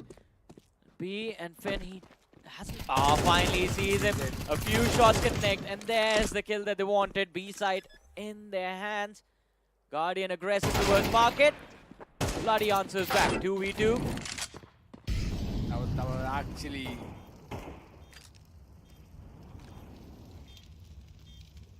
very bold play out The there. op is still in play. Oh no, this can be disastrous. Fired up. Finds Bloody and gets the second with the SG. Wow. Angel, he had the op. Knew where the player was, but I think he just didn't expect him to peak like that. Gets caught off guard. And there's the match point for God's Reign. So much pressure on Park Boys now. Especially considering this. I mean, Yeah, this was their map, wasn't it? yeah, exactly. Freiburg was not even expecting that lurk up front. Yeah. He had absolutely no clue about that big hole in the defense that Crazy Gamer was able to use in his favor. All right. Calm down, boy. And as we were talking about during the veto itself, I mean, so much pressure on Park Boys to win this map in particular. This was their map pick. This one is going to be ancient. It's going to be tough, but bloody nice deagle shot. Picks off Guardian. 2v4. Finn. It's the match point for God's Reign. Park Boys on an eco, numbers advantage. This could not have been scripted any better. And a shot from bloody, what was that? Had the angle, Finn and bloody, I think there was a little bit of pause. They were saying hello to each other, greeting each other. Hey, hi, you know I'm standing Yeah, here. hey man, what's up? How's it doing? Going, not so good. Well, yeah, take this kill, take this round. Maybe it's gonna make you feel a little bit better, but still 12 to 5, 7 rounds separate these two teams. Not a single room of error. Not a single. Just one mistake and it all will fall crumbling down. They're all just making a tower of cards. Just a gust of wind will fall. So you need some protective covering out. And that is going to be their macro game. How well they're able to read the side of God's Reign. We have seen multiple times that God's Reign, they do struggle on the T side. And we are seeing some of those struggles, right? Their CT, phenomenal. But their T, not as good. And they wait for Crazy Gamer on that lurk to make those plays. That should be a good pick. That definitely is going to be an important one. But it is going to be enough. Just Guardian out from the side of God's Reign. Crazy Gamer with one more. I think we can call it. Oh, maybe not. It's 2v3. Scoffic and Bloody. He finds one more. He can change everything, but no, he goes down. And it's the man, the only man to hit double digits from the side of Park Boys who's left alive. Not anymore. Bloody gets shut down. And God's Reign, well, they made it look easy. A one-sided affair on Mirage. Then, you know, they were thinking like, how was Marcos gaming struggling? And it just clearly seems to me a huge macro scale difference at this point. Park Boys, after losing the first few rounds, they just lost the entire confidence. Yeah. And I'll be brutally honest, and I might sound a little bit harsh, but yeah, exactly. Freiburg is also giving the instructions out to his team, and that is needed specifically for the second map itself. Yeah, but Park Boys were just not playing the game that they used to play. But I still see his few smiles on their faces. I mean, Dynamite and Freiburg definitely, I believe these two have definitely bonded quite a lot. But words are being exchanged. I think they want to figure out, all right, this is what went wrong, especially considering it was our map. We want to secure the win. Did not work out. Hopefully on the next one, we fix these mistakes, we walk away with the win and bring ourselves back into the series, take it all the way to Anubis. Definitely possible. And if it goes to Anubis, I still feel it could potentially be that 50-50 What because... is he checking now, fired up? I mean, he played pretty well. That was You a know good what? game, man. Yeah, maybe just firing a few extra shots to keep his hand warmed up, continuously feel what he's been feeling in Yeah. there. It happens to the best of us, right? Yeah. You have Guardian in your team, and he is also offing. You know, you have to match the expectations. Exactly. I mean, it happens to me as well whenever I'm playing CS2, right? If I'm actually hitting those shots, I do not move my arm, no matter what I have to do. It's gonna stay like that. Yeah, if I'm having a good day, this hand stays there. Yeah, it's gonna stay here. But what a brilliant day for God's Reign. I mean, they started off quite nicely in the first half itself. 11-1, that half swap. Definitely not expected. And a lot of that on the backs of just individual brilliance. Individually making plays. Crazy Gamer, the early aggression. I think Park Boys, they were caught off guard by the fact that they'd expected once. They thought, all right, he's going to do it twice, he's going to do it 3 times, now he's going to stop. No, just pushes a different side entirely. Either it was A main aggression from Crazy Gamer, he's pushing underpass, then in mid you have to deal with Clouda, and you can't really even bother Clouda because he has Guardian and Fired Up watching his back. 2 off setup, 1 in connector, 1 in nest a few times. If the ops are split up, then it's a whole different scenario for you. Where do you go? Fired Up, he's in a phenomenal form these days. If he's posted on that B side, exiting abs becomes a challenge. And of course, a lot of miscommunication was also clearly visible in the first half itself from the side of Boyz. The duels not really set up for the players to get those trades in from time to time. Even on the retakes, I think the utility was a little bit mistimed. So maybe just fine-tuning those details. It takes a while, but I think if they can fix those mistakes, you never know. On Ancient, if they walk away with the win, it's going to be interesting. That's a big if, honestly, because this is the kind of jitter they need to brush off, and it's going to be very difficult because the pressure is at all-time high. Just one more map you lose and you will be out of the playoffs. And we're also seeing, I love the fact how Finn is the one who's actually got the most frag, but again, it's going to be Guardian on top with the maximum ADR. On the other side, though, Bloody still was performing. He was going out with those frags. Freiburg, yes, he was also trying to find his own, but on the lower end of the spectrum, Skofik, Angelio, not the kind of performance that they have been showing. So you know, it feels bad for them that you know that they can do a lot better. They have been showing a lot better. Yeah, the Brothers of Destruction not really putting any destruction on this board today. And I think, again, these are brilliant players. We've seen them in the past, a lot of potential talent in them. Hopefully we can see them make a comeback in Map 2. But we have a comparison between Finn and Bloody, to the best players from either sides. And as you mentioned, Bloody definitely did put in a lot of work, but there was no follow-up of any form from the rest of the team. Finn on the other side, he was completely free. He knew the player on B short, Finn, I mean, he knew if he fell, he had his entire army to back him up, and everyone was feeling extremely comfortable today from the side of God's Reign. So not a lot of hope lost, but this was just map 1. We still have a potential of 2 more maps to go, ladies and gentlemen. But before we move on to the next one, we're going to take a very short break. So you guys stay tuned, keep watching. We'll be back after this.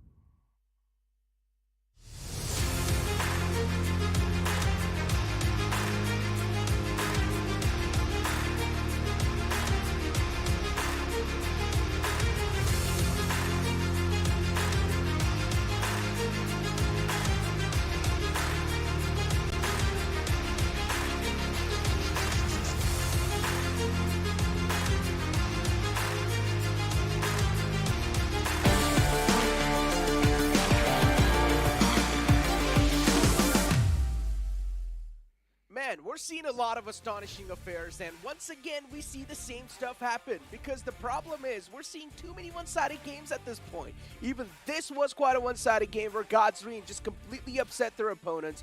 But ladies and gentlemen, welcome back after that short break. I'm going to be your host, Castro Necro, and John alongside with me on the panel is, of course, going to be Shai Shanu. And yeah, we saw that little bit of a 1v1 between Freiburg and Guardian.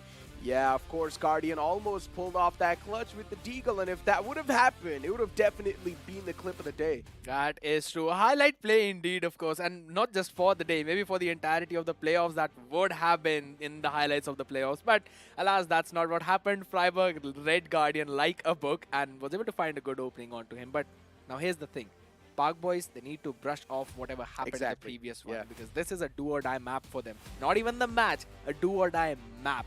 And only after that would they be able to push it to Anubis. Now, if that's going to happen or not, that's a question. And once again, to remind every single viewer that is currently watching at their homes, we're currently inside of the loser's bracket, or the lower bracket. Call it whatever you guys want to call it.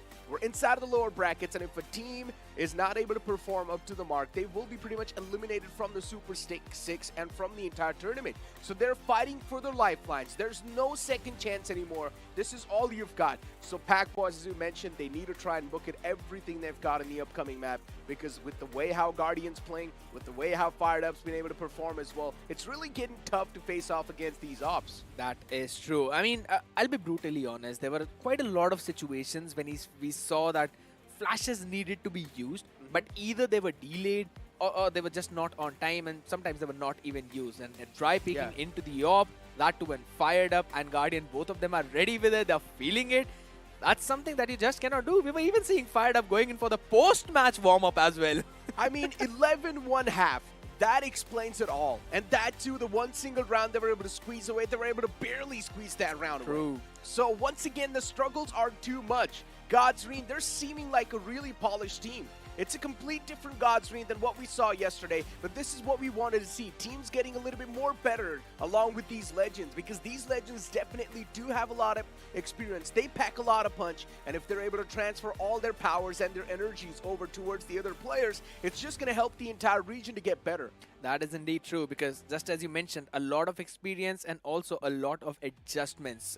These are the legends who have played with various players out there, so they know how to adapt to the new teams as well. Just takes them one day to do that, and Guardian is clearly showing the results for that. And it's not just on Guardian, it's also on the entirety of God's Reign that they were able to adjust according to his playstyle and now are able to set him up for some amazing picks. Yeah, I mean, we had the same conversation with Shox as well, and Shox clearly mentioned it. It's all about the comfort zone. Once you start feeling comfortable inside the battle arena, that's all that really matters. And once you do feel comfortable, you will pretty much be mowing down the lawns, just like how God's Reign did in the previous matchup against Pack Boys. Now, the upcoming map, as well as I mentioned, it's going to be like a new ray of hope and yada, yada, yada, but still, you can never really get off your head from what just happened in the first game. It's the map of Mirage. It's one of the most classic maps that's out there, and if you're getting stomped on the map of Mirage in that way, it really makes you question, how did that even happen? All the research, the map that you've been playing from the start just does not work out. It's a big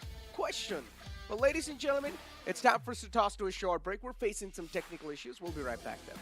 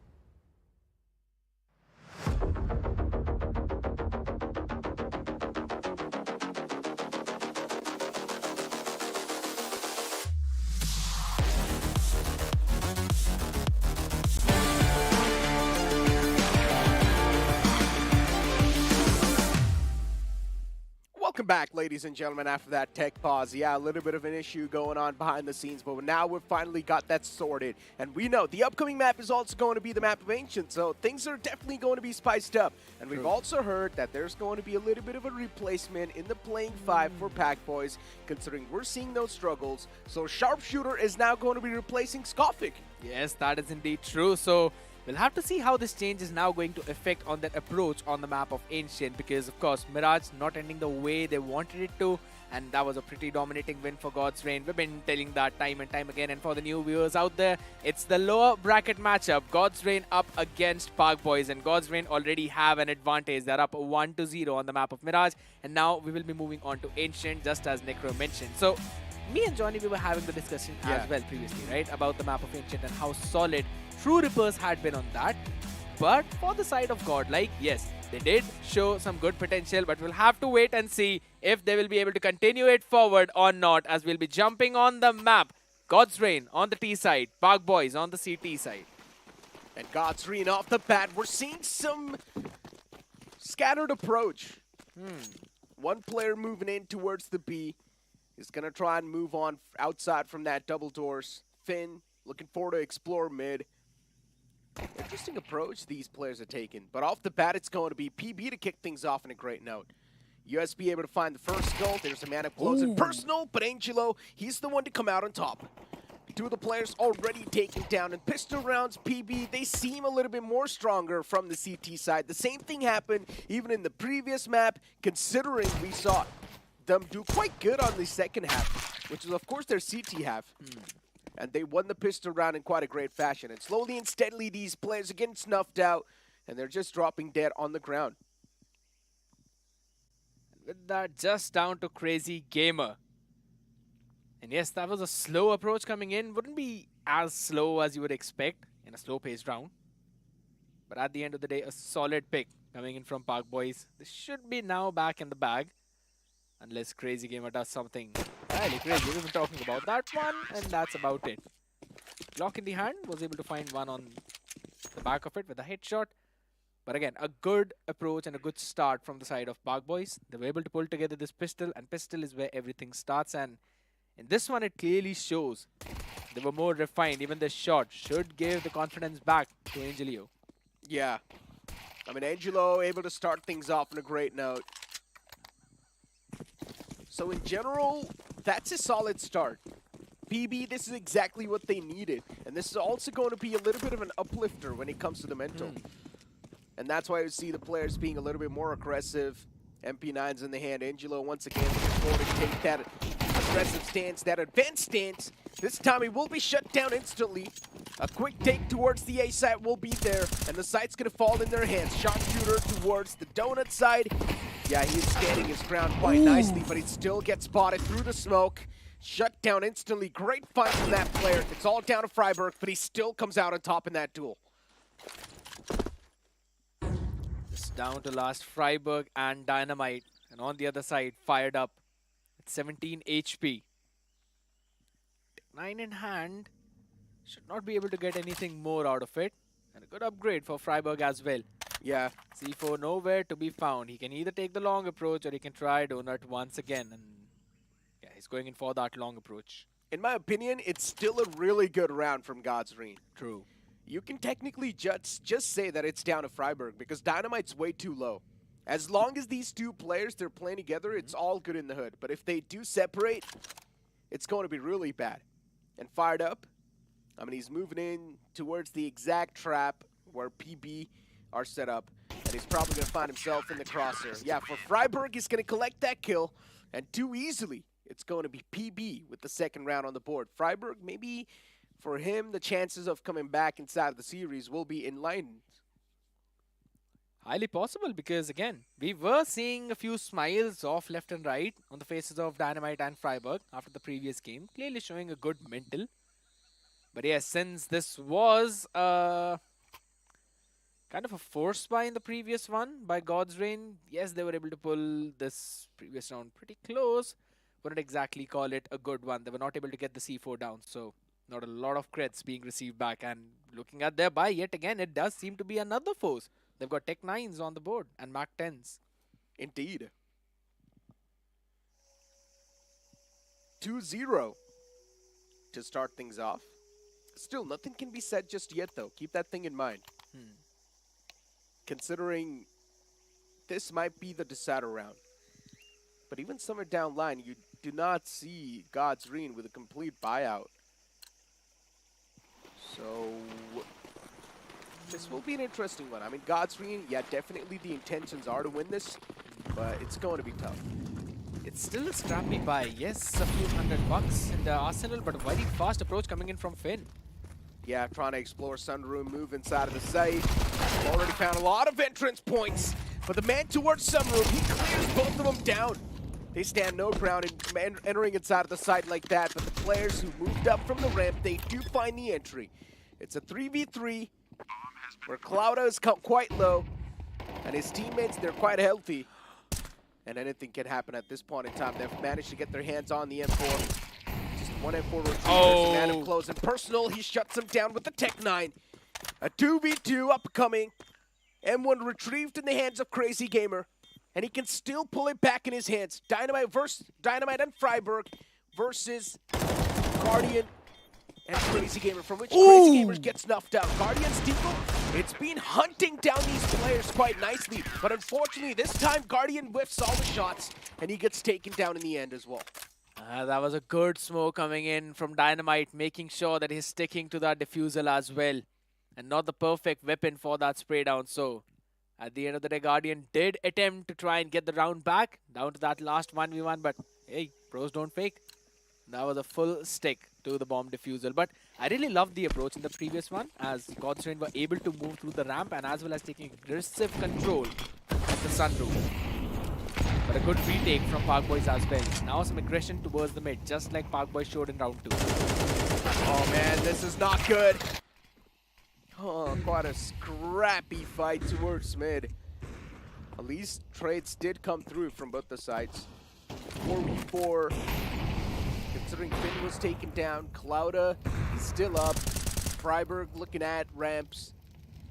At the same time, need to take care of the sunroom as well. Oh. And towards boost, there's another boost. Interesting. That's technically a triple boost coming in. A first boost on top of the box, and then the second boost on top of the box, if that makes sense.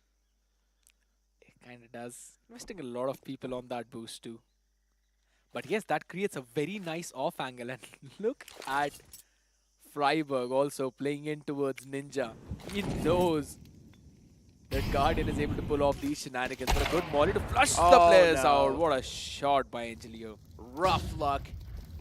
Freiburg still present towards the site, and this time he gets taken down. Stands no chance against Crazy Gamer. It's a 3v3, bloody, yeah, a little bit bruised up, but it's not that big of an issue. Dynamite looking quite good. And one thing for sure, the players will definitely try to go for this retake. Good shot to the skull. Crazy Gamer and his teammates, they work in tandem. Ooh. One more man to go on the back lines, but he's got no clue that Crazy Gamer's got the timing and he's squeezed up from the back. The Guardian's gonna seal the deal anyways. Clouda actually hit a nasty shot while also being blinded. That was actually a pretty solid one. Now Guardian, he's also got his hands on the op. And that's not a good news. You know what this means? It only means destruction. But he actually passes on over to Fired Up. Interesting. Guardian letting the young man op. Now this is definitely a question that I'm going to ask in the interview. Why did you do so? I feel you would already get the answer. I might know the answer, but that's a very good volley to flush out so many players. 1 for 1 trade. Hold on. Deagles, they're starting to click in. Clouda too. From mid. Able to reply back. One man pushing from Dig itself, but he gets shut down. Oh, look at the C4. Yeah. Spotted. Oh my god. Yeah, it's spotted, but not for long. Considering Fired Up, he's just shuts down the man's lifeline. And yeah, even the last man had no clue that Clouda is just in the caves waiting for him to pass by. A decent amount of damage being done. The reinvestment on a few of those rifles as well as Kevlars. But I love the approach from God's Reign, and also I'm kind of liking it from the side of Park Boys too, because they are changing their thinking process and their approach in every other round. We've seen Park Boys going in for their mid aggression. We've also seen them playing it a little bit slow, maybe taking the ramp control. And from the side of God's Reign as well, we've seen the same kind of approach. Sometimes they are trying to crunch towards Cat from mid, and sometimes they're going in directly from the ramp. And this time as well, they have left ramp entirely open. They're showing some presence in the sunroom and the cave, but there's absolutely no one to play there, so it's all a fake. Oh, look at towards Donut. Finn's already found a crucial entry, and towards mid, it's a complete street fight. It's a brawl. And already, all the players of PP, they have came crashing down. This is the exact type of entry the players of Godsream needed, and now the momentum is back in their court, and we do not want to see another stomp in the map of Ancient. What an idea. What an idea from God's Reign. Even though they tried to sell a fake towards the cave, they had an idea there would still be players, and they smoked off the red room and then make their way towards the donut. Mowed down the players in donut, and I mean, of course, it was an eco round, so they had an idea that there would still be players in towards the red room and fired a few shots in the smoke. Also getting a frag or two out of there, so helping them out really well. Park Boys now again showing that mid-aggression and going for that push. Oh no. What a good shot that was. Oh, another one just right there. Finn shutting him down. A 3v3. Oh my no. God. So many trades are just happening here. But out of nowhere, PP, they swing back to life. Off of the hands of Fired Up. I mean, he's got a lot to live up to. That's the op that Guardian has passed on over to Fired Up, so he's got a lot to prove. Ooh, Oh, what a timing. yeah. Now the Sieges are starting to get desperate. They're pushing out through the smokes to shut down Fired Up in his tracks. He finds the 2K towards the site. The clutch might just be coming through. Freiburg towards Donut. He's not going to push up just yet. He's taking his own sweet time. Freiburg knows the man's heated up. He can feel himself. It's better to let him cool down for now. Oh! Happens. And Fired Up. He comes out on top. I did not anticipate Freiburg just going for the peak like that, but he actually did so. He only had a smoke in his hand and he did not want to use it because that would have given enough room to Fired Up to reposition.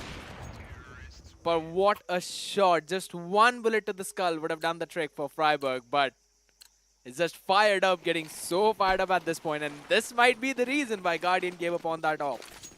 But I still like the play, right? Because God's Reign showing the attention towards me, but able to slow rotate towards the A, take control. Made. Might be a good one. But the kills collected anyways. Guardian's playing quite aggressive. He's the man leading the pack towards mid. Yeah, the Deagle's able to find a skull. AK retrieved in the hands. But already the site control's gone, and that's something as a team you really want. Even the C4's going down. It's being planted soon. Finn softened up. From the back, it's going to be Dynamite to wrap things around. And somewhere down line, God's Reign, they've got no clue that Dynamite's closing in from the back lines. But even God's Reign, they've got their own strategies cooking up. They've pushed in all the way towards Donut. I don't exactly know what the game plan is over there. But yeah, the opener. One man short. God's Reign, at this slow approach, is really just suffocating them to death. They're just trying to sell a fake by cutting the entire noise towards A and moving in Donut. They sold a fake that they might be rotating towards the B, and that's why we see two defenders going in directly there. So both the CTs, after hearing the C4 going down, will go in for their rotation. It's a very good idea. I'm not sure how well this was thought out. Somewhere down line, yeah, the rotation was stalled up a little bit. But then you can see those two players. They haven't even moved to muscle. They're just waiting for the confirmation. And I'm pretty sure PB, they're comfortable on playing this entire retake. Oh, maybe not now. Not now, yeah. Especially if there's a man just clearing out angles like that. In the output. Yeah, Clouda is also pushed up close and personal. He's found too much space towards the CT spawn. The man's went inside of the side. He's going for the stick as well. And Clouda, he does not see this coming. And the stick could have came through, but no! Why? Man just find demons in his own head, second-guessing his own decisions. But you cannot even blame him, right? Going for the defuse like that, sticking it, it's way too risky. But Clouda, a good read from his side. He was almost just a second or two away. Maybe because Clouda gave a footstep or something. We did see the rifle being dropped down as well. That was... I would say it should have been a down. That's a good shot. Gap in the smoke. That's all fired up needs. But on the other side as well, a good answer.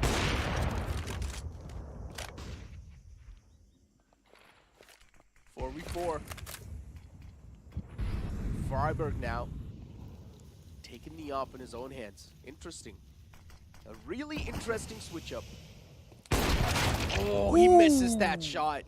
And as soon as he misses, he gets executed. The site clear falls up in the hands of Godsreen. And Guardian has already managed to squeeze himself to... Guardian's playing aggressive, and the only reason he probably gave up on the op was because he wanted to be on the aggressive page with the AK. The man's towards central, finds the first, gets the second one as well. Clouda, he's like an unstoppable beast, just dominating and stomping through the opponents. And fired up with the op, he gets the closure. He hasn't missed a lot of shots. Fired up, he hasn't missed a single shot, I don't think so. Nope. Just one or two, maybe that's about it. And I love the setup that they were trying to go in for. Clouda as well as Fired Up, wherein Fired Up threw a high up flash and Clouda was just hiding in the cave. And on the back of that flash, he went in for the pick. It was just Angelio's smart decision to move up forward. And he basically dodged the entirety of that flash. But again, a wrap-up coming in from Fired Up. A good approach yet again. And you always love to see Guardian versus Freiburg, right? Oh, I want to see these guys in a 1v1 once again, please. That too. Give them both a eagle in the hand. Oh, but what was this? A spray down towards ramp. A 3K collected. And then once again, as usual, classic Clouda towards site. Look at the amount of space this man's found. He's wrapping up all the way from the CT spawn somewhere down line. Bloody can see him coming as well. But Bloody... the main intentions and motives are to clear out mid, and that's what he's done. Top mid, clear out. Two players moving in towards the B site. C4 is going to get planted soon. And the amount of space Cloud has found, that's the confirmation that no one's going to be moving in from the CT spawn itself. By the process of elimination, all they just need to do is clear and watch the area of the cave. Because look at ramp. You already have Crazy Gamer watching that angle. So if Reddy decides to go from there, he'll be welcomed.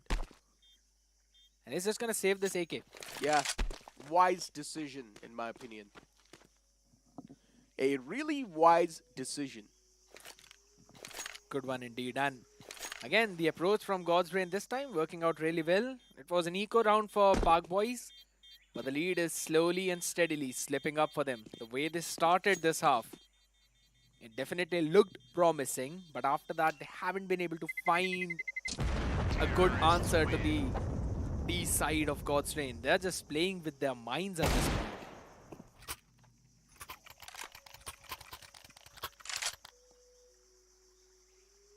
Now, God's Rain, they've won 7 rounds back-to-back, if I'm not wrong. And that's a lot of rounds to win back-to-back. PB, they've lost momentum a while ago. Long time ago. How can they gain it back? By winning this round. Making the half 7-5, but relying on pistol round once again, that too, when you're on the T side, it's not going to be good at all, because God's Ring, their CT side of pistol rounds have been looking quite crispy. A good opener this time, though. Angelo gets the first on the board. A 3v5 upcoming. Another one caught as well. Oh, not good. Freiburg, this man through the smoke is just able to line the players up. Dynamite now all by himself. towards the A. Even Finn just backing away. Finn knows he's all by himself, so it's better to just play safe and go for the save. But can he really be safe? That's the question. There's too much time on the board, right? They can still go for the hunt. He'll be hunted down, to be honest, because look at the players that are trying to wrap around him from two different directions. That last rifle should also be taken down. The timing, it could be impeccable, but I love the fact how both the teams, they're just being a little bit too patient. 44 more seconds for Finn to try and pull off the save, but he's got to go in for the re-clear. Oh. Yeah, and Dynamite with the closure. PB, as I mentioned, they need to get this round. They got it in their hands. For God's Reen, if they do want to stomp the players of PB one-sided once again in the map of Ancient, they need to win the upcoming round. That is true. I love that pre-fire that came in from Freiburg though, because Guardian has been playing in on that boost for a while, and he was like, hey there, I see you this time. Not exactly, but metaphorically. Was able to get that good opener, but kudos to Angelio on those two op shots, specifically the first one where he was blinded as well. Now that's the kind of play you need. On the back of it, look at the amount of space that Boyz are taking. Pretty much. Oh! Towards mid. There could have been a fight. Caves cleared out for them. God's Reen, things going according to plan. And fired up, squeezed in towards Sunroom. Now, the smoke is the only thing that's blocking Fired Up's vision. As soon as the smoke fades away, Fired Up's going to find a bottom land confirmation. But I think so he walked out of the smoke, gave his position away, but that also distracted the CT and gave the entry that Clouda needed. And now the man's starting to close in from the back. M4's going to strike him down. Sharpshooter, he's got some sharp aim. You cannot just challenge a duel against him like that. Finn and Clouda, the last two remaining players. Clouda has been feeling himself so far in this matchup. That was a good smoke, gave him some opportunity, and this time he wins his own duel as well towards the player on the backside. One more to go. In the name of Angelo, and Angelo's got his hands on the up. He pushes up close and personal, and that's it. Angelo shut down as well. 8-4 half, and once again, the lifeline's going to depend for PB on this pistol round. If PB lose out on this pistol round, that means there will be double digits on the board for God's Reen easily without any efforts. I would still say it's much better than an 11-1 situation, and they've got a fighting chance this time. Yes, it's difficult. I know that reaction, Necro. Optimistic. Still, I am the optimistic guy. You know that already. Maybe too overly optimistic, but I mean, come on. Yeah. I'm still going to believe in Freiburg and his boys. He might be able to pull this one off. Plus, who does not want to see Freiburg versus Guardian map 3?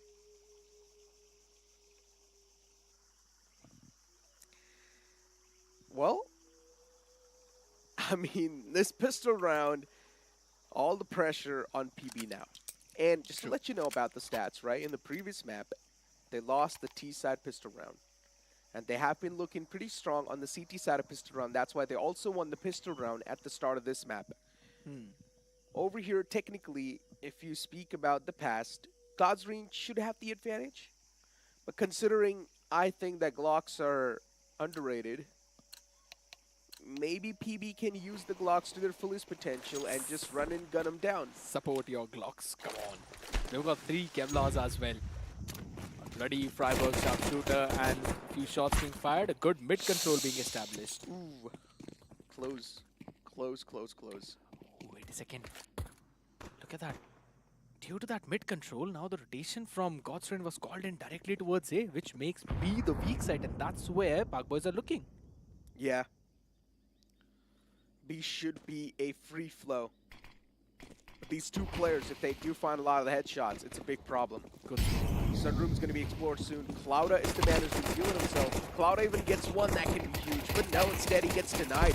The USP, they need to start clicking. But the problem is, the Glocks are doing too much damage. And now it's the CTs who need to explore the sights, and the Glocks are connecting the heads. In the pistol round, PB, they're looking much more stronger, and they keep on pressing the charges. Angelo, even he's looking quite confident. And he's already pushed up way too deep. Fired up in 1v3. It is doable. Only Fired Up's able to connect the headshots. But Angelo, yeah, his confidence is too high. I'm telling you, he's feeling it. Right from the first pistol itself, he was able to pull off some amazing shots. Even with the AWP, he was able to do the same. Even on Inferno, Yeah. on the CT half. He was feeling it, yes. It was a slow approach, but eventually 5 and 8 looks much more doable now because they've got the better weaponry as well. But on the other side, it's going to be a full save indeed. Full house save. No utils, just a dealer for guard. Oh, it's a push through mid. And what just happened? Oh no, that's not a great start. Legend down. Freiburg out of the contention towards Donut. Is Fired Up. And Fired Up at this point, he's just playing around with the players. He's going for the strafe peaks, taking a couple of shots, and falling back once again. The Deagle's not able to find the connections to. Dynamite gonna look forward to explore the unexplored territory. And the man towards top mid, he misses his chance to get the kill. He could have kept a little bit of a trigger discipline and got the chance to collect the kill, but unfortunately, he whiffed out on that shot. And now Dynamite just looking forward to hunt the player down in the front line, pulls out the clocks, and yep, it's going to be the battle of the pistol. But Dyna is the one to win it. I was about to mention that he did not need to rush onto the player, but yeah, it's fine. He had the support of his teammates. He just went in to go in for that quick flush as well, making sure that he's got a few extra bucks in his wallet. On the other side though, since it was a save, but for Guardian he went in for a deagle, he'll have to settle down for just an MP9. Now given the situation, he might want to play up close and personal, so maybe towards the cave is where he'll look to find some players, or maybe towards the donut is where we might see, you know what, let's just push all the way down mid, take all of that control. Oh no, he tried his best to gun him down, but instead he was the one who got gunned down. Freiburg, but he's still quite softened up. Up to 14 HP, right? I mean, he passes on the AK to his teammate, gets his hand on the mag 10.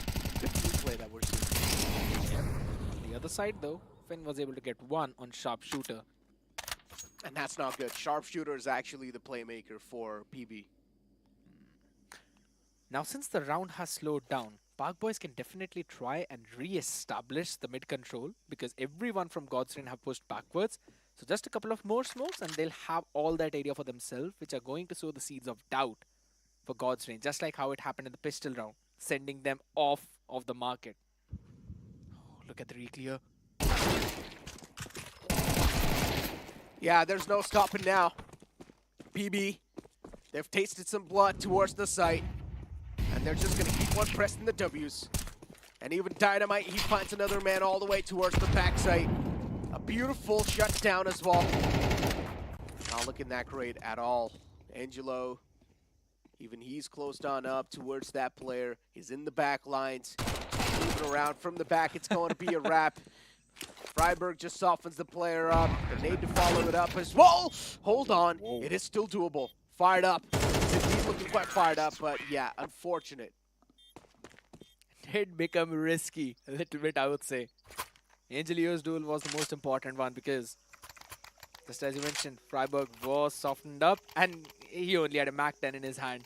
He was, I believe, wishing at that point that he had an AK, just one headshot to the skull that would have done the trick. But on the other side, Boyz now slowly making a comeback, 7 and 8. I've been mentioning that them on the T side, yes, they were not able to perform that much, but I still feel once they slow the pace down, that's when God's Reign faced the trouble. So even their early aggression did not pave any fruits. Pretty much. Man close left. Angelo, ooh, he checks it. But the crosser is much more prepared for Crazy Gamer. Even towards top mid, Sharpshooter's looking to explore that. It'll be tough. From the back, he was getting pushed through caves. He catches the man. He's emptying the entire mid all by himself. Freiburg got his teammates back. Good cover fire. It's a 3v4. It is still doable for God's Reign. Don't get me wrong. Considering they get their hands on the AK as well. Now, if Crazy Gamer's able to get this kill in the front, things can be way different. And he's still playing up close and personal, by the way. He's not backing away at all. Crazy Gamer can try and play a bit of an off angle. Good Molotov forces Crazy Gamer out of that comfort zone. But a massive lurk coming in from Dynamite. Oh, he was checked! Yep, massive lurk, but not that massive. Considering it was checked, there will be another AK in the hands, but these Deagles, they're finding too much value. Bloody catches him fade away, but it's really not going to matter. The amount of damage Godsreen have dealt on PB, it's crazy. Oh, he's gonna hit all the commotion. Fired Up has got all the advantage he needs. Need to wait for the perfect timing. Down and Fired Up comes out on top. Godsreen, they maintain that lead with 2 rounds. And you were mentioning that it was doable for God's Reign. Those Deagles definitely hurting a lot. And on the back of the AK that they picked up as well. Dealt a decent amount of damage. Though we did not see the AK being used that much. It was only the Deagles.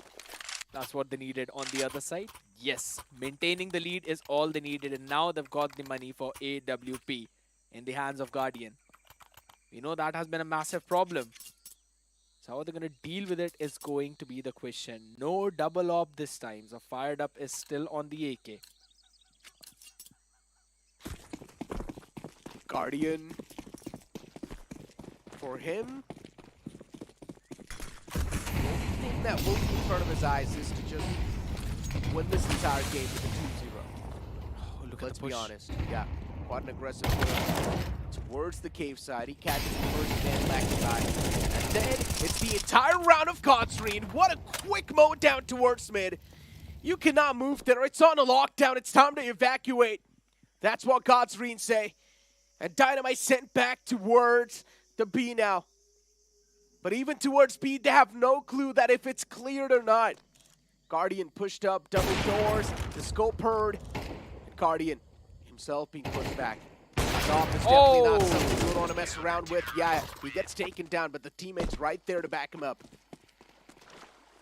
I love this change in movement from God's Reign because previously when they went in for that mid push, they went backwards, giving up on all of that space. This time, they pushed up so far front, even towards Cat, that they were able to catch, I believe it was Freiburg off guard. And once they got a hold of him, they were able to mow down the players who were also coming in on the left. And again, it was just a complete lockdown, as you previously mentioned. So this kind of aggression was something that Park Boys did not anticipate of the approach. Yeah. Just being able to bring that variation, catch the opponents off guard, and now from the ramp, it's going to be a push. God. But the Molotov and nade does the half of the damage, and then the man towards Pillar, he gets the closure. A 3K2 to back him up. Oh, the Molotov and nade, the combination was perfect. The players got softened up by Molotov, and then the nade to top it off. Chef's kiss.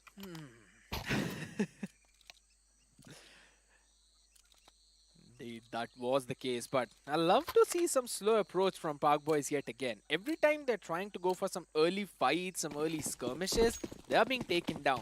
Those slow approaches is where they're using the utilities, they're using the flashes, the Molotovs, and it's working. Molotovs are flushing the players out, but maybe I'm just wrong. I should shut up.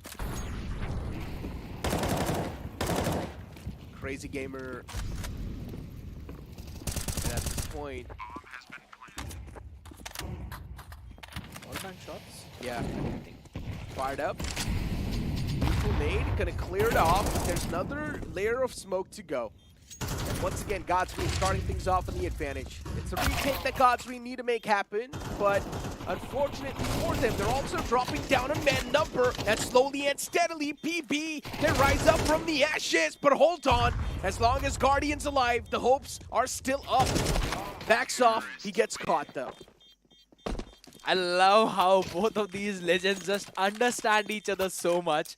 Freiburg knew where Guardian was. He quickly went in for the flank, but Guardian had the idea that there would someone be coming in for that flank, and he was ready. Both of them were just so very ready. It all came down to that first headshot, and Freiburg was able to win it. But on the other side though, yes, that was a very fast approach coming in from Park Boys, and I still feel it was a risky maneuver. At the end of the day, it worked out well for them.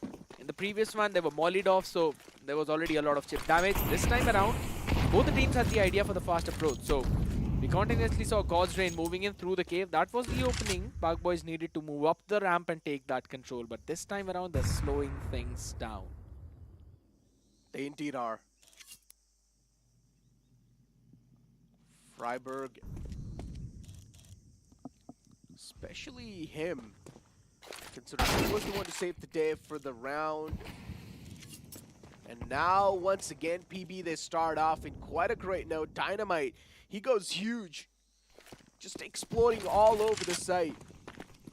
A-side taken in the hands. Crazy Gamer as well, trying to fall back towards the B. Once again, regain control, make sure there's no one going to be on the flank. But there is actually a man looking for to flank up. It's Dynamite. Dynamite's already found a 3K. He himself has cleared out most of the CTs. Guardian, this is that first shot, but there's a man just trained on the site. And now for Crazy Gamer, there's a man coming in through the flank and also on the site. What a great round from Boyz. What a great round. Sold a fake towards the B, got the rotation there, and slowly creeped up A. Getting the first pick as well, and then moving forward. And Guardian, he had nowhere to go because he was mollied off and he had no retreat option. So he just had to go for that W key. Could not connect the first one. If he was able to, this round would have been different. But at the end of the day, Boyz going in for that pincer maneuver, just closing things off on a very solid note. 9 for Boyz, 11 for God's Rain. Just 2 rounds away, but the lead has always been in the hands of God's Rain. And this is an eco round, so this should be a pretty easy one. I wouldn't exactly say that, as fired up with the Eagle in his hand. Could do some damage. Dynamite. I think that smoke was a little bit of a fake that Dynamite tried to pull off.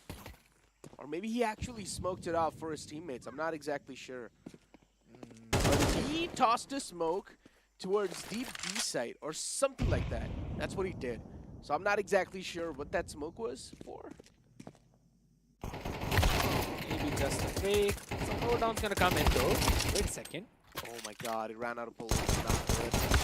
Hold out, he still gets the kill. It's a 2v2. And unfortunately, even fired up gets caught. And now it's all down to Guardian. 1v3 coming up.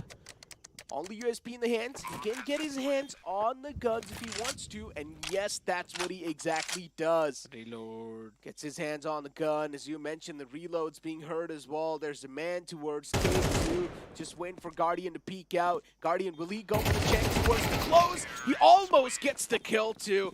But Angelo a little too quick on that trigger. That was one of the most crucial fights again. Angelo being put up in 10 and 11. And that was still a decent amount of damage being done on the economy of Boyz. So God's Rain doing a solid job onto that one. We're seeing very fast approach coming in from both of these teams.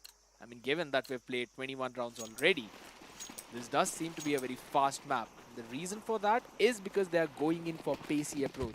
You could put them on any side. They still try to take the space, and again, B-ramp push. Oh my god. Time to stop this.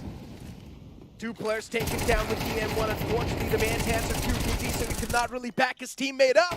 The Guardian, he finally rises up on the site. Freiburg. Yeah, all down to him in a 1v3. Freiburg, the legend, can definitely make it happen. But for God's Rain, this is the exact round they needed to make it to the map points. He can potentially go for a very long wraparound if he wants to. Those angles are not being checked. If he tries to move from ramp, he'll be welcome with a crossfire. With the positions of the players, even where they are, he can isolate those duels.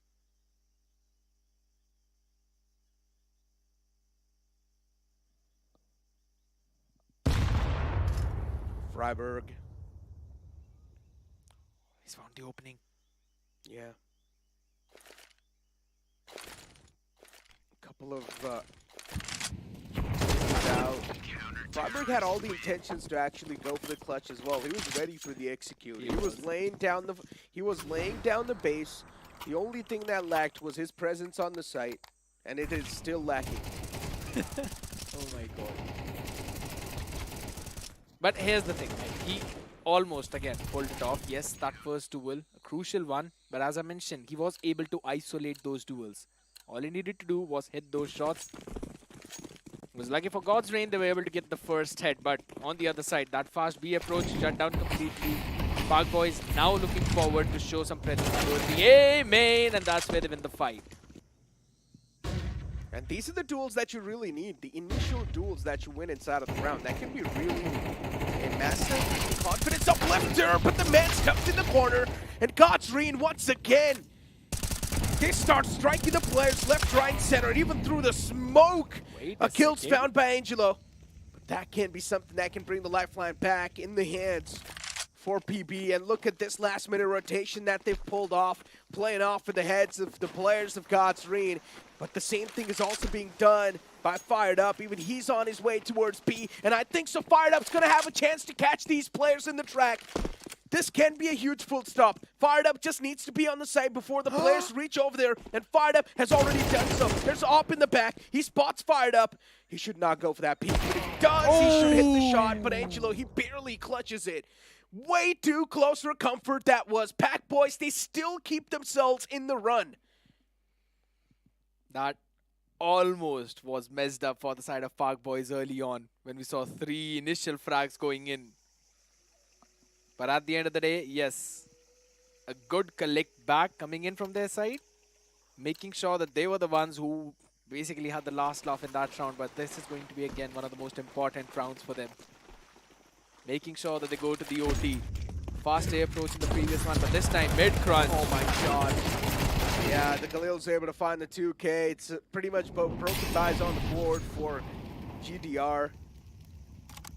At 2v4, the players are sort of softened up. If you speak of Bloody, he's quite low. And yeah, now it's done. Possibilities of the clutch. They fade away with that shot.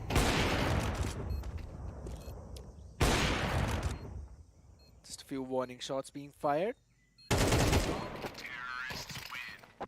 All right. We're going to OT, baby. Told you. Always love to be optimistic at the end of the day. Yeah. But once again, for God's Reign, even if they do lose this map, they've got nothing to lose in general. Yeah, if they lose the upcoming map, the Decider, then definitely it can be a big issue. But over here, the more pressure is still surmounted on top of PB. For them, they're fighting for their lifeline in the draft. I would agree with you on that point, but here's the thing. The momentum that they've brought in, specifically in the second half, is what's going to help them mentally. Angelo is giving it all he's got, man. With that op, really trying his best. The amount of burn damage that Finn found, the players towards mid, and then Crazy Gamer as well towards mid, just going for the collect on the kills. I mean, good collection right there. Damage chipped out with the molly towards mid. It's Crazy Gamer just waiting for them to walk in his crosshairs. And 1 kill easily accumulated. But a trade happens too. That trade was quite quintessential towards Caves. There's Finn, and Finn, he wins that duel, as expected. And he also pushes up close and personal. Angelo, I don't think so he's got any clue that Finn's actually in the smoke. He's passed through. And yes, Angelo's got no clue. Finn's going to have such a massive flank, moving in all the way from the ramps itself. And Dynamite's pushed up as well. Finn is going to be the playmaker. If Finn messes up on that opportunity with the flank, it's done for. But it just seems that the call is going in for a save. He's not making a move. Interesting. Finn actually had the striking point. And what's Fired Up trying to do? Fired Up. He switches on over towards the M1. Just gets one. Ninja defuse. No, what just... Oh my god. No. What just happened there? Finn definitely had a chance to help his teammate Fired Up right there. I think so. A little bit of a miscommunication. I'm not exactly sure. That does seem to be the problem in the communications, because yes, he had the perfect opportunity. It was a very good possibility for them to go in for the entirety of that retake. Maybe just some confusions to try and save the AWP, but even that did not happen. Even that did not work out, because Fired Up was being pushed upon and he could not land in the shots through the smoke. There's only that he could do, but that definitely was confusing. Oh, here we go once again. Oh, jeez. A full stop on the site. Come on. Finn's now feeling himself. A quick switch on the AK2. I like that. Just pick it up from the ground. You get the fresh magazine as well. But Angelo and his teammate Bloody, they once again just keep themselves back in the race. This OT is way too close to comfort. And now PB once again trying to pull off some shenanigans. Play with the mind games of the opponents. That is just not how you go in for the B push. Oh, you see they're waiting it out. Making the opponents think that there's probably going to be a rotation and stuff like that. The ops now boosted. It's interesting that you're seeing Angelo letting Bloody op. Even this is quite an interesting thing that's going on. A little bit of switch up that's going on in PB. Good patience. All three. Staying put. They have an idea this might all be a fake. Oh, the timing. What? Wait a second. Yeah, it's done. God's Dream. Scoreline equalized. So that's good. Correct me if I'm wrong. Was Angelio damaged by Bloody's frag? Not sure. Kinda seemed to me that way. We'll watch it in the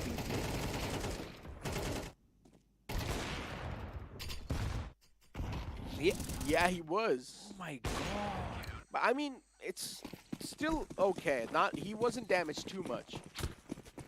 Maybe you can just say it was 10 HP sort of deducted. It wasn't damaged too much. That is true. But again, so the B ramp push always needs you to drop so many of the utilities because you've got to flush the backside with the Molotovs. You've also got to use the frags to get a few picks if someone is playing there. You have to keep a watch on Ninja, and there's no one watching Ninja at all. Hold on.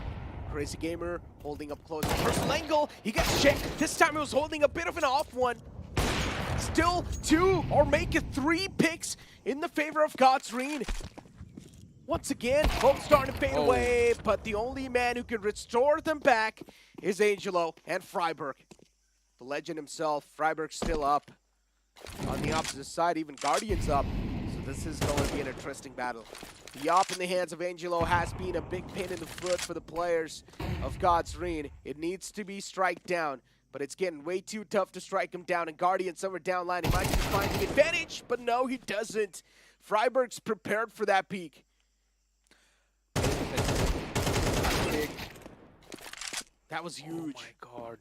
That was really big for God's Reign. They shut down Angelo. A big threat's out of the game. Yeah, Freiburg's still there, but to deal with his AK is much more easier compared to deal with Angelo's op. But here's the thing. Angelio had a bunch of utilities, and we are constantly seeing it get not used up as much as we thought it would. And I was hoping maybe you could just share some with Freiburg, and he's got no idea. Told you. It's much more easier to deal with Freiburg's AK than Angelo's op, because I do understand Angelo sometimes can be on and off, but Angelo's been feeling himself in the map mentioned so far. He's the only one who's carrying his team on the back. God's Reign, they win this CT half in the OT, but now it's time for the switch up. All they need is one more round to sort of get the confirmation done. To get one more round, then yes, all the pressure would be on Park Boys. Yeah, I mean, imagine, Pack Boys, for them, it's about the lifeline in this tournament. So even if God's Reign just win one more round, Pack Boys, their hands are going to be jittery. They're going to be shaky because they can see themselves getting kicked out of this tournament. Great push, high up from the side of Park Boys. Trying to go in for a crunch. over the map.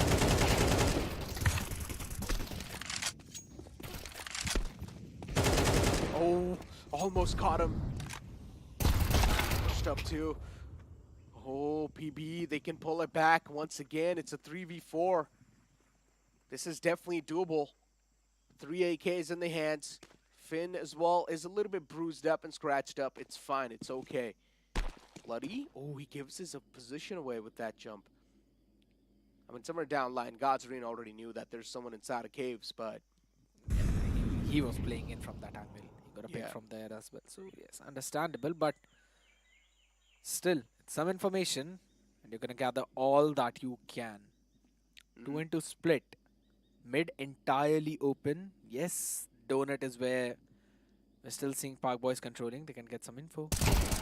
oh, caught. Bloody Okay. gets demolished.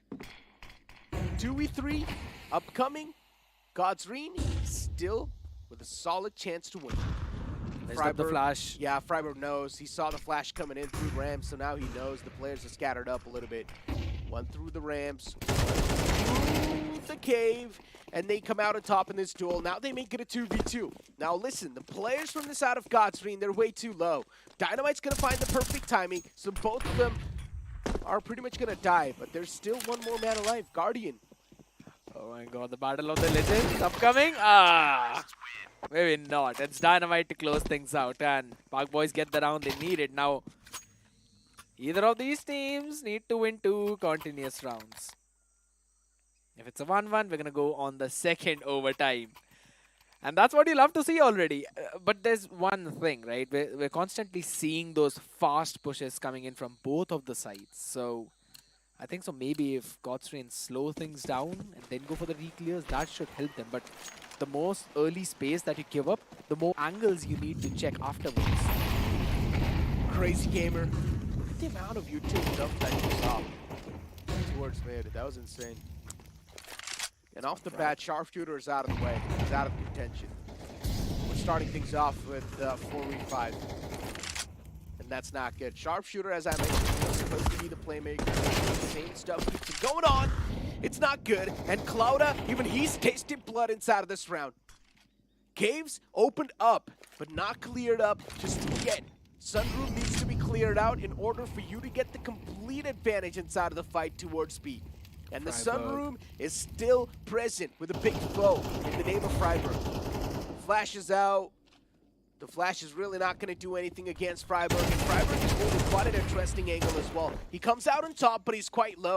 Off in the back, from the side of Angelo, it's going to find 2 strikes, and that 2 quick ones. The B site, once again, will be evacuated by Godsreen. They don't stand a single chance to keep on moving in towards B. Even the Lurk gets caught. Crazy gamer. Everything that he booked up on that Lurk is now being shut down. Terrorists win. Okay, okay. When that round started, I thought maybe this time the approach from Godsreen should allow them to push it off. But again, Freiburg's off position in the cave. That's exactly where he was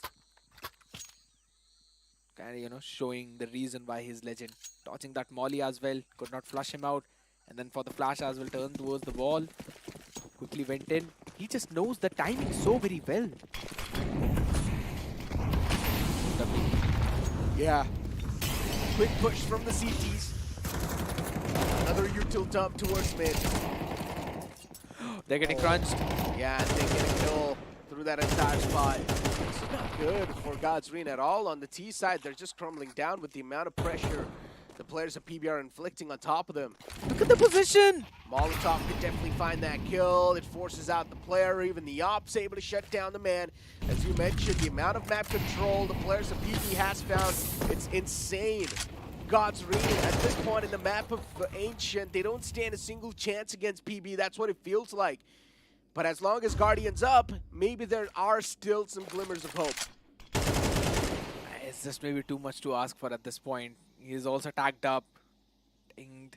Fairly low. There's Angelio with his AWP holding that angle. And would just have to abandon the hopes of going in from that position, but he does not even have a lot of time. Right? Goes in for a frag smoke. He has got no clue about Angelio's position. Should be taken down. Yep. Terrorists win. That's how it's going to happen. 16-14.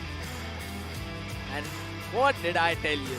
That Park Boys potentially could make a comeback, and that is what they did. Well, I guess we're going to be moving on forward to the decider, ladies and gentlemen. Pack Boys, they make the second game quite close against Godsreen. That to take it to OT, come out on top, defeat Godsreen on Ancient.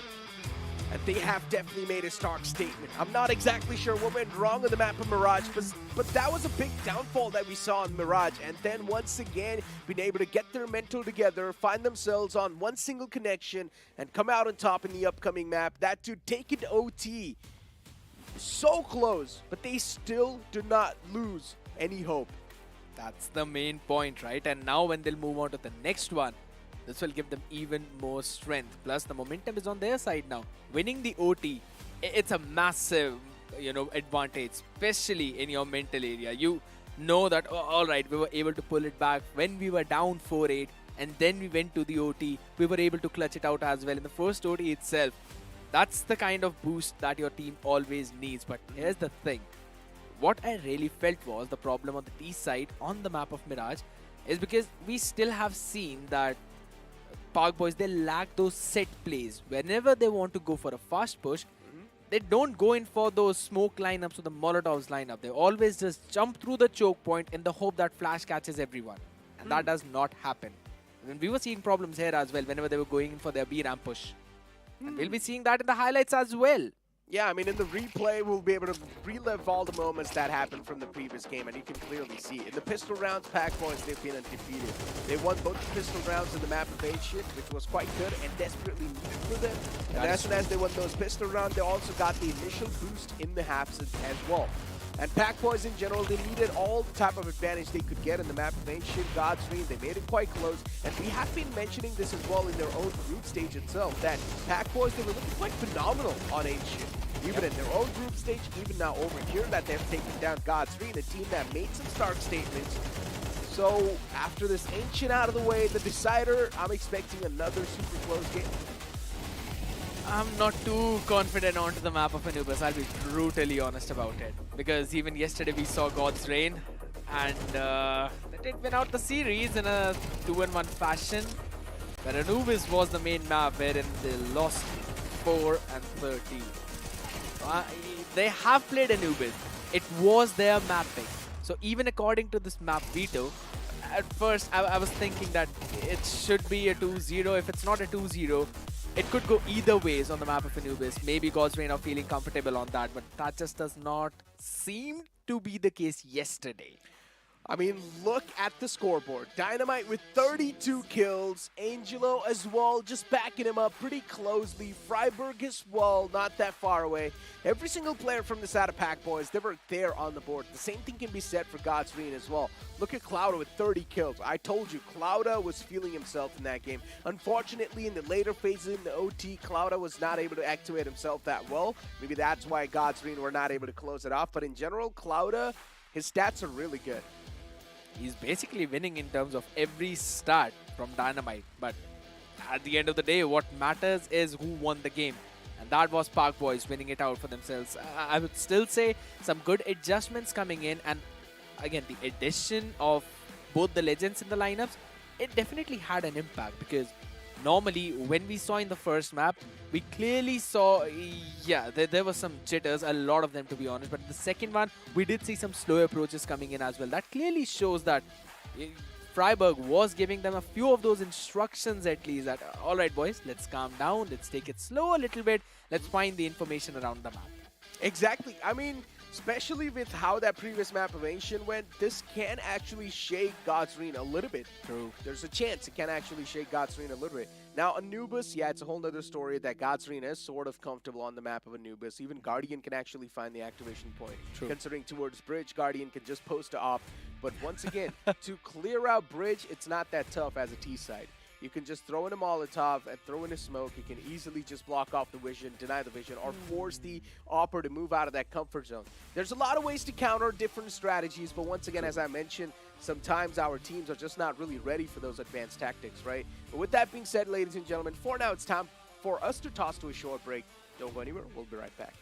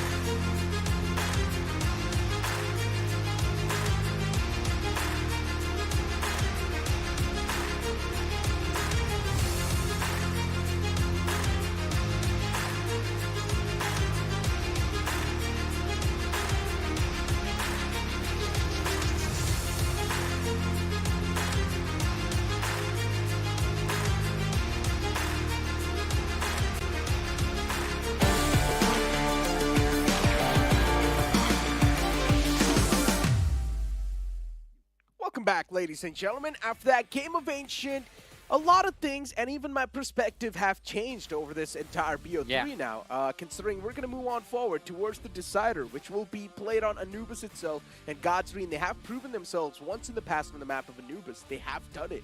So the same thing can either repeat or maybe it's going to be a whole different thing. What do you think? I think it's going to be completely different because now the pressure is different on the players, both on God's Rain and Park Boys. Because Park Boys, their backs were against the corner on Ancient as well.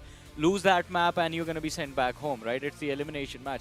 And now God's Rain, they're going to be feeling the same pressure. So it's about keeping your nerves in check a little bit more, just sticking to the fundamentals, what you have practiced and what you have learned with the legends in the last 2 days. I mean, keeping your nerves in check and not letting the emotions take over is something that even Shocks mentioned, right, in the interview that we had with him.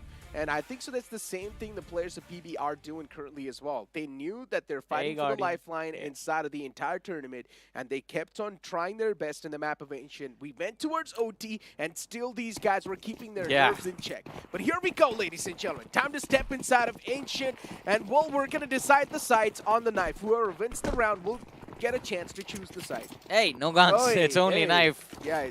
Oh, wow. Does that count as a fake flag? Like, what is he doing? Maybe to try and throw the opponent off guard? I'm just messing around. But, yeah, it's going to be PB to win the knife round. Exactly, an important when I think we have seen teams opt for the T-side start on Anubis a lot of these times. Let's see, I mean, I think Dynamite right now in a very focused discussion with Freiburg. He's been consulting Freiburg quite a lot for the last 2 days. And of course, why not? You have this man, a legend with a lot of experience under your belt. You're going to ask him a lot of things. Of course you will. He knows how to lead a team. He knows how to play a good support role as well. In general, you have a pretty much dictionary in front of you. Yeah, but why won't you pick Inferno? You have Freiburg on your team. That is true. Just give him banana. Yeah. And be like, yeah. Well, we'll give you the banana control. You push up and just stay there. And do whatever you want. Play how you want. Just don't let the T side move in towards the B side. I wish we could have seen that. At least one Inferno game with this man on that map. But I think, of course, the opposition also won't allow him an opportunity to do that. Yeah. But... Okay! A fiery start. God's Ring, they take it to the faces of the opponents. And these Glocks, they're really finding a lot of value. I mean, Clouda has been the man who's been feeling himself, so it makes a lot of sense. And with the backup of Crazy Gamer and even Finn, he's managed to empty the side up. Yeah. In God's Rain, I mean, they forced on that T-side start, but let's see if we can make this work. Important kill for Finn. Yeah, it's done. 2v1, both the players just playing on the same side. It's going to be a double peek. Unless one of them gets too overeager. But yeah, it was a good one, right? Finn grabbed his attention, baited him towards the main, and let him just push up. Yeah, but you can also say the CT player did not really need to get that aggressive. I mean, it's a 1v2. You know one of the players is there. Other one could be lurking, but he could have also drawn their attention with a fake tap on that C4. I mean, that's the thing, right? I understand why he went that aggressive. Because he knows if he just plays from the side and if he keeps on going for the tap, the man's just going to jiggle peek around the corner. I mean, it was a loss anyway. I mean, did not have a lot of hope around, especially considering the pistol. What means you can be pulled with the USP if you get 2 headshots? You need those isolated fights, and there was no way to do that. The second man staying hidden means there's a threat of a lurk. Oh, runs out a bullet right in the nick of time. God's Ring. I mean, off to a great start. Even this entire anti-EQ round being won by God's Ring as expected. But a lot of damage has been dealt. True. 3 weapons dropped. Yeah. Should be easy recovery though. They recovered 1 AK, I think. 1 man on a Galil maybe if they want. That Mac-10 is still going to be there on Finn. So not a lot of trouble for God's Rain, but the anti-eco was very important for the side of Park Boys because now in the 3rd round itself, they have a full buy on the lineup. And this is where they need to make sure that God's Rain does not get that early advantage that they always look for. Have you noticed one thing? In the group stages, these teams were so comfortable on the T side. Yeah. And now inside of the Super 6, they're comfortable on the CT side. Because now there's every single lineup has one person who is constantly making sure that the players are kept in check. No one's overcommitting, no one's over-aggressing on that CT side unnecessarily. Information is being relayed properly. And it's these legends that have brought in that extra bit of control. Okay. I mean, Look at this. At this point on Anubis, we would see multiple times the CTs push up door, but Finn, nasty shot. 5 HP and he still wins that duel. Oh man, with these type of picks, PB, they're really starting to lose the advantage they've got. I mean, they had none for most of the point, but now they've even lost the man advantage. There's an op in the hands of Angelo, which can be a playmaker for them and the win condition, but not anymore. Yeah. It's a 2v5 to go. Make it a 2v4. Still, the op needs to go too huge, in my opinion. So it's just better to go for the save. It will be the wiser option. Exactly. It's a big investment and they need to fall back and protect it. If they can find a few exits maybe of the players of God's Reign falling back, because we do see players from Park Boys position themselves towards T-spawn. So they are going to hope to get those exits, get a few easy extra kills and get a few weapons out of their hands. One man on the hunt towards Archers. You can see him closing on up on the right, but Angelo catches him. Sad. Anything from there on out, from here on out, in fact, God's Reign, even they, I was going to say they aren't going to attempt to try and take the fight, try to get the op out of Angel's hands away from him, but fired up. We see him moving towards T-spawn. Terrorists win. And there's a wrap-up as well from the other side, all the way from the B side. Ooh. I mean, they were still going for the hunt. That in itself just surprises me. I mean, God's Reign, yeah, they have a lot of eco, but still, it can be humbled easily. Yep. So God's Reign, they need to be cautious. 3 rounds back-to-back on the board, so yeah, it is understandable why they are looking so confident. But as I mentioned over and over again, there's a thin line between confidence and overconfidence. And when you step that, that's when your demise starts to roll. One thing that's been quite nice from God's Reign today is the fact that on every single map they've had a strong start. I mean, we are seeing a 3-0 right now on Anubis, but before that we go to the first map, Mirage. They dominated the first half. Move on to the second map. It was a 6-0 start, and even this time it looks like it's going to be a quick 4-0 at the start of Anubis. 2 kills already found. The anchors on the A side picked off, and Angel is going to be forced back. A lovely Molotov to get that off out of play. Yeah, even Palace evacuated by the Opper. Falls back all the way. Crazy gamer. Look at this aggression. Oh, he catches him. Yep, the players just don't have armor, right? So, just like 3 bullets from the AK will take you down. And then even Guardian now is all the way in the backs. If he gets his hands on the op, it can be huge, but Freiburg, he shuts him down. Guardian. I mean, he thought he was going to have the upper hand, but Freiburg, that timing, checks it and catches Guardian with a little bit of surprise. Still a 3v2. They have recovered an AK, so that's a bonus for the side of Park Boys, but they will have to get that value out of it. Oh, what? He whiffed, fired up, missed that shot, and Angel with the punish. Wow! I think so. We jinxed it. Me and Shaishanu had a talk about fired up, how he was barely missing any op shots, and then he just misses the easiest shot of his life. Yeah, but we've seen that from a lot of these players, right? Missing the easy shots, connecting all the difficult ones. Especially Shocks Yeah. yesterday. We saw that from him. Man was hitting no scopes left and right. Sees the play right in front of him, and I think they just get surprised. They're like, why is it so easy? Yeah, Can't believe exactly. it. Sometimes you get just caught off guard, and you just cannot believe that there is something that easy to be grabbed up, and you're just like, wait, this can't be, right? This has to be deception. Good flash peek attempted from Park Boys, Oh. but the re-peek, Dinah gets caught off guard. Fired up. Oh my god, on the site. Once again, it's on the lockdown. God's Reign just not able to find that opener. 2 more players, 1 man's in the close corner. He still shuts him down, makes it a 2v2. Clouda has been the man who's been woken up from the sleep from God's Reign, and he's single-handedly taking care of business. Now, once again, it's a 2v2. Angelo needs to go massive in order to clutch this one out, and Freiburg, he gets one, instantly falls back. Now it's going to leave it down to Angelo to sort of close the deal. Ooh. Good angle. Good angle, a valiant effort from Crazy Gamer. He wanted to isolate those fights, knew one man was in Palace, went for a counter push as well because there was no way for the other player to come and support him. And if he finds that pick, then he has an advantageous position to work with for that close plant. He can buy his team a lot of time and win that round, but it's Freiburg. What can you do against him? Yeah. The man's got big brains. That's where you see the angle that he made. But Boyz finally on the board, 4-1. It's a little bit quicker this time compared to the last few maps. And if in the early stages themselves they can keep God's Reign in check, not let the round difference get too big, should be much easier to bring themselves back into this game than it was on Ancient. But let's see. What? Nice little boost from Fired Up. Interesting. There's no one from the Boyz side who's getting aggressive to peek this though. But look at the buys from God's Reign. Just to op in the hands of Fired Up. And then Clouda with the Mag-10. And Finn with the AK. Now, the question still remains. Why is Guardian not the one opping? Even in the previous map of Ancient, Guardian wasn't really going for a lot of these op times. Yeah. Even over here, Fired Up's the one to go for the op. I guess Guardian's really letting the players just settle down in their own comfort zone, but still, I mean, it's a question I'll ask him in the interview if it does come through.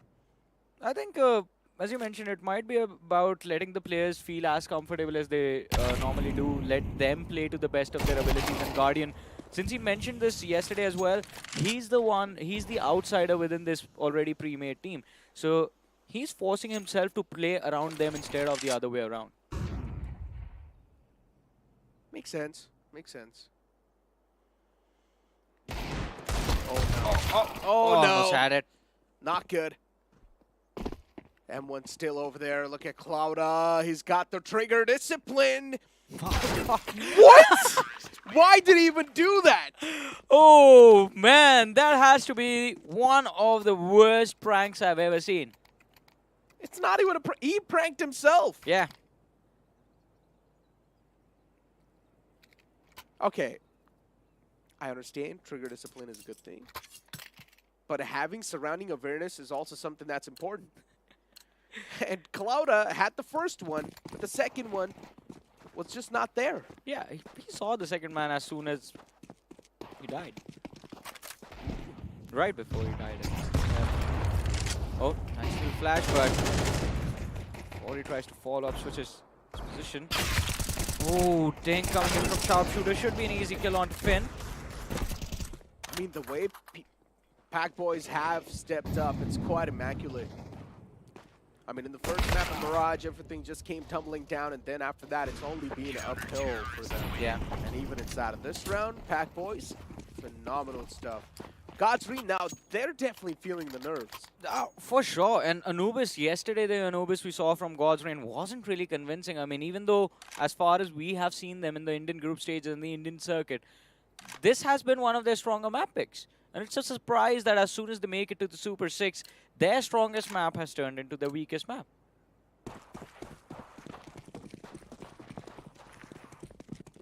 And to be honest, I mean, we aren't really seeing God's Reign play like themselves. Normally on because they get very aggressive, very swift with those B executes.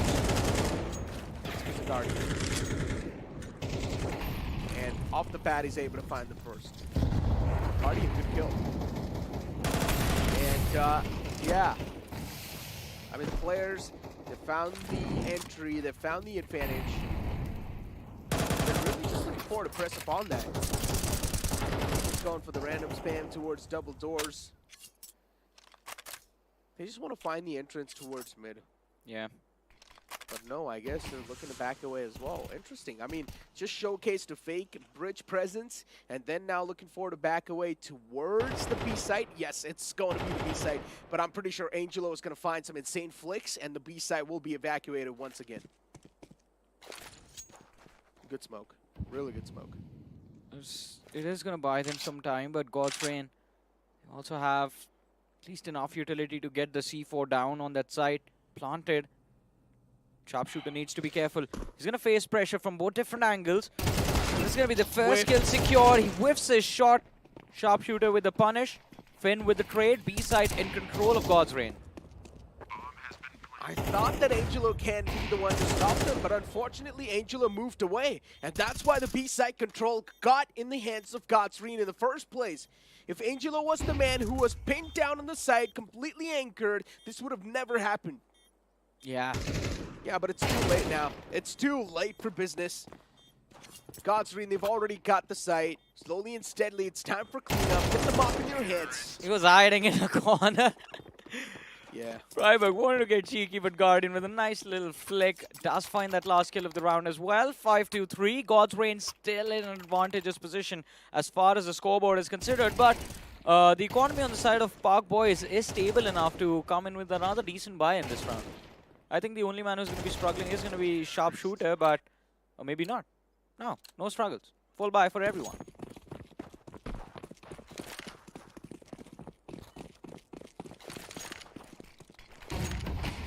I mean, Clouda. Ooh, no. What? Did not even see him on my screen, to be honest. Still fired up, came out on top. Even Angel is going to be wondering the same thing. Where did I just get shot at from?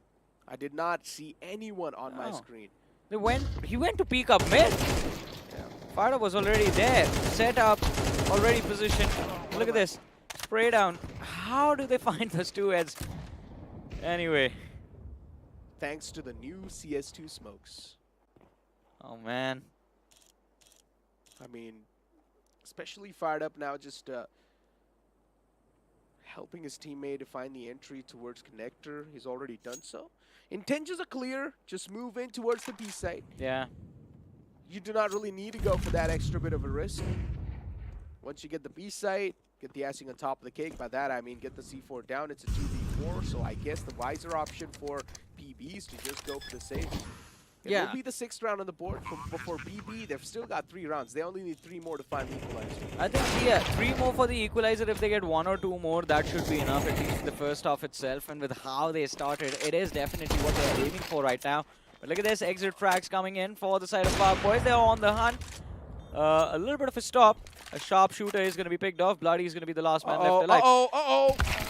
Finds one. Gets the AWP out of play. But I think the round is going to be secured by God's Reign. And Park Boys, they are going to fall back with this AWP. So big investment saved into the next round. Everyone else has enough cash available to full buy again. Are they going to get this back? Guardian. Interesting, For it. Yeah, no, they don't find. Oh, he just spots him. Spots his shoulder. That is too close. Yeah. Does it feel like Godsreen, they're a little bit in pressure? Like when you look at their faces? It's an elimination game, Necro. You are going to be in pressure. Yeah, but it's all about not letting him get to you, right? It's not that easy. I know.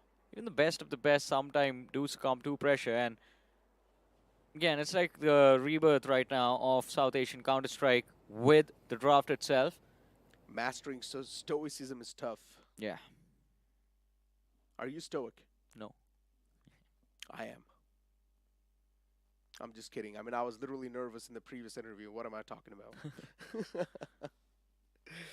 Anyways, though. Game plan has been laid out for Freiburg. They've told him what needs to be done. Park Boys. Now it's time for the execution. Execution. I mean, once again, there is an AWP in the hands of Angelo. And whenever we've seen Angelo with the AWP, he has been the win condition. The only problem for Godsreen really is that they're not able to counter that AWP. It was a good combination made, though. You see a little bit of communication tactics coming out from the players. BB pushing up from one side and pulling back from the other. It's a push and pull classic strat. But look at God's Reign. They're hiding behind the smoke. Yeah. And even though they aren't going to be aware of the information of the CT player that has crossed, it goes both ways. So, even he's trying to sort of create some off angle towards B. But as you mentioned, yeah, the players are shrouded inside of the smoke. And they've also heard a lot of foot cues, in my opinion. That's why you can see a little bit of hesitancy from actually moving in towards the side or even going for the peaks. There's Freiburg on the other side waiting for them. Should be able to find one. The second one is going to be important, but Freiburg instantly falls back. Is going to relay the info to his team. Now, you see right there, if it was any other player from pushed. PB, yeah, he would have pushed up. But Freiburg, that's the amount of discipline that you'd really need. Freiburg gets one, instantly just backs away. He values his life. Plus, that was a very aggressive position. There was no one else to protect that A side apart from him. So it was important that he fell back to defend the side just in case God's Reign got a little too overeager. Now, Guardian in numbers, God's Reign, and they're getting caught off guard. Every single one of them. Oh Crazy my Gamer is God. well picked off. Freiburg finding 2 more before the round comes to an end. Beautiful round, beautiful. At the start, it felt like everything was scattered. We had no clue, but then later on, slowly and steadily, all the pieces were kept on the table. Yeah. And they all matched. What an impressive series this is going to be. And imagine Park Boys, their story of redemption if they win this match and survive the elimination, survive in the draft. This will be a big upset if Godsream does get kicked out of the tournament. It'll be an unexpected affair. Let's be honest. I mean, I personally did not expect Godsream to end their journey this early in the Season 6. Maybe tomorrow could be in the ideal way, even if there was, but this early just on day 2, no. But for now, speak of this round, it's a 2v3 already. Towards the side, the T's have explored quite deep. Yeah, the control's gone, but it can be regained. Considering the man number is still favoring the players of PB, and Freiburg spots the man fading away. Position compromise is quite softened up. He gets taken down as well, but look at Crazy Gamer. He's all the way towards Beach. He's moving on towards the opposite side. This is going to be huge, Johnny. Yeah, they get so much map control. Crazy Gamer pushing through mid, moved all the way towards CT spawn, and now C4 planted on this A side. But the problem is the fact that it's a 1v3. You still have 2 dangerous players alive from the side of Park Boys in the form of Dynamite and Freiburg. And it's going to be Dynamite who finds the last kill. Even though there's going to be a little bit of extra cash on the players of God's Reign, I don't know how much help that extra bit of money is going to be. Park Boys, they are on fire. And this seems to be the trend for both these teams. God's Reign, they start off always strong on all 3 maps, and then there's going to be a massive fall off. Park Boys, they know how to play from the backlines. They know how to play from behind. I mean, today's day has been weird, hasn't it? At the start, we saw CM getting completely demolished. Yeah. And now, at the first game, we saw God's Reign doing something we all expected. But then later on in the second game, OT, and now in the third game, PB pulling off Anubis, that too against God's Reign. So, when the veto came out, I was there on the panel with CS2, and I said it back then as well. I mean, I expected this series to actually go to Anubis, all 3 maps, but I expected God's Reign to have an edge on this map. Doesn't seem to be the case as of now, as we are nearing the end of the first half. But of course, the results on Mirage and Ancient were surprising. I'll agree with you. Completely different, right? Yeah. But for now, speak of this round, 1-for-1 trade, a side control lost, but still the CT is looking forward to just flood away. Good nade. The exchange as well, it's going to be perfect, but it's really not going to affect Clouda that much. They've pushed up close and personal. Heavy control once again regained in the hands. Even the Mac 10s are now starting to blink. 7-5 is going to be the first tap. Well, unless Angel can change the fate of his team. It's going to be tough though. It's 1v3. And they know exactly where this AWP is posted. Needs to find one, but Finn ends it before Angel can even pull the trigger. The first half coming to an end. 7-5. God's Reign sitting there with the advantage to work with. But we all know in a situation like this, the pistol round is going to be of the extreme importance for the side of Park Boys. They convert this, they can bring themselves back, get the equalizer, and then move forward in the second half. Lose this, and God's Reign, they definitely will try their level best to just steamroll over Park Boys for the next half of the game. Indeed. If God's Reign, as you mentioned, if they do win this pistol round, it's huge for them. But considering it's Anubis, it's T-side with Glocks, yeah, I mean, you will need to be precise as hell on CT with the USBs. Every single shot needs to be nailed to the dome. Oh no. A lot of information gathered though. Yeah, the PK of close personal might just prevail. It's got a decent amount of bullets in the mag. But yeah, the Glocks, there's just much more better. Much more precise and better. Run and gun it down. Just shove that clock in the opponent's face and just gun him down. Look at how quickly those frags came, but Crazy Gamer, 1v3 for him now. A massive opportunity for Park Boys. Can't really afford to lose this from here on out. Crazy Gamer, I think, again, it's just a pistol round with nothing with the USP to work with. It's going to be difficult for him to close this one out. And sharpshooter. Oh, is he going to knife him? Oh my god, okay. He tried to go for it. He wanted to. Yeah. He did not think that he will actually Look at that look smile. back. He knew he wanted to. Yeah. God's Reign, okay, interesting. Now they're getting played around with. And I like that. Finally, God's Reign, they're going to start to feel the fear of death from this tournament. Oh, I think they have been feeling it since Anubis started. Yeah, but now it's even more. Yeah, it's getting more and more real every time they lose a round. Yeah. It's like, have you seen Puss in Boots 2? No. You have not? In that movie, Death himself is chasing down Puss in Boots. For now. Okay. It's Freiburg chasing the players. Yeah, I mean, it's Reign. just going to be a complete mowdown, as expected, considering it's an eco round for the opponents, but still, they do retrieve a gun. Retrieve a Galil, bring it down to a 2v3. I think they can still pull it off if they get lucky. Yeah, Well, I mean, a little bit of luck for that first kill. And they have a late lurk coming. Already on mid. Oh, no. the lurk gets spotted. It's done. Unfortunate. PB getting a string of rounds, a series of rounds in their hands now. And this comeback is definitely gonna mark something in the hearts of God's Reign. Dynamite very motivated to keep the hopes and dreams of his team alive in this tournament. 7-7, the equalizer on the board, and this is where the game gets extremely interesting, because now you have a full buy for God's Reign as well, and no one from the side of God's Reign really commits heavily towards mid. They went to check it now and instantly lose Crazy Gamer to the AWP in the hands of Angel. They indeed do. Dynamite towards main. Ooh! But the op. Guardian. Good strike. God's Reign need rounds and kills like that. That can put them on the edge. Or over the edge. Now we see finally that switch up coming in, right, Johnny? Yeah. We're seeing the op in the hands of Guardian instead of fired up. Or maybe it's something like this. On the CT side, Guardian goes for the op, and on the T side, maybe fired up goes for the op. Yeah, could be that. I think on the CT side, they're just going to wait for the second op as well. Once they have both, they're gonna, that is when God's Reign is going to be happy for sure. Yeah, still too many questions around the op, though.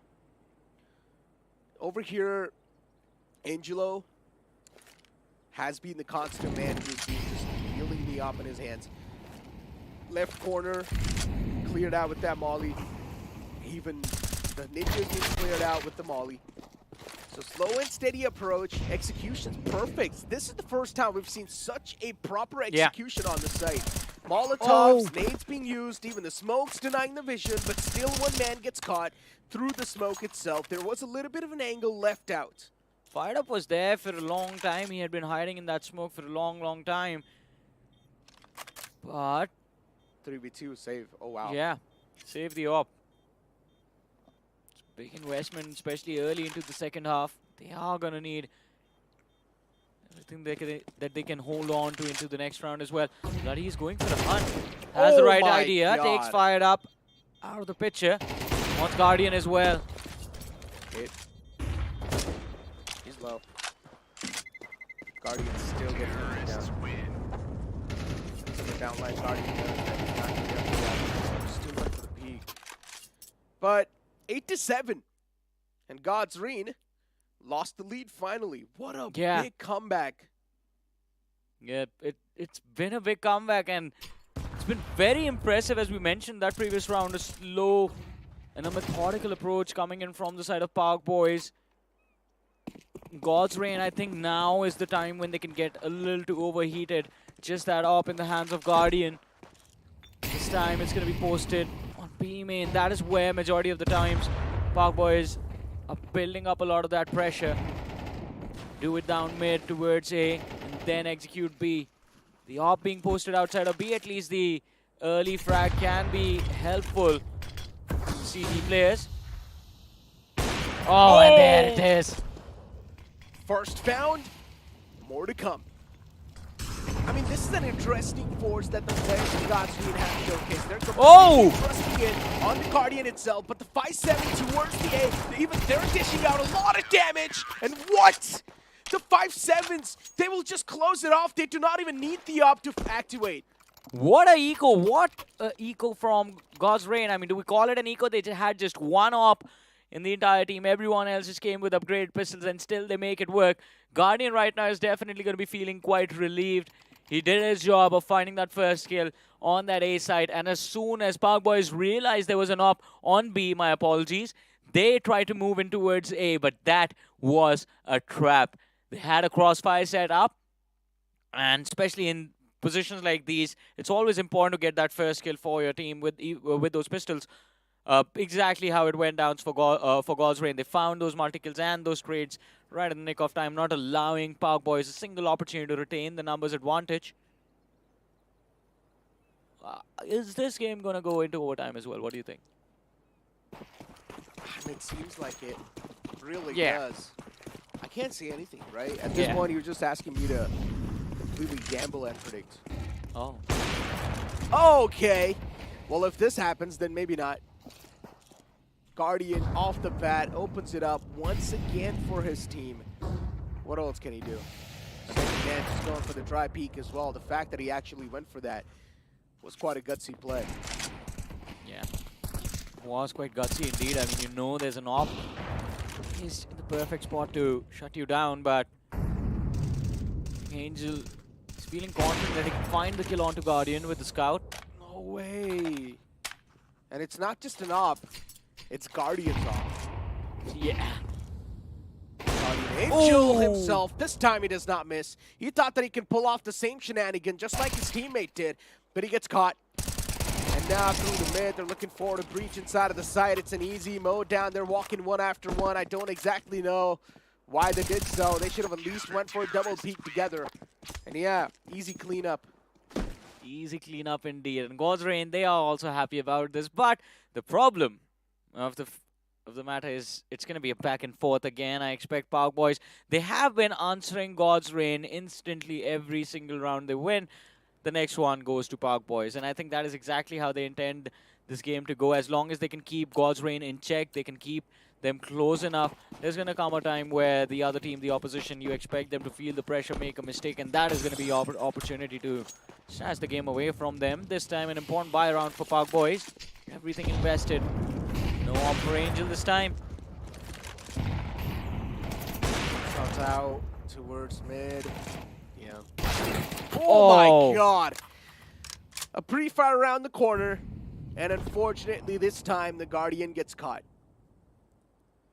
Now that the Guardian's out, the gates are going to be opened up. No one really guarding through. It should be an easy flood towards the site for PB. 5, they have the numbers to work with, but look at the CTs. There's a heavy presence from the CT players down there. They get a little too over-aggressive. Freiburg with another punish. Crazy game out of the picture. Finn finds the trade. 3v4. Oh, and the sell, the fake. All of that commotion outside of A draws the attention of the CT players, and as they rotate towards the A side, the Ts, Amazing. they've moved and taken complete control of B. Amazing. God's Reign, they're just getting played with. Yeah. And PB to get the C4 down. Oh no, God's Reign, retake's going to be tough. A 3v3, the T's, they've already positioned themselves quite nicely. One man inside a connector, one in corner, and the other one's towards the really tough to clear them out. First man, he takes the contact, and he's the only one to sort of clear it out as well. Of course, it's Bloody. Yeah, Bloody has been phenomenal. I mean, it was a surprise seeing him subbed out first game yesterday, but now that they've brought him back, even Boyz are looking extremely comfortable. And look at that, 9-9 on the board, again tied up.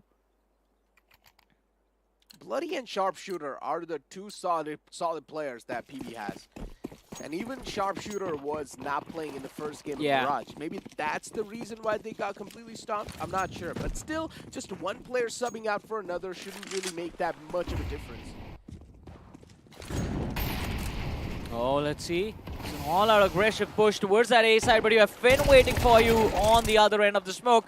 And Finn, along with Fired Up, they look for 2 kills, find 2, but instantly are traded out. A 3v3 for that A retake. God's Reign. They have a lot of utility to work with, but so do Boyz. Pretty much. 3v3, as you mentioned, with decent amount of utilities to work with. Retake can definitely be done, but still those utilities are not being used to perfection. Still goes for the drive peek, clears out the close angles, both the players towards main. If you've got a smoke, just smoke off the main and smoke off the C4 too, and go for the defuse. One man goes for the defuse, the rest two, they just look at the front. Easy as that. And that's what they're doing as well. That's what the game plan is. The defuse is being stuck, and just like that, it's completely done as well. The first shot, I mean, he wanted to clear the smoke with a nade Guardian and then take the shot, but the player peaked extremely late. But as soon as they saw him, Guardian connected a body shot, I believe, to dish out a lot of damage, and then it was the other lad for the cleanup. And the last one was just through the smoke. Just times it with the flash. Once again, it's PB's issue, though. They should have been there round, let's be honest. They had the site control, they had the C4 down as well. The post plan was in their hands, so that means everything was there. The only reason why they lost was because they did not keep track of the utilities of their opponents. If they would have known that they have a lot of smokes and flashes to back it off, and they can just go for the stick. And the only way to counter that is just play on the side itself. Completely agree with that, I think.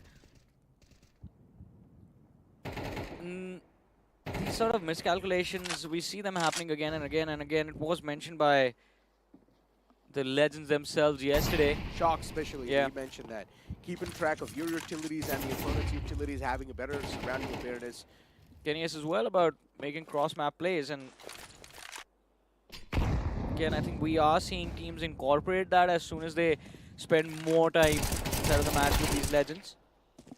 Finn, I think God's Reign and Boyz, this time you have to give props to the players that a lot of these rounds are being brought back by individual skill as well. I mean, Dynamite in the previous game was just phenomenal performance from him. Yeah. And in this match, I think, as you mentioned, Sharpshooter and Bloody, these two men are doing an incredible job. And from God's Reign, it's been Finn and Clouda. Yeah. These two guys feeling it. Oh, the opposite.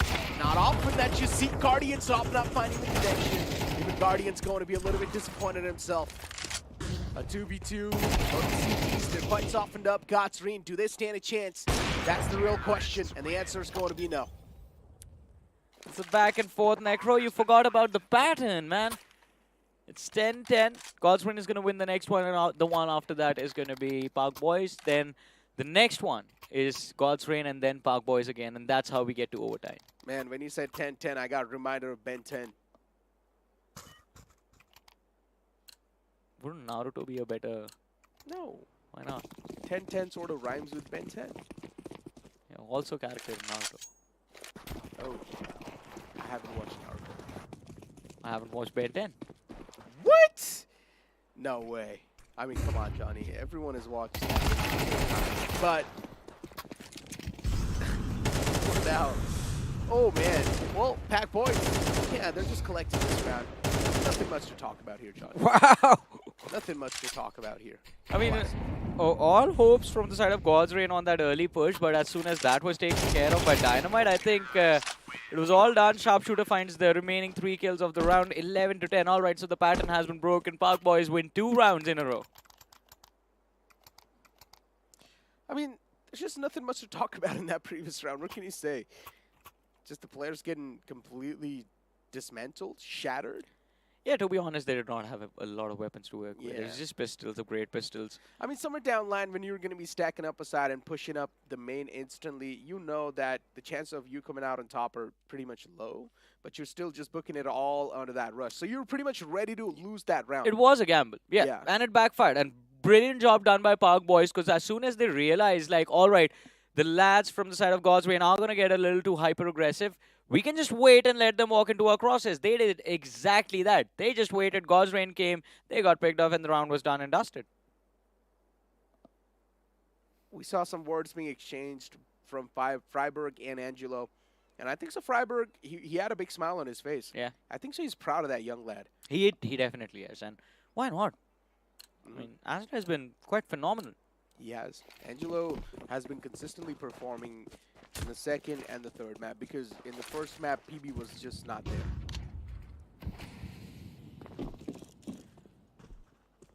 Ooh, holding off the bridge cross. Just angle. Once again, PB, this time quite a slow approach. Not forcing things just yet, but there's a MAC-10 in the hands of Freiburg, the legend himself. And he's found himself quite deep towards bridge. Now keep this thing in mind, if the mid is getting completely forced through, the A side's gonna open up like it means nothing. And that's what Freiburg wants to do. He wants to eat them inside out. But unfortunately, the chance of that is still yet to come. He's moving in the back lines. Oh no. Unfortunately, he gets dinked up, taken down to 15 HP, eventually gets eaten alive too. Guardian Zop is not able to find the connection, but it finally does. The first man taken down, the second man, not just yet. Yeah, and Angel, he's stuck in a 1v3, an important round for Park Boys, and they lose control of their nerves.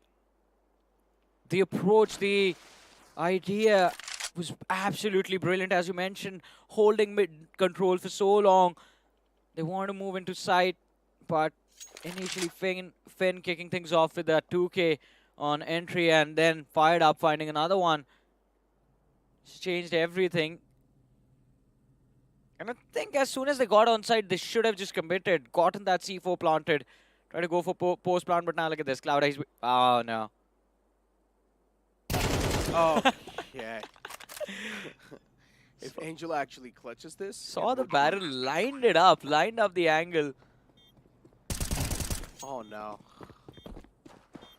Well, yeah. If he would have actually clutched that, it would have been insane. Crazy Gamer wanted to pop off after that win, as soon as he killed off Angel, but the game's not over.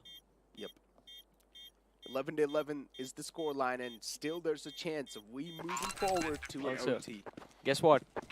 Next round is going to be double up from the side of God's Reign. Finally, they bring it. Fired up and Guardian, both fired up. And we had a fired up gaming in the group stages. I'm not gonna lie, when we saw God's Reign face off against Fired Up Gaming, I would get so confused. There were some instances where I would think that Fired Up is actually playing for Fired Up Gaming. No, he wasn't. Even though it wasn't. That's what you call imposter among us. The true Trojan horse. Just deceiving the opponents, making them think that I am the friend, but he's actually the biggest foe. Oh, look at this. Such a tight angle. Stays out, but Guardian, he wants this kill and he wants it bad. Finally falls back. Dynamite pushed up water. Looking to explore connector. Oh, that's just unfortunate. Really good Molotov. Really good. The same thing will be exchanged, but no. First, the nade sales. Does not do a lot of damage. Second Molotov to back it up. Nicely done.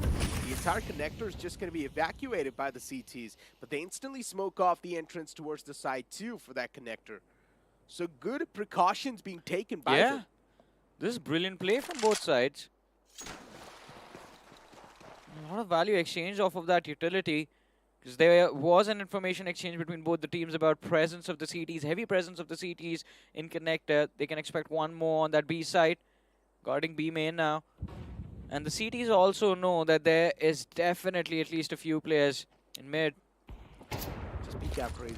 There's one man right in front of you. Come on, I know you've got the itch to dry peek him. He does! Yeah, Guardian. Even he's trapped towards the site. I think Guardian's not going to stand a chance in that duel, and that's what happens. Guardian strike down. 2v3, man advantage still in the hands of Godfrey, and if they keep on running away with the man advantage, it's a big problem. Both the players from PB quite softened up. Now the M1 has to face them. And Angelo starting to close on up from the connector itself. His position's compromised, Johnny. I don't think so Angel's going to be able to pull off anything. Yeah. Showcasing some patience. I mean, that's all he can do right now. God's Reign, they end up winning this round, and Angel with this It was such an important save for them. They don't have a lot of money going into this last round now. My goodness, what a disaster for Park Boys. It was such a brilliant comeback in the second half. They were getting those rounds in the bag. They kept their economy stable. Just a few rounds lost towards the end. And now they find themselves with God's Reign, the opposition, on match point. And your own economy in shambles. How do they bring this back, Necro? I mean, there's a timeout being called. Yeah.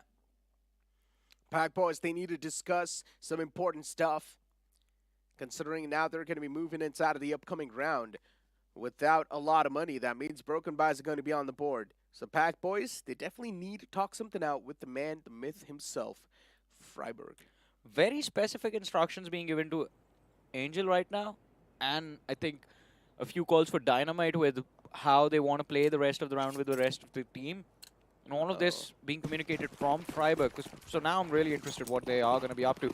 We see a 1-4 being played. You have one player moving towards the A side, 3 looking aggressive towards mid. It's all about that first kill. Down to the pistols, just 2 Mac 10s. In the hands of Park Boys. Where are they looking to go? And Guardian towards the site. Just looking down on main. I like this little bit of a crossfire they've got, right? And considering they know the opponent's on the eco as well, the best bet for the players in Godspeed is to hold their horses and play back. Because the longer the duel, the long range the duel, the better it is for Godspeed. They're definitely going to have the advantage at a distance with these ARs, but it's going to be a little bit more than that they're going to need to win this game comfortably. Freiburg, what an important kill for him. Recovers an M4, gets another one, and this time the man, the myth, the legend steps up for his team. Looking for one more. 3 kills secured already by Freiburg. He will make sure that Park Boys still have a fighting chance in this series. No way! Oh my god, eco round being won by Pack Boys. The amount of confidence that's going to gift them. Yeah. That 2 moving inside of the OT, it's and not good for that Godspeed. is why these players are called legends. Who else would have been able to handle that pressure, Necro? Nah, definitely not you. You throw away such insane rounds. What are you talking about? I literally peek out mid in the OTs. Yeah, that is why you lose, man. It's because I have got a lot of confidence. Yeah, but no skills to back it up. I'm not going to lie, you have a lot of confidence. Man, self-roast, huh? But anyways. Oh, no. Oh my god! He still goes for the peak. That's Guardian for you. I mean, the entire lineup of Godspeed, now they're definitely pissed after what happened to them in the previous round. It's time for redemption. It's the redemption arc of Godspeed themselves, and he still peeks out through the smoke and gets that kill collected. Now they're winning some stupid duels that they're not supposed to win, Johnny. Yeah, I think this is just an answer back to what happened in the previous round, that you aren't the only ones who can be aggressive. They have the same moves, but it's Bloody now, faced with a 1v4. Clouder can catch him off guard, but the timing plays out quite nicely for Bloody, who's now moving towards B main. Crazy Gamer's HP is very low, so if he gets picked off, maybe a play can be made off of that 1 kill, but still, numbers stacked heavily against him. I don't think he has a lot of options. Oh, utility. Just a little bit of utility. Yeah.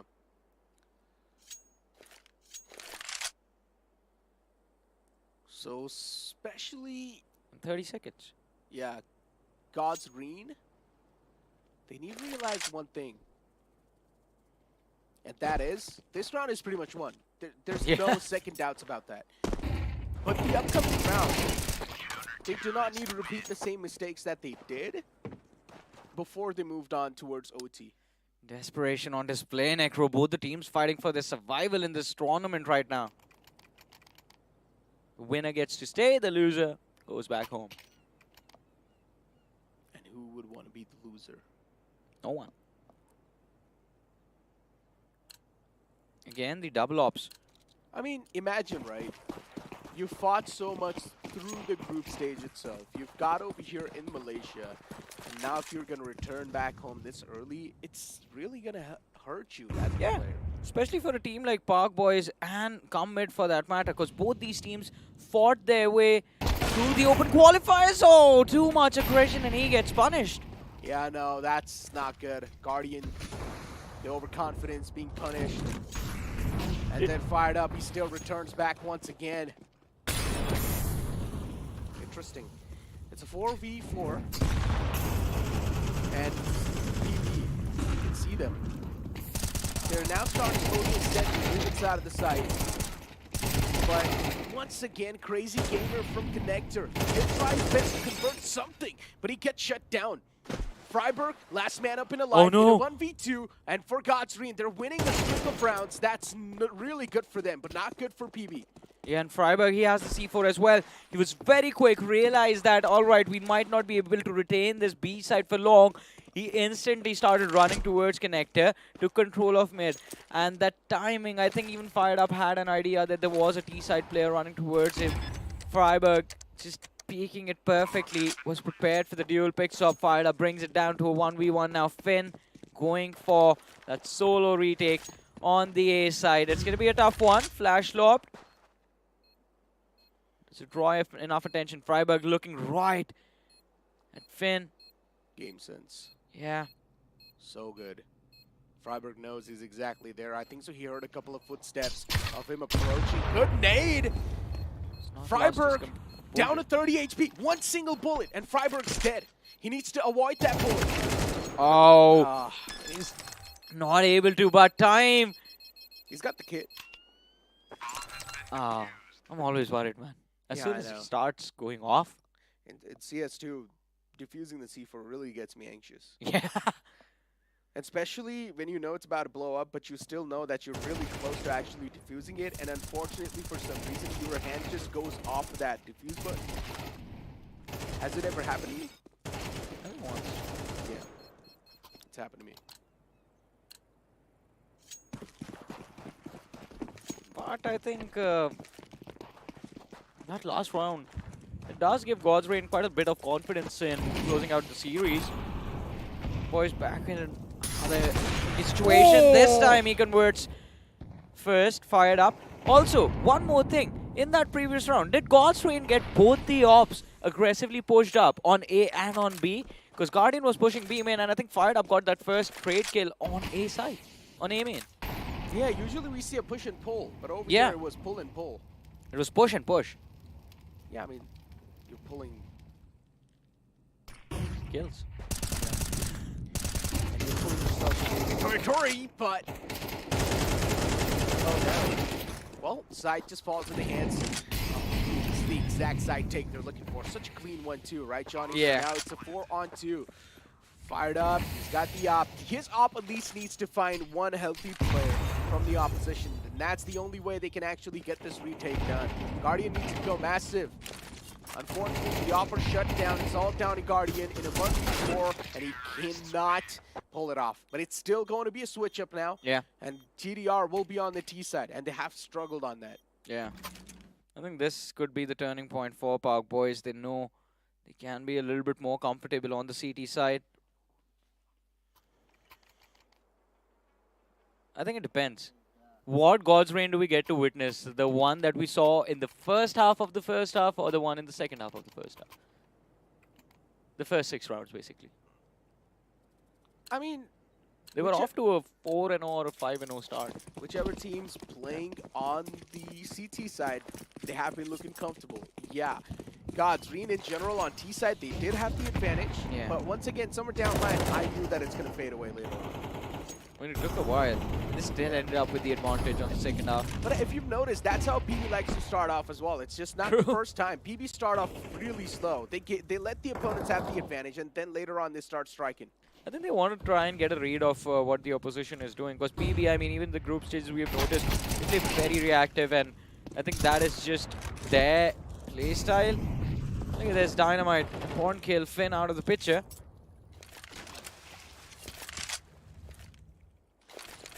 Oh, man. 4v5. Boyz.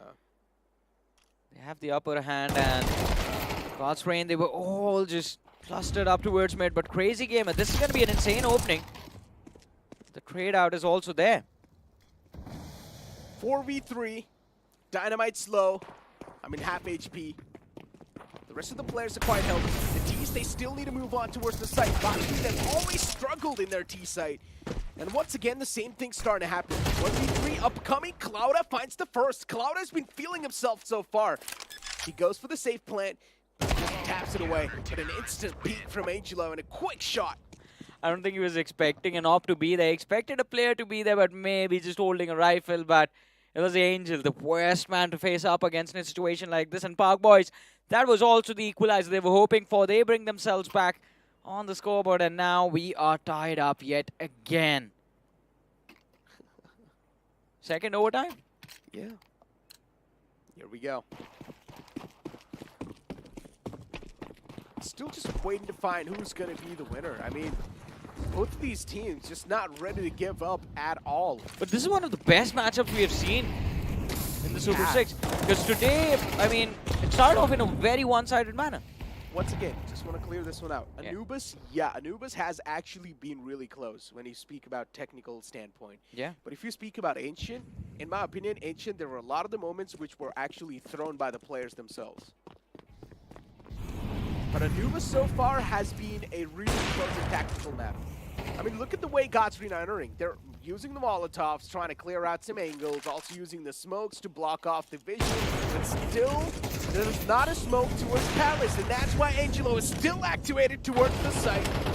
Empties the magazine, we'll need a fresh one, we'll get that too, and Angelo, this man is just not stopping. Guardian way too low on 19 HP, and at this point he knows you might as well just go for the clutch. And it's going to be PB to come out on top. Park Boys just a step away from tasting victory and moving forward towards the glorious low bracket run. Oh, God's Reign, so much pressure. Now, Freiburg was able to help his team deal with the pressure like this, being on the verge of losing, yet taking the game into overtime. Can Guardian do the same for God's Reign? It's a question everyone's wondering, not just us, even the people that are currently sitting in the arena, and also everyone that's watching from their home. Good flashes. Clears out the double door. At least they will need to evacuate that for a while. Godspeed, they can feel their hearts pumping. One more round away is PB from sealing the deal. Will Godspeed let that happen? Stokes, Molly's out. PB, they know they're so close to tasting that victory and kicking out one of the best teams from the South Asian region from this competition. Opener found. All that's needed is the conversion now. They've tasted the blood, and that too off the best man, the legend himself. That can be important as well, considering it was Guardian who's been shut down. And Clouda and Finn, definitely. This is where they step up. This is where they take it back. Inside of Cave, looking to burst onto that B side. Oh no, Dynamite. The first tank does a lot of damage. And now Dynamite needs to hold on to the pressure. At least deny the initial entry. The spray is good. Lot of damage dished out. Almost finds the pick, but Angel now converting. And even the other players from the side of Park Boys, they start to show up. Dynamite bought enough time for the rest of the players to regroup. Big. Pushes out through the This is smoke, catches the players off guard. They've got no clue that that's what he would try to pull off, but he does so anyways. Finn, all by himself. He's been feeling it through the entire map of Anubis. It's but over! Not anymore. He cannot clutch it.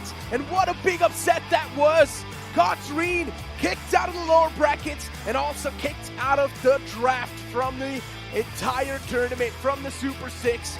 It's really going to sting them. But that too by Pack Boys, a team that started the series off in quite a bad way. Yeah, I mean, when we started Mirage and with how Mirage ended, this wasn't the result that we expected. It was a completely one-sided game, but then we move on to Ancient and Park Boys. They take it into an amazing, turn it into an amazing matchup, bring themselves back onto the series, and then Ancient was just, Anubis was a complete back and forth between these two sides.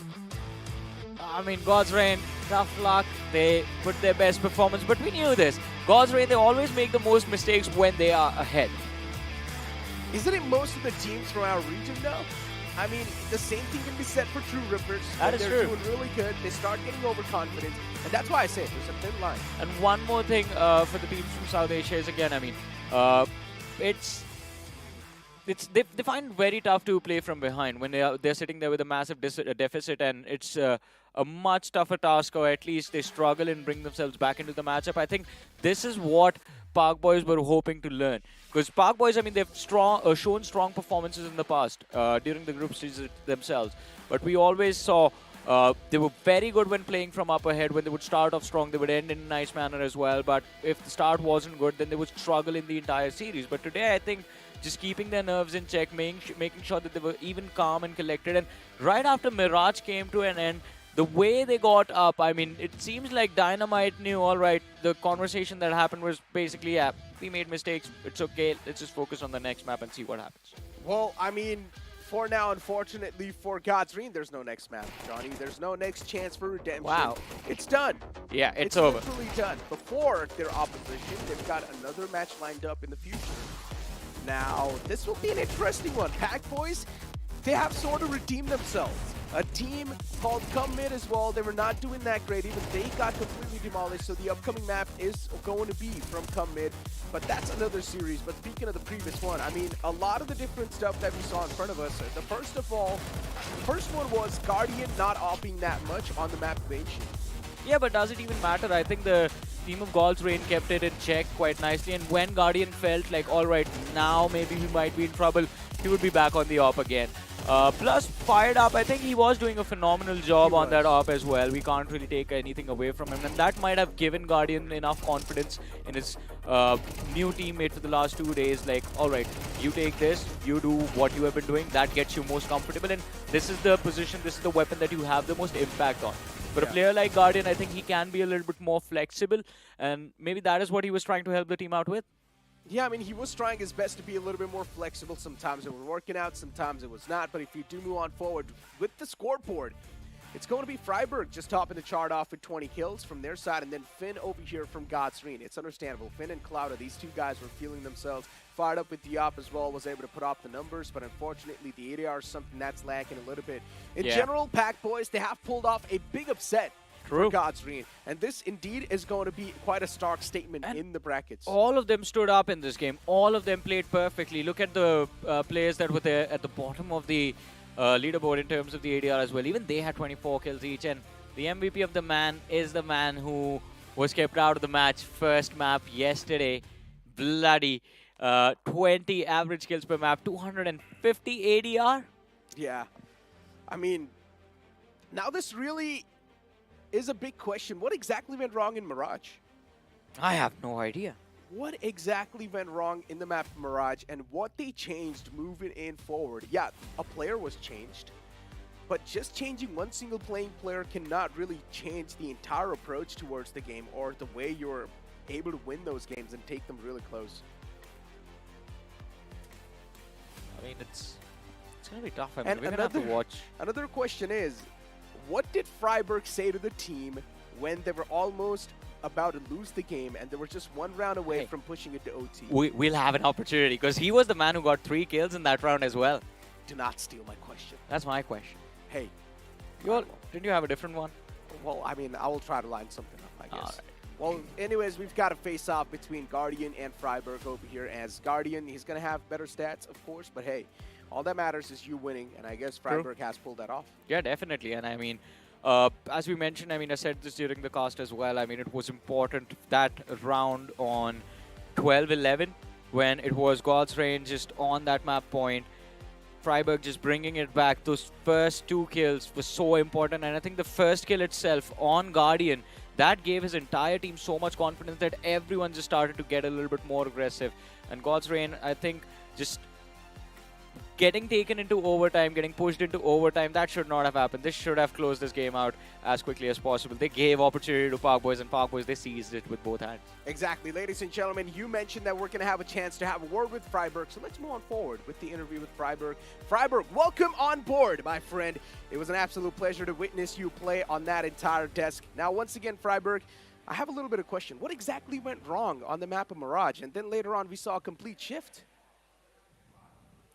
Yeah, I think we tried to play too much of a team. Like we were talking a little bit before the maps before we went live, and I think it's hard to try to play as a team when you're not really a team. Like the guys I'm playing with, they're also a little bit like more of a mix, you could say, compared to some of the other teams here. Yeah. So I think on the other two maps, we just went back to Dynamite calling, and just like we tried to keep it like as loose as possible, but still that we just do things together, but like a bit more pace and to play to win basically. Don't be afraid. Like we'd rather lose and like lose that we're playing together.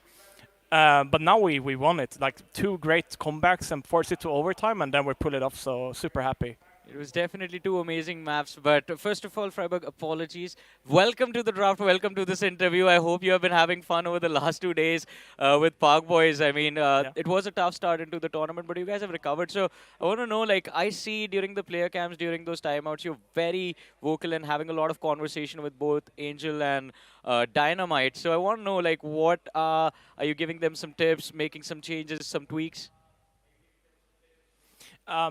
Yeah, like I try not to stir the pot too much. Obviously, we haven't had like any practice or like just a little bit of practice and like talk before the game. So I think it's hard for me to come in and be like too vocal. But I'll try to like a few things, like I will mention this and this and that. But I think Dynamite is doing great as an in-game leader. I can like try to supplement that like by calling something mid-round. But the guys have been playing a lot better. Like it feels like the more we play, the better we get. So I'm excited for the future games as well. One last question, then you can have the one we discussed, right? Okay. All right. One last question is, since you are there, a lot of people are demanding an Inferno pick from your team. Is that going to happen? Maybe. To be completely honest, though, like I'm not a huge fan of New Inferno, how it looks in CS2. I think the CS:GO version is better, but I mean, give me Inferno and I'll shut down Banana. Yes, that is what we want. Exactly, that's what we wanted to hear. Now, once again, in the previous map, you were just 1 round away from pushing into OT, and we saw you having a couple of words with your teammates, right? And what exactly did you say to them? Because you guys were also on the broken buys. What exactly did you say to them? I was basically calling last round like what we should do, but we kind of got blocked off by a Molotov and timing was completely off, so we had to cancel the plan. But then I noticed that Dynamite dropped a smoke, which was meant for me. I went back, I picked it up, and I said, just chill, be quiet, and we can do exactly the same, but just on a different timing.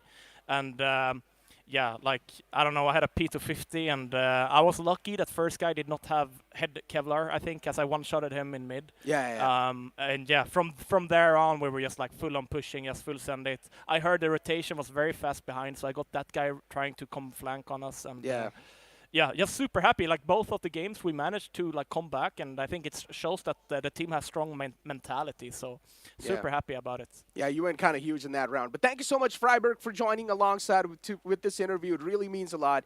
We'll see you, of course, in the upcoming series. Thank you. Thank you.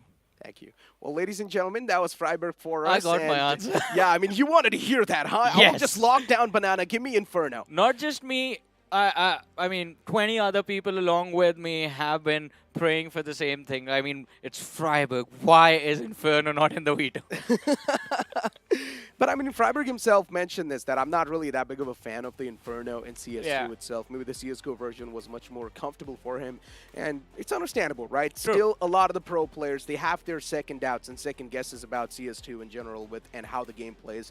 But I'm pretty sure as time passes by, everyone will start getting comfortable. Let's move on forward and have a look at the brackets once again and figure out what matchup is going to be in the future. Now, we did see Commit lose off against the players of Marcos Gaming in quite a dominating affair. Pack Boys, after defeating the players of Godstream, they're going to move up a spot. But the upcoming matchup is now going to be between Vava and Commit themselves. And this is going to be interesting because in group stages, Vava has defeated Commit. It was the other way around. It was Kammid who walked away with the win. Oh yeah, it was. I think so. Pac Boys was the one who defeated Commit. Yeah, Yes, it was Pac yes. Boys who defeated Commit. But Wawa, they were defeated by Commit in quite a dominating affair. And this is a very interesting storyline from the Pakistan group stages because Yeah. Wawa was the only team out of the 6 teams that competed in the group stages in Pakistan. Wawa was the only invited team. Others 5 had to qualify from the open qualifiers. Commit came through the open qualifiers. Park Boys came to the open qualifiers. So in the group stages, with how Wawa kicked things off, they Exactly. looked very strong, very solid, very comfortable. But then the matchup against Commit rolls around and everything just looked so lackluster, Yeah. completely loose. And it wasn't what we expected, but that made sure that Commit was the top seed from Pakistan. Exactly. I mean, they started off the group stage in quite a dominating and kind of steamroll, but then we saw the matchup between Commit and Wawa, and that's when the downfall sort of started for Hey, them. but it's a story of redemption for Commit now because they have just dropped to the lower bracket, and a revenge story for Wawa. I mean, it's also going to be redemption for Wawa as well. Technically, if you think about it, it's a story of redemption true. and revenge. So Slash redemption. Yeah, so yeah, it's kind of like both off a little bit. But yeah, I mean, the upcoming matchup is definitely going to be holding a lot of stakes. In general, lower brackets are always much more intense and fun to witness. True. With that being said, ladies and gentlemen, it's time for us to toss to a short break. Don't go anywhere, though. We'll be right back.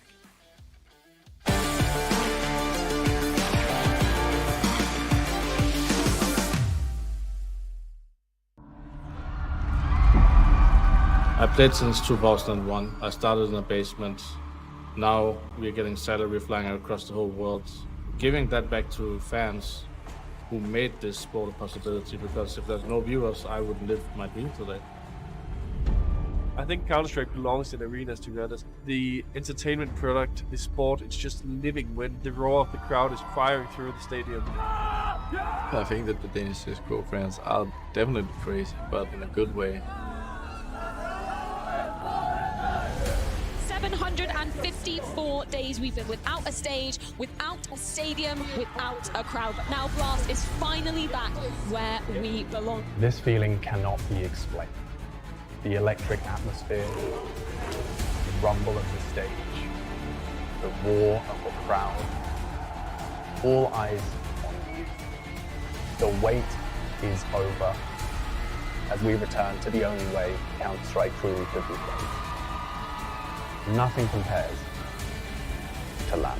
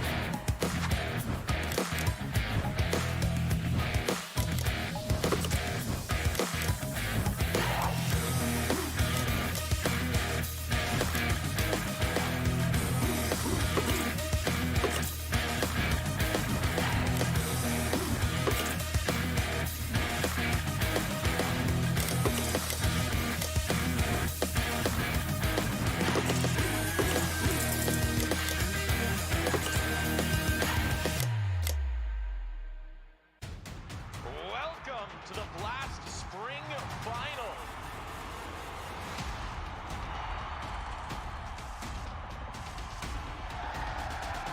Hell yeah. I'm ready. I'm excited. The stage is set. Who's going to lift that trophy? Oh! What is that? It all comes down to the next 3 maps of Counter-Strike. All right. Okay. And he can't believe it. Oh my god. Welcome to your new favorite televised vacation. This is the Launders Show. Thank you so much, everyone. Thank you. Great to have you on. Thank you. I've got a lot of great things to say about you, but first I'd like to ask you to say something nice about me. Whatever makes you happy. But I have to ask you to wear these glasses. I could see you chugging a chocolate milk at local lands. The few Yakinder haters out there in the world. You're like roasting me here. No way. I had some offers from different teams. Like whom? But I thought that maybe I didn't lock the door. We saw some raccoons, and then Nico came up with the idea, hey, I'm gonna catch one. I just had my gear in my backpack, and I just told my teammates I need some time alone. He started talking trash a bit about Copenhagen Flames. Oh, no way. It's time for the Gauntlet Challenge. What is the gauntlet? No. I know how this works, and this is not good for me. Let's get the show on the road. It's the f***ing go! Ah! Ah! No! What's going on? No! No way this is last place. No way. It went really badly, like really. This is his only chance. He hasn't beaten me for years. Assistant.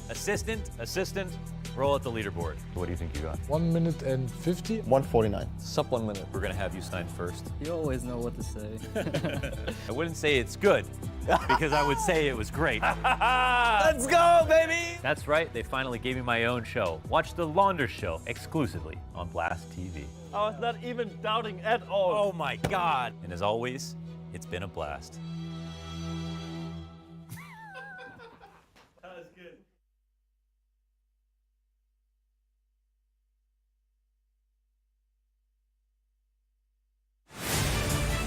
To live your life the way you want. Compete like the toughest challenger. Dance like there's no tomorrow.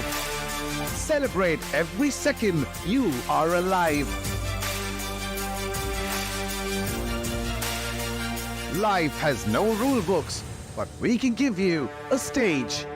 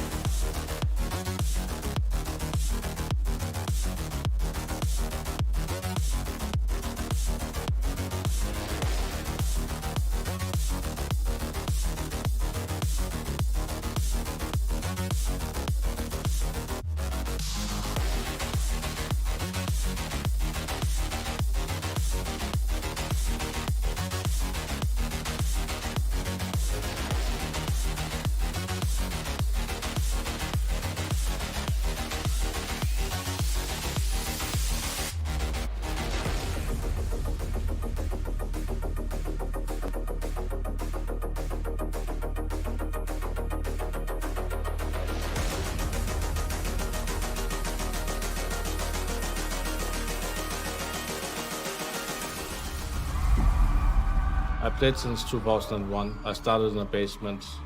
Now we're getting salary flying across the whole world. Giving that back to fans who made this sport a possibility, because if there's no viewers, I wouldn't live my dream today.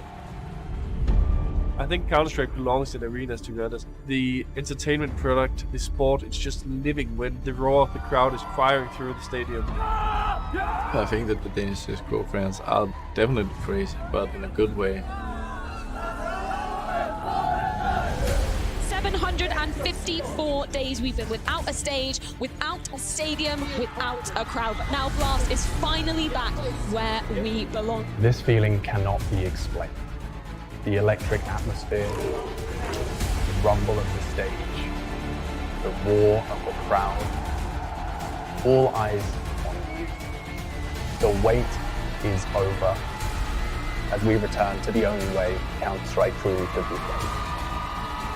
Nothing compares to LAN.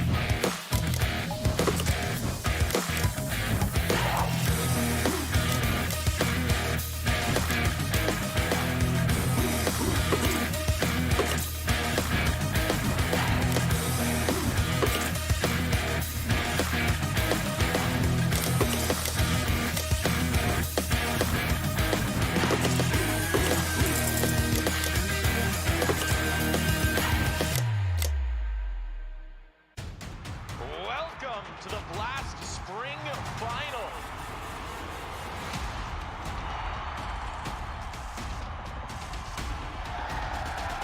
Hell yeah. I'm ready. I'm excited. The stage is set. Who's going to lift that trophy? No! What is that? It all comes down to the next 3 maps of Counter-Strike. All right. Okay. And he can't believe it. Oh my god. Welcome to your new favorite televised vacation. This is the Launders Show. Thank you so much, everyone. Thank you. Great to have you on. Thank you. I've got a lot of great things to say about you, but first I'd like to ask you to say something nice about me. Whatever makes you happy. But I have to ask you to wear these glasses. I could see you chugging a chocolate milk at local lands. The few Kinder haters out there in the world. You're like roasting me here. Oh, way. I had some offers from different teams. Like whom? But I thought that maybe I didn't lock the door. We saw some raccoons, and then Nico came up with the idea, hey, I'm gonna catch one. I just had my gear in my backpack and I just told my teammates I need some time alone. He started talking trash a bit about Copenhagen Flames. Oh, no way. It's time for the Gauntlet Challenge. What is the gauntlet? No. I know how this works. And this is not good for me. Let's get the show on the road. It's the f***ing go! No! What's going on? No! No way this is last place. No way. It went really badly, like really. This is his only chance. He hasn't beaten me for years. Assistant. Roll out the leaderboard. What do you think you got? 1 minute and 50. 149. Sub 1 minute. We're gonna have you Stein first. You always know what to say. I wouldn't say it's good, because I would say it was great. Let's go, baby! That's right, they finally gave me my own show. Watch the Launders Show exclusively on Blast TV. I was not even doubting at all. Oh my god! And as always, it's been a blast. That was good.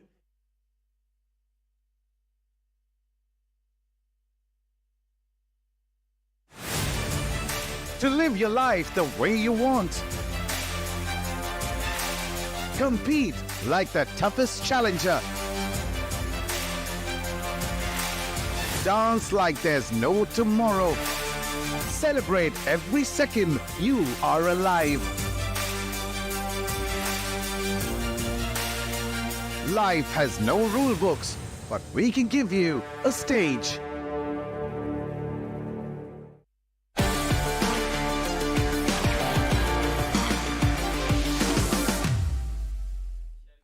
Welcome back once again, ladies and gentlemen, to the draft brought to you guys by Blast and Nordwind Gaming. The last series is all that remains in front of us. One more team either gets to move forward or gets to go back home. They get to decide their fate. But ladies and gentlemen, for now, we've decided we're going to join my co-commentator on the panel right now. It's going to be CS2 returning back to the panel. That was an interesting matchup we just witnessed a few moments ago. And, of course, quite an unfortunate series of events for God's Reign. But Park Boys, they're definitely going to be enjoying that victory. But it's time to head to the next match. Wawa versus Come Mid. I mean, I'm already excited for this matchup again because the previous time when we saw Wawa and Come Mid, that was the first matchup where I myself made some predictions that looking on the performance, how Wawa was doing, I thought maybe Wawa would be able to take it at least 1-1 or maybe 2-0. But Come Mid was the one who actually surprised all of us by winning that entire series in a 2-0 fashion. And that was the first and only loss for Wawa. Exactly. And it was an exciting state of affairs even in the group stages between these two titans from Pakistan. Because as we mentioned before, Come Mid coming from the open qualifiers and Wawa, of course, the only invited team in the Pakistan group stages.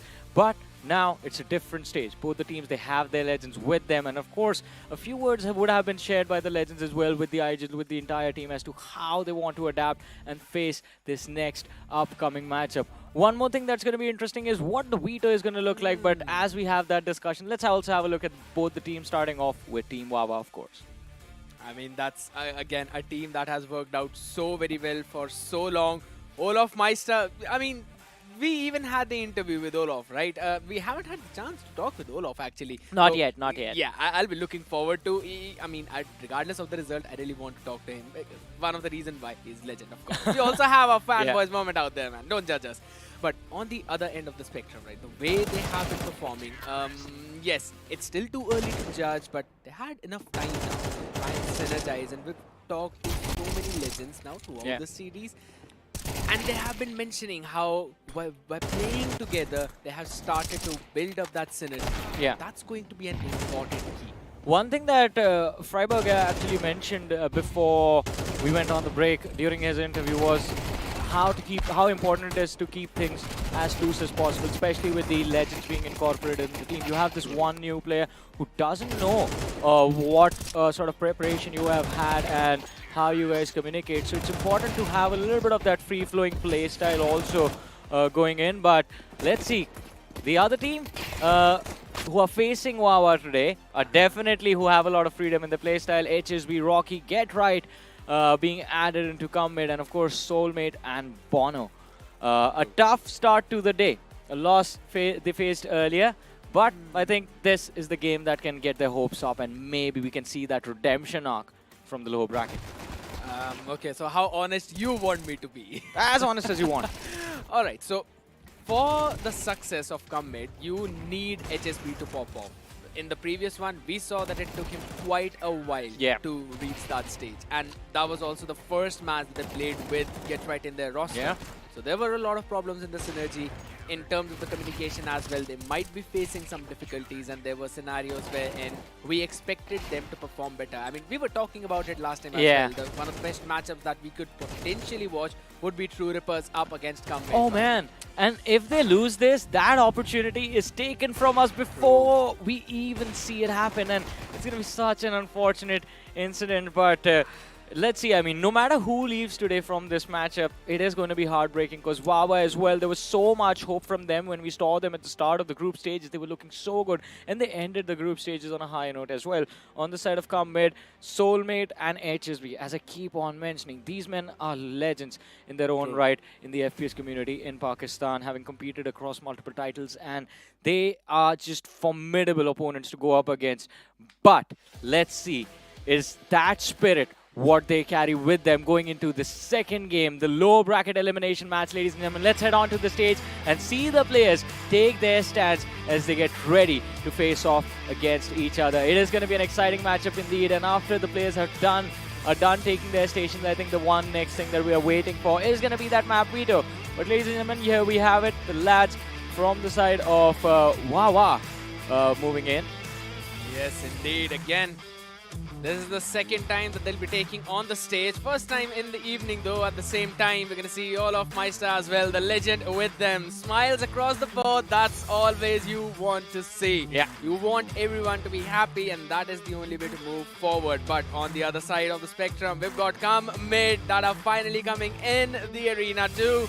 And yes, this team has faced a heartbreaking loss, but we still have very high hopes for them, specifically when you've got this man on their roster, and that is none other than Get Right. Hey, he's finally feeling it. He's getting into the groove, and I like it as well. HSB as well. It's rare to see him smile like that, but I think even he is having fun. One thing that I want to say for Comment is get Bono on that up. I mean, he was so consistent during the group stage. I understand HSB as well has crazy potential, but I think the team requires him on those rifles, and being that aggressive HSB that everyone talks about, everyone fears in Pakistan.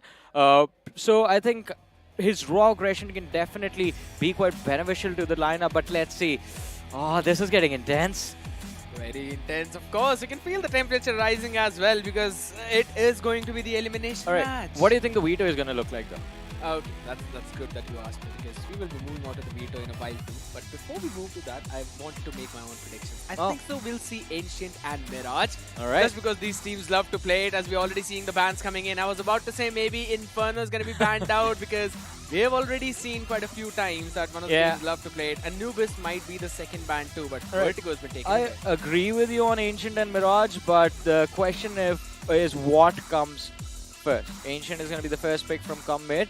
But Wawa, we just saw a little bit of an exchange between Olaf and the rest of the players, and I think it has been made clear Mirage is going to be the second map, and I think the decider actually can be Nuke. Or, well, we have Overpass and Nuke remaining. It should potentially be Nuke or maybe Overpass. No. Oh, it's an Overpass. All right. Okay, now things get very interesting because we haven't really seen a lot of Overpass before from these teams.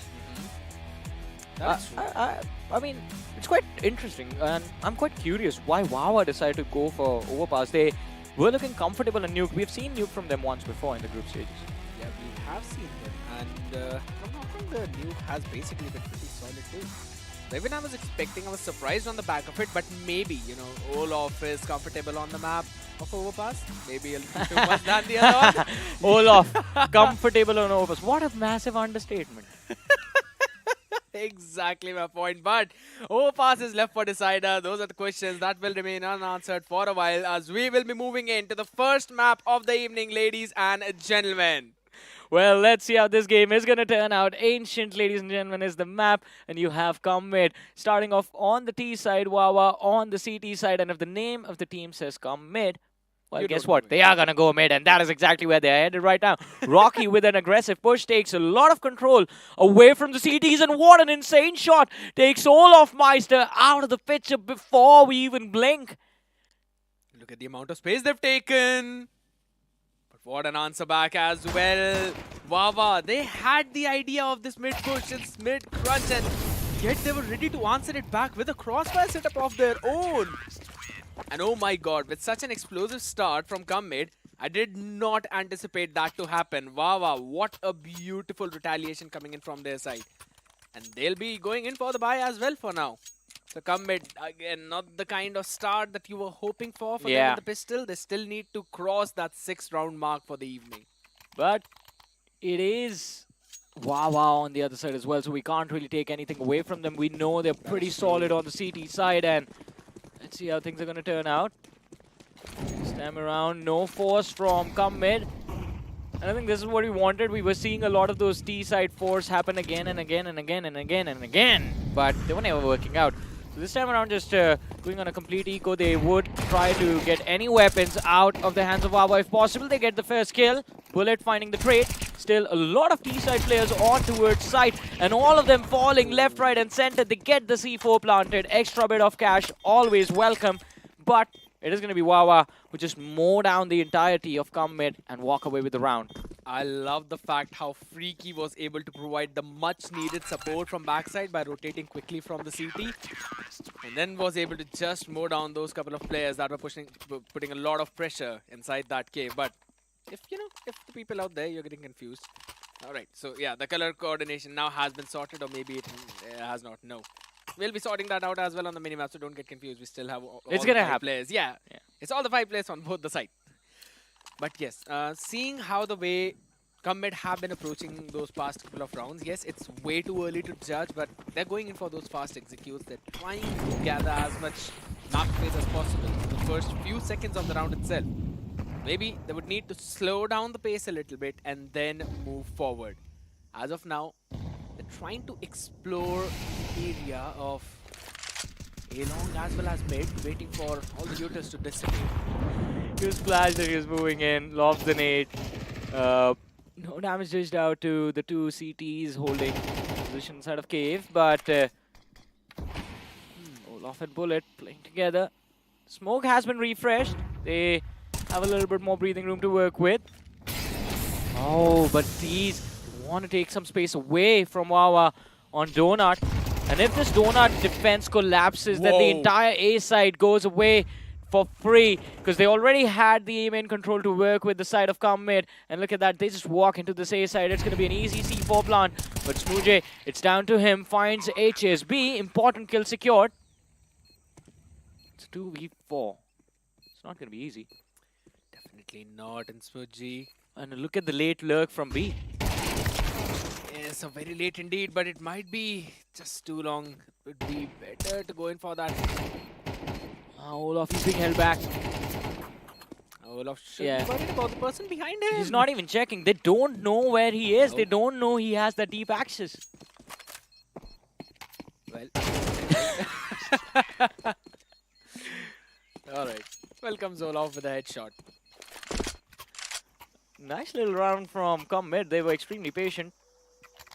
And of course, moving together, playing together. The late round commitment towards Donut completely caught Wawa off guard. True. I think they expected even if they would give away Donut or they lose control of Donut, that is the only place where the players of Commit are going to be. I think they did not expect that control of A main as well. It's allowed an extra body to make its way towards that A side. A lot of utility exchange earlier on in this 4th round. Also, buy for the side of Wawa looks a little bit tricky to work with. They have those 2 deagles on Executor and Smooje. Molotov being used up to flush out any player playing that mid cubby. It's on the other side. Like in the previous round, there were a few people in Donut. This time there's just one. The one who was playing way too far back in the sniper's nest has been deleted. Through the smoke right in his head. Nasty shot from Get Right. And look at this. Again, A main control. There's no one checking or even pushed up front in A main from the CT side. They always want to fight for for Donuts, and this is where Get Right gets shut out. So that lurk from the previous round is going to be a little bit more delayed this time around. And HSB though, along with Soulmate, kicking things off in a nice manner. The site almost cleared up. You have one player, it's Mujay from Cave, and then there's one more CT who's moving in from A main. But then there's the late lurk from the T players. Wait, are they falling back? Yep. Yep. Oh, they're just gonna meet up together to re-hit potentially. They're just kind of confused to get out where the players are. No, maybe that's gonna be the trades back and forth. Yet it's going to be Commit who will be winning that round. Yeah, quite an unfortunate incident for Wawa. Olaf with a TK on in Smooje, and it just makes things a little bit easier since both of them were right in front of each other. The players from the side of Commit were able to line up that final spray and pick off Olaf in the end. That still was a risky decision though, because both the players were on the exact same side. Just a couple of They had weapons recovered. I think, yeah, it was a tough loss for Wawa, but I think they were thinking that, all right, maybe Commit is going to fall back and we might be able to save these M4s on this A side itself, but yeah, I mean, Commit not even planting the C4 is what has me a little bit worried, but let's see. This time, a complete eco from Wawa, nothing but pistols to work with, and, well, they make it work with the pistols. One kill has been secured. Not a lot though. Olaf wants to go in for that chase, a cat and mouse. Good wraparound coming in from Donut. Now, we've seen Commit show a lot of presence towards the Donut area. I think so that's only to get some extra bit of rotation of Wawa towards that side. Maybe they would be thinking of going towards the mid because we have seen Get Right play on ramp position and take the entire cat control. Yeah. Now, that's just one man almost taking half the space away towards the B from your own team. So, it just seems to be the time wherein Wawa could either decide to keep on fighting for the A where they are continuously losing, or maybe try and work their way around from the other part of the map. See. Same approach. Learn how it could be so many flashes. Man, no space gained by the CT players on mid this time. It's been completely smoked off, blocked off. Get Right still sneaks in. This is way to Cat. Now this does give them information, and Comet have been able to secure Cat and Cave continuously for the last 3 rounds, but there has not been a lot of value gained for all of this map control. And Wawa on the other side are not even contesting any map control for Comet. This is completely back off. I think want to play for Get Right. Retake on A, but Get Right up front next to Bullet. Smoke's gonna fade away. Oh! Bullet's the first one who sees him. Get Right gets taken down, and all the space that was gained towards the A, that has been basically lost. Not entirely though, they've already posted up one. I think they're gonna, they will go for the same execute again. Comet, they're gonna collapse on Donut and A main, and they find a kill on Donut. A main has been cleared up as well. 3 CTs rotating from CT spawn. It's gonna be a tough retake for Comet to work with. Down in numbers, definitely it's going to be tough. But again, I have mentioned it multiple times that the retake on towards A is fairly easy. As compared to B, the 3. Oh my goodness, what a shot from Bullet. Oh, they bring it to a 2v1. And Bono though, no one saw him rotate from Cave. The C4 not planted for him. And it's Olaf Meister he has to go up against. Olaf tries to sell the fake defuse, but Bono refusing to peek the legend. And now finally he shows up, picks off Olaf Meister and the round for his team. Commit, they're going to be so happy with Bono. I so love the approach coming in from the side of Commit. Bono's getting quite vocal over there. He's like, why did you guys die like that? I know, right?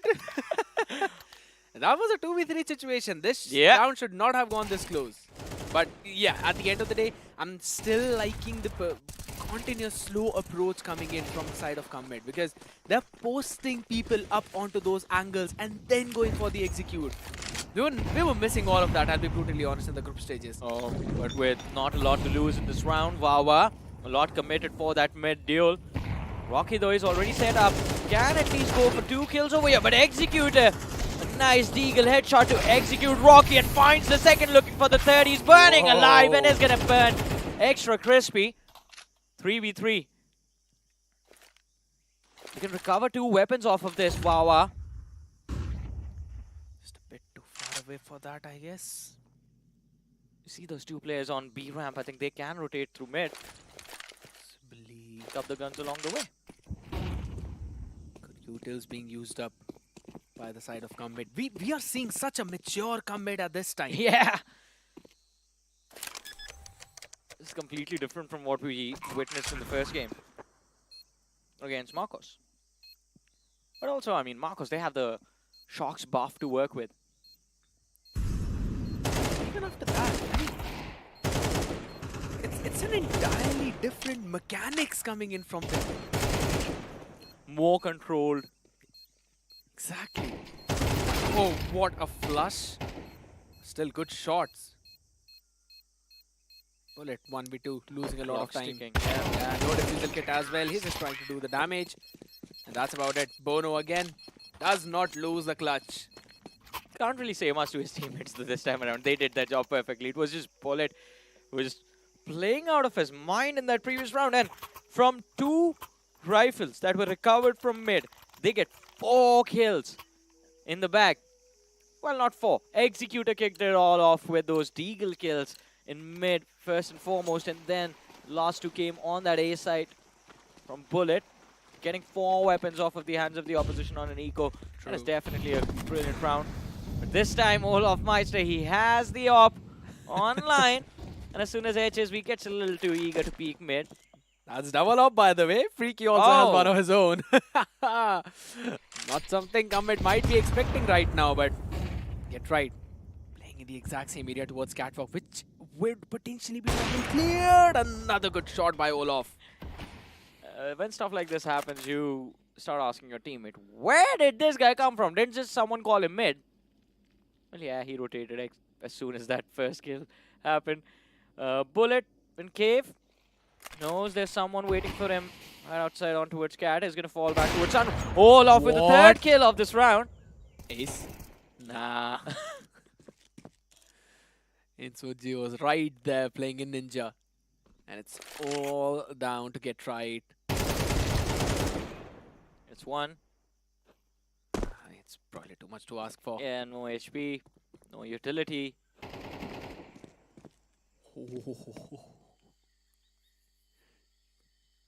Dodging by just a second. Get right. Now just wants to save. 30 seconds. 27 seconds, to be a little bit more precise. So there's no hope of winning this round. Nope. That is for sure. That is guaranteed. Because the C4 is in the field of the series. And I think Get Right, as you mentioned. Best case scenario could have gotten a few exits or maybe just save the AK. But last shot over there, just right in his head. And come mid. Now I think is when things get a little bit more challenging. Because it was those picks again and again from the side of Wawa that have denied a stable economy to come mid. They have some cash to invest into this round, but it's going to be tricky to make it work. Also, as you mentioned, I mean, being down 3 rounds with your economy completely unstable, even I wouldn't expect Wawa to bring in the double up. I mean, Comet have only faced one yet. I don't think they still have info about the second one. Did Freak even fire a shot? Nope. Yeah. Then they might not have the information about that, but I love the fact that on the back of just one round loss, they quickly bring in a timeout and they're discussing as to what they need to change in this one. Because, of course, how they're going to deal with Olaf is going to be the question, who would potentially play again in the sniper's nest area. So smoking him off, using the mollies, using the frags, that's the basic approach. Let's see how this round turns out. I mean, this is going to be interesting. They have just one hero Galil, but enough utility to go for an all-out execute on one side. And it's always going to be B that can be covered up easily with just a few smokes, one Molotov, 2 smokes, 1 smoke. Well, 2 to 1 smoke, maybe a Molotov and a few flashes. An easy push off A, but as soon as they try to push up B ramp, Bullet with a preemptive peek, gets a lot of information. Flash wasn't able to find a kill though, but still managed to find 3 early on. Wawa. Half the job done. Yeah. And I think this might be the round as well with Soulmate out of the picture. Things look extremely easy. Get right, the last player surviving. EK. 1v3. Olaf versus Get right. Oh! Takes 2 before he gets burned alive. That Molotov was there for a good 2-3 seconds and Get right. I mean, not a lot of options. He can't run away. He can't step out of cave. He knows there's another man waiting for him on site. So he does what he does best. Shoot the opposition in their faces. That was actually a smart move for Freaky to just back off from there. Watching, yes, the player was burning alive. Not giving him another opportunity, but he got 1 op out of play. Yep. That's going to be a massive reinvestment. It's brought back. I mean, look at the economy. Yeah. They don't have any dollars in their accounts after this one, apart from Bullet and Executor. Well, see how much value they can gain from this. Olaf Meister made very aggressive with the op. Stood in Kabi, but the early utility from the CT side definitely denying that mid connector access to come mid. One molly can flush him. Yeah, and it's definitely coming towards him. He knows it. There we go. I guess that's a deep lineup maybe towards the head. Oh, alright, there's the molly. Unfortunately, no gap in the smoke, and HSB finds the first one. Oh, the flash was perfect! And yet, as soon as he clears himself from the smoke, HSB had his vision back. Olaf Meister also shut down. 3v5. 5. It's looking extremely tough for Wawa, at least this round. 2 waiting for him on the other side. I think he senses the threat. Goes for the first, finds it quite nicely. Second one catches him off guard though. The timing on the back of it, just a little bit off. Few shots being fired from back. Soulmate! That's not the way to miss a few shots out there. Doesn't matter. They have a massive numbers advantage to work with, and I think as soon as Bullet is out of the picture, Freaky is going to be forced to fall back. He has that big responsibility, the op, in his hands. But look at that quick rotation from Come Mid. The amount of map control they gained early on just denied mid access completely to Wawa, and now that advantage, that map pressure plays out wonders for Come Mid. A quick rotation, they plant the C4 on the A site, and by the time Wawa rotates for the retake, look at that, already in their post-plant position in Donut. All 3 in Donut? Oh, there's a nade on Freaky. Not a big fan of this Donut. If he lobs this nade in Donut, I think the amount of damage will definitely make it very easy for the players from Wawa to spray it down. The feed finds one. Alright. Looking for the second, and they have brought it down to a 1v1. Freaky, he's going to try and stick the defuse. Does he get it? Not a lot of time left. Spamming the knife inside of the smoke, but doesn't matter. Because Rocky arrives too late, and Wawa, what a steal. What a defuse. What a round being brought back. Wow. Absolute daylight robbery. Yeah. Is what the man did out there. Again, not a big fan of all 3 people falling into Donut, because that's just one choke point that the CTs need to worry about, and that is what happened. I think their plan was to have it planted in the open, smoke off the entry of Donut, and then just spam to where the C4 was planted, but not work out as well as they thought. That's still a risky move, and that is on the back of that nade that Freaky did not even use. Of course, not the biggest fan of that approach, but a very well played round from Wawa indeed. Now they're all just pushed so far back, because look at the buy, it's kind of broken. A couple of Famous, 2 M4s, AWP in the hand of Olaf, and he cannot play aggressive on that same position again, because it is being mollied time and time again. Look at this, a lot of map control gained by Come Mid now. Good pick. Towards mid, but they are looking to push Cat towards the B side. First kill secured by Come Mid, but the trade comes in instantaneously for Wawa, and as soon as they get themselves on site, they will have to deal with a lot of pressure. HSB finds the kill on Olaf. Get tried with an important one on Ismuje to clean up this B side. C4 will be planted. 2v3. Execute and Freaky, they've arrived again.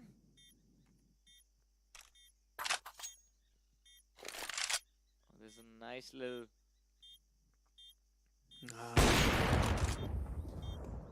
They won't expect Deathbite to be this close to the wall. And he catches them off guard, sets it up for the remaining 2 players. Soulmate, not a lot of HP on him, down to a single digit. Doesn't matter. A nasty shot to the head, and Executor gets executed. How did Soulmate even win that duel? It was not expected of him. Just went in for a little wide peak than you normally would expect. And that's why he threw the crosshair off position and was able to quickly get the round for his team. Otherwise, it would have become really difficult for HSB. He had the AWP in hand. Not the best weapon, that too when you're smoked off. I would still say it was a good approach coming in from Wawa, but on the other side, Come Mid with the slow rounds, the slow approach. That's what's been catching Wawa off guard time and time again, and it's becoming difficult for them to bring those rounds back from the brink.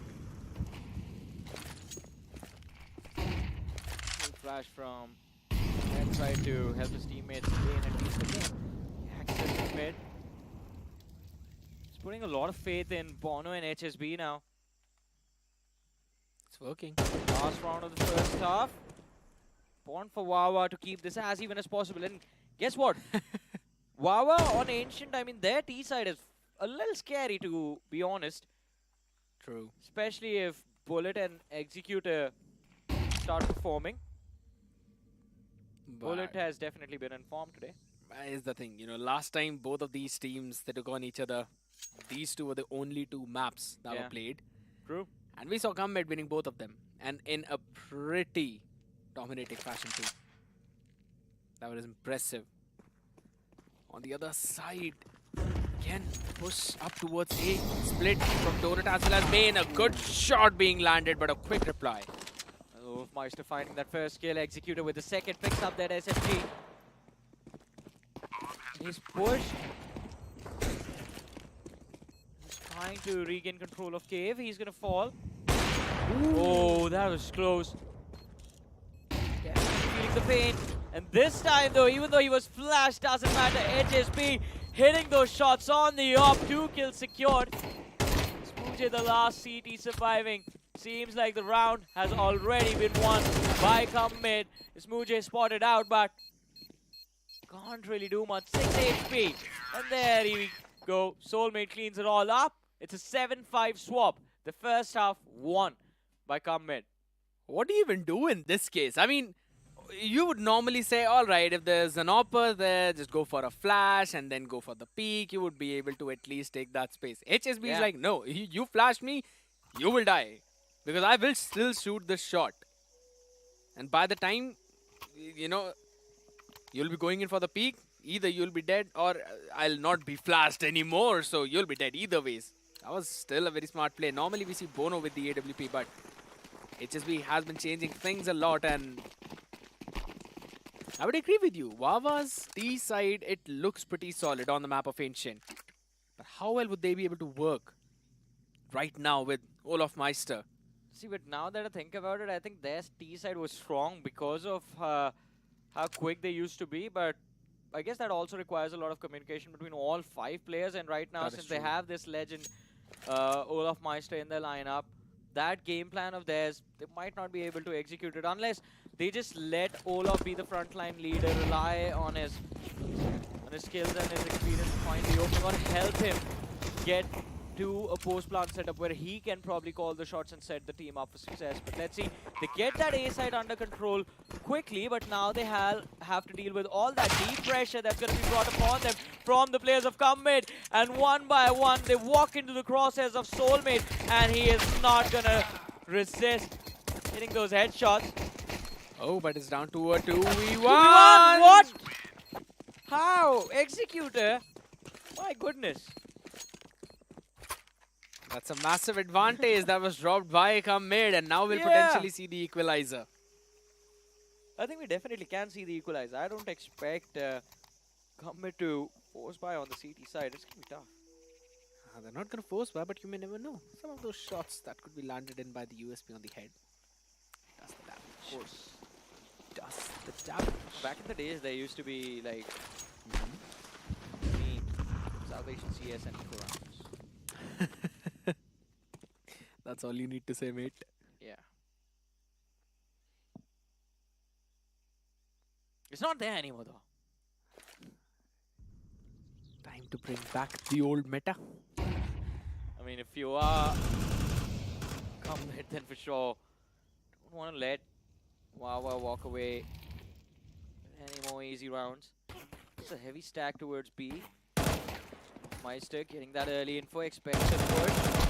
They are gonna commit for it as well. Yes! And he lines it up. Wow. Everyone just walked in and he was like, alright, thank you. 7 extra bullets to spare on the USP.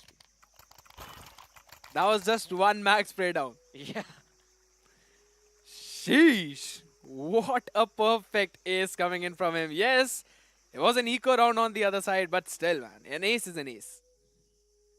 True. But how do you take it to the next level? Come Mid, I think, again, an eco like that means all hope is on this buy. They shut down Wawa right now. Maybe this advantage should be enough to help them bounce back in the game. HSB, early cat control for him. Soulmate as well. This time the CTs have gone with a little bit of a different approach. They are trying to take mid and fight for mid, but not through Sniper's Nest. Not moving in through Sniper's Nest. They're moving through cage, walking on cat and denying connector that way. But Bullet, very awkward position. Not for him. Players have come mid. Because if they don't see him coming, he can potentially walk away with 3 kills. And there was someone just slowly jiggling in his vision, but both sides now decide to step back. Look at this though, 3 players on the left half of the map. Only 2 remaining on the right towards the B side. But finally the rotation has arrived.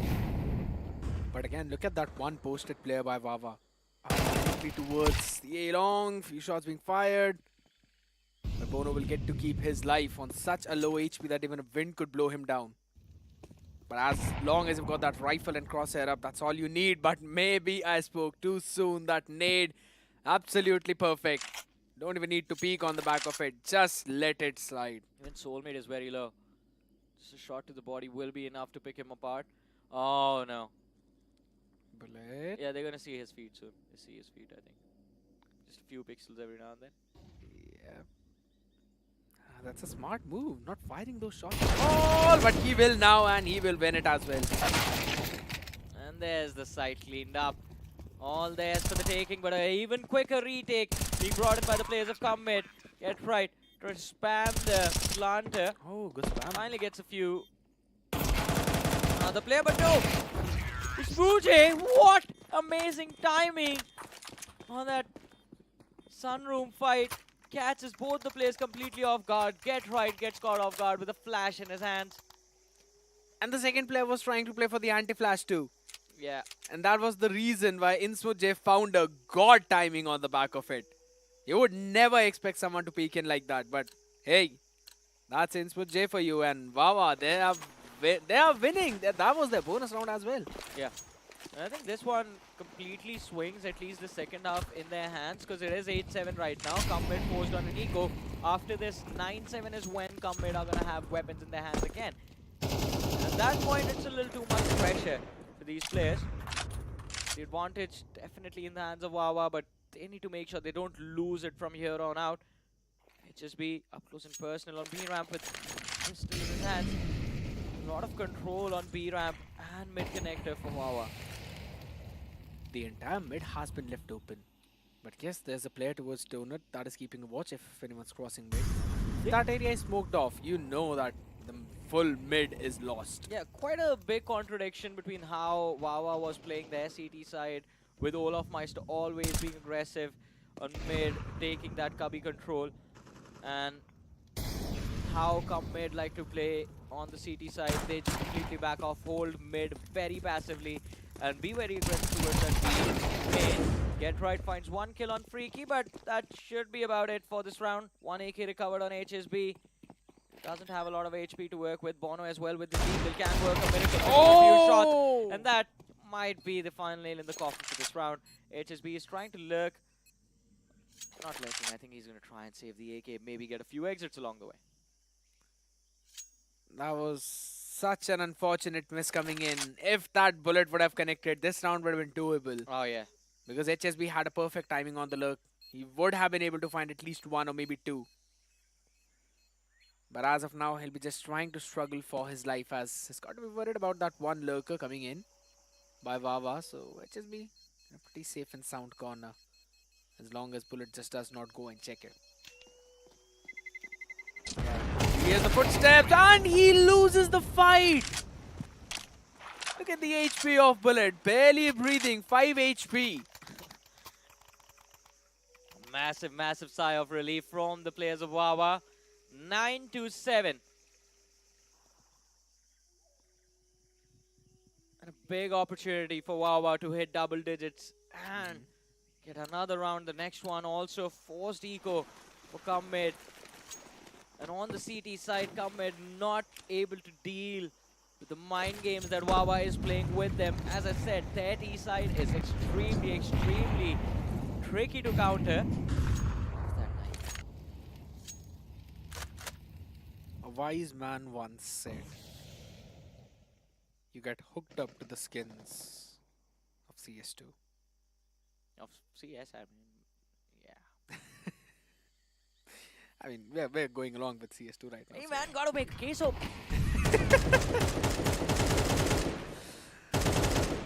That's Necro for you. Skin collector. Skin collector. Like the sound of it. Yeah, Necro has a pretty big inventory. Anyways. This time though. Mid approach. Hey, at least someone went to check it from the side of Commit. That is what I'm happy about. But again, the same setup. They have one man posted on Sniper's Nest, one on Cat, one towards Donut. And Wawa again making a play from it. This time it is going to backfire. They are going to get caught off guard from 3 different positions. And if they do not find those kills, it's going to be such a horrible position from there for them to drop the C4 as well. And there goes the C4. There goes the round. Not exactly. There still could be a play that is being cooked up by Bullet. He could potentially find the timing. Gets the first one, but will he be able to get the second is the question. And that's the answer. Ooh, I take back my words. Maybe they can bring this back. And maybe they might have just brought it back. Olaf Meister and Freaky. They have the C4 recovered. And they just instantly sprint towards A. But Get Right with his awkward look can catch Olaf Meister off guard. But Olaf Meister connects and Get Right out of the picture. HSB. Can he clutch this out? The timing of that man's senses tingling. He has that incendiary in the back. Can use it to either clear sight or Donut. Or Donut expects both the players to be there, but as soon as he does it, Freaky from side peaks and HSB, well, see you in the next round. It was supposed to be an ace or a nothing, and I guess we came down to nothing. But on the other side, the 10 and 7, yes. And it's just as you previously mentioned, that Wawa's T side, impeccable. Yeah. The way they are going on with their approaches, even the ones in which they do not have the early advantage, they lost in that mid-crunch. I got very worried in that last round. I mean, that was a very awkward round that Wawa were able to win. So, that needs to stop, I think, if they want to win this map against Commit. Otherwise, you give more opportunities like that to Commit, and they will definitely make sure that they grab the advantage away from them. But as you mentioned, I mean, this round, not a lot of hope. You have that one SMG, and everyone else on those pistols. The first kill of the round is going to be HSB picked off.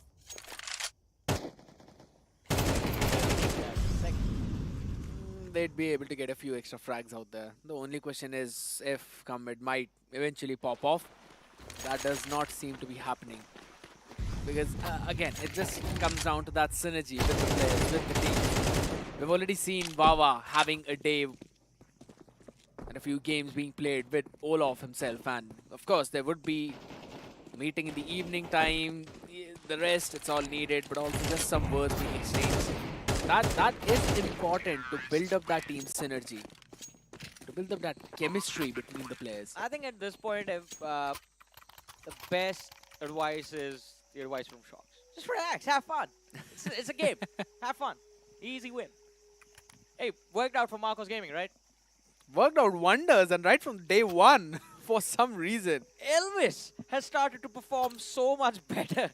And I think that is something that even Bhavi needs to learn from Shox. How do I make sure Elvis is always calm and composed?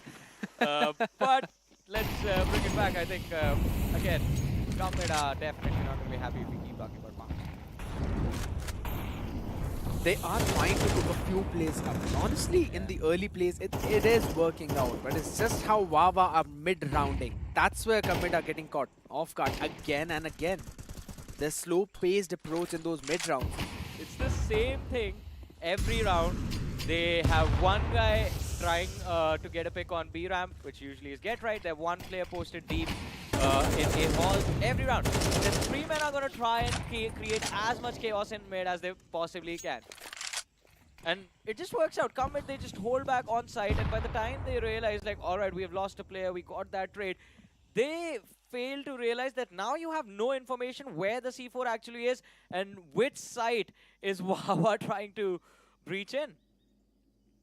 And for the previous few rounds, we saw Wawa making that approach where they could either go towards the A or maybe push through the donut, try and take control of that space. This time, slowly creeping towards the C, a good molly to push the opper back, and the flash comes in. Not the perfect one, still players not blinded.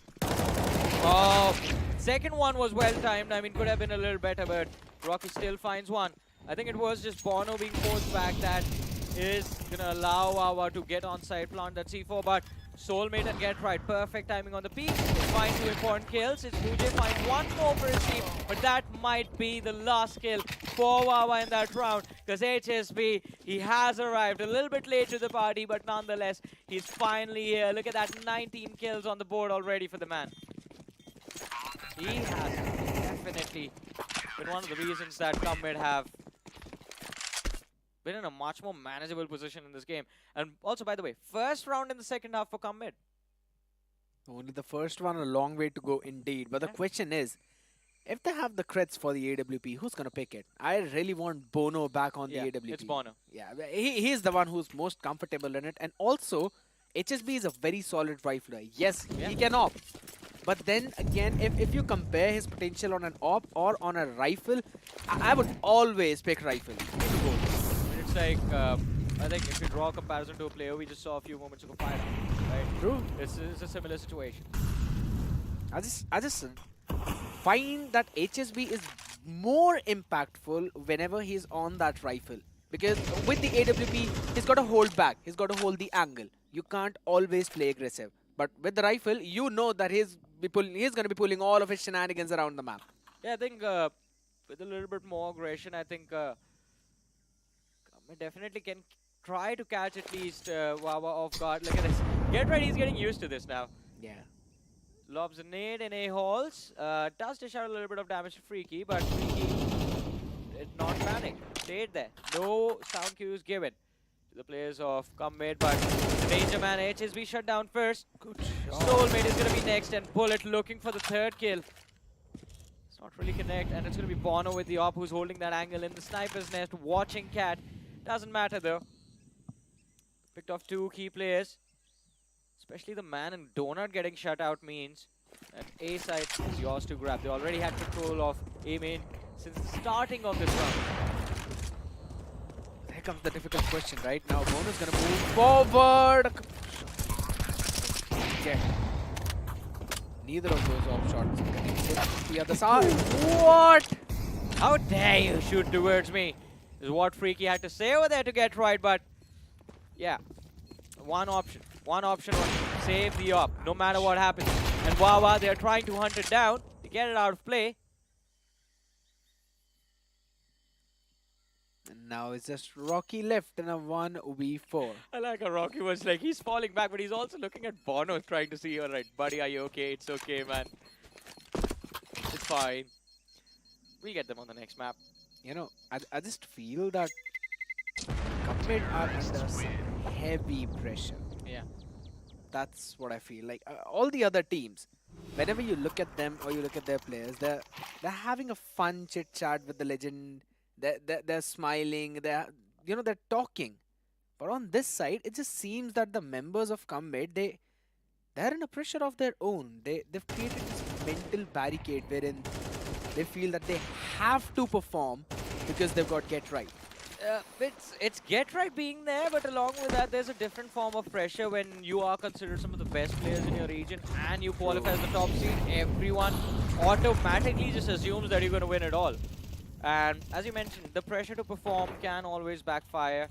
That might be the case for Commit, but Wawa, nothing taken away from them. These lads are playing phenomenally. They have Olaf Meister backing them up as well, but Bullet is the main person to fear in this game. 24 kills already on the board. He's not missing a lot of shots. Utility usage seems perfect, prepped for anything and everything. He's setting his teammates up. His teammates are coming with beautiful setups for him with those flashes, with those Molotovs to pull out players.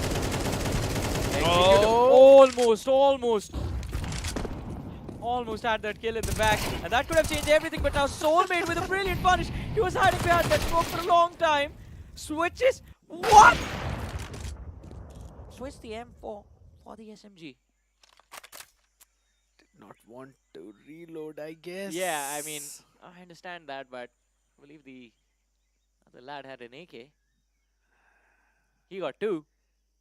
It just seems that he probably wanted to pick the rifle on the ground. He just unfortunately swapped it for the SMG, and then, well, you got to work with what you have in your hand, and that's the match. That's going to be the last round, Wawa. I almost thought that they could pull it back. I almost thought that they would be able to take it home. Maybe by pulling off this comeback. You know, I'm always a big believer of the comeback, but that's just something that did not happen whatsoever. Yeah, I mean, it was a tough situation, but let's see. I mean, there's still a few more maps to go, hopefully, because I want to see both these teams go all the way to that last round. Anubis is going to be intense. Next one is going to be Inferno. Yeah, again, on the map of Mirage, that's going to come after this. It's going to be troublesome to watch come mid. We'll just have to see how it eventually pans out. But at the end of the day, on this map, it just seemed that on the T side, yes, come mid were doing a pretty solid job. Wawa again down in the numbers in those rounds, 5 to 7, and then pulling off in such a miraculous fashion that they only gave one round away. But look at this, right? Revenge on first map. Well, they've gotten it successfully. Now it's time for revenge on the second map for the side of Wawa. And as you mentioned, the last time these two teams faced off against each other, it was a one-sided affair with Come Mid walking away with a 2-0 and comfortable score lines on both the map. It might have given Wawa enough rounds, enough of a vision of what Come Mid exactly comes prepped with. True. And today they came prepared. Even Get Right himself mentioned this. It is about preparation as well. And Wawa, well, homework was done. It always comes down to the preparation. Yes, that is true. And a very good homework done, to be honest. A plus, yes. Because here's the thing, right? Whenever a team is trying to perform, the main point that they're being judged on is how well you do on the attack side, on the T side. And it basically shows that how well your calling is, how much you know about the map, how much you are aware about what's happening around the map, what your opponent is trying to do, and how can you pull the rotations the way you want to. Because if you want to execute towards the A side, then you want the rotation to be pulled towards the B. How well are you able to manage that? And I mean, 100 marks to Wawa onto that one. Because dropping just one. Yeah, just adding to that, I think a little bit more better understanding of where the CTs exactly like to play. Like if I know, all right, HSB, he's going to be on that op, and what are the usual spots that we find HSB in? Normally he's going to be playing Cave, just posted up for A main. Is he going to be sitting Sniper's Nest? This game, we saw him in Donut again and again, trying to help out with that mid control, but it wasn't really working out. Then we saw that switch up where he was posed on that A side. We saw him once on B, but majority of the time was spent in mid. So having an understanding of where key players from the other side like to play also gives you an understanding of how you want to counter them. Because players who are aggressive, you expect them to play a little bit pushed in, get a little aggressive. You wait for them. You wait for them to arrive. You wait there with numbers, and as soon as that player falls in the trap, you finish him off, take the side control, some map control away from the opposition. And I think Wawa, that is where majority of this game was won. Because as soon as they came to that T side, as you mentioned, communication, utility usage, everything else from the players of Wawa was already prepared during the group stage itself after that loss against the first loss against Come Mid. But today, I think it was specifically this team that they wanted to beat. I mean, you always want to conquer your demons after all, because that's the only team they lost to back in the group stages. And I've mentioned it multiple times. It's better to lose once in your group stages than to lose in the playoffs. Because you will find your mistakes. You will be able to patch it all up, and you'll be able to develop those counter strats. So 100 marks yet again. I'm going to say time and time again, because there basically is their class on the first map though. We still have one more to go and potentially a third one, but we're going to have a look at the scoreboard too. Well, here's the scoreboard. Olaf Meister definitely phenomenal. 18 kills in this match. But from the side of Wawa, I have to say Bullet also doing well. This is one of the best performances we've seen from Bullet so far. It was a very competitive game from either side as well, but this time Bullet definitely popped off. Execute as well, huge props to him.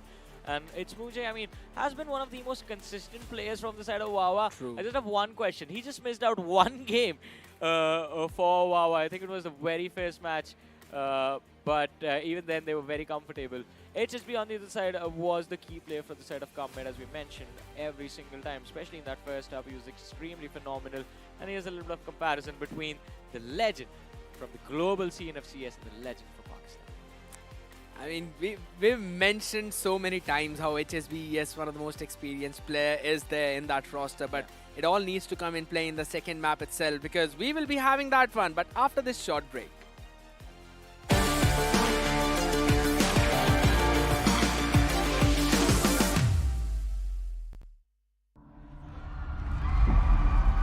I played since 2001. I started in a basement. Now we're getting salary flying across the whole world. Giving that back to fans who made this sport a possibility, because if there's no viewers, I wouldn't live my dream today. I think Counter-Strike belongs in arenas, to be honest. The entertainment product, the sport, it's just living when the roar of the crowd is firing through the stadium. I think that the Danish CSGO fans are definitely crazy, but in a good way. 754 days we've been without a stage, without a stadium, without a crowd. But now Blast is finally back where we belong. This feeling cannot be explained. The electric atmosphere, the rumble of the stage, the roar of the crowd, all eyes on you. The wait is over as we return to the only way Counter-Strike truly could be played. Nothing compares to LAN.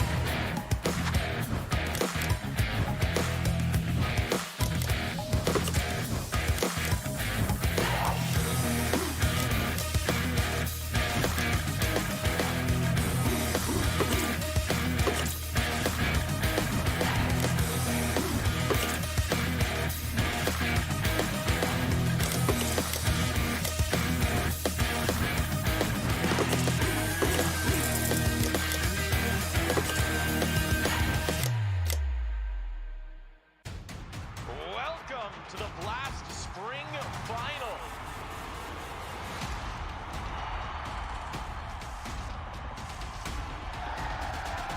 Hell yeah. I'm ready. I'm excited. The stage is set. Who's going to lift that trophy? Oh! What is that? It all comes down to the next 3 maps of Counter-Strike. All right. Okay. And he can't believe it. Oh my God. Welcome to your new favorite televised vacation. This is the Launders Show. Thank you so much, everyone. Thank you. Great to have you on. Thank you. I've got a lot of great things to say about you, but first I'd like to ask you to say something nice about me. Whatever makes you happy. But I have to ask you to wear these glasses. I could see you chugging a chocolate milk at local lands. The few Kinder haters out there in the world. You're like roasting me here. No way. I had some offers from different teams. Like whom? But I thought that maybe I didn't lock the door. We saw some raccoons, and then Nico came up with the idea, hey, I'm gonna catch one. I just had my gear in my backpack and I just told my teammates I need some time alone. He started talking trash a bit about Copenhagen Flames. Oh, no way. It's time for the Gauntlet Challenge. What is the gauntlet? No. I know how this works. And this is not good for me. Let's get the show on the road. It's the f***ing go! No! What's going on? No! No way this is last place. No way. It went really badly, like really. This is his only chance. He hasn't beaten me for years. Assistant. Roll at the leaderboard. What do you think you got? 1 minute and 50. 149. Sub 1 minute. We're gonna have you sign first. You always know what to say. I wouldn't say it's good, because I would say it was great. Let's go, baby! That's right, they finally gave me my own show. Watch the Launders Show exclusively on Blast TV. I was not even doubting at all. Oh my God. And as always, it's been a blast. That was good.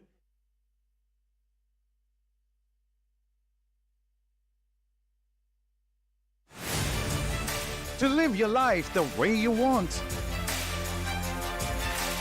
Compete like the toughest challenger. Dance like there's no tomorrow. Celebrate every second you are alive. Life has no rule books, but we can give you a stage.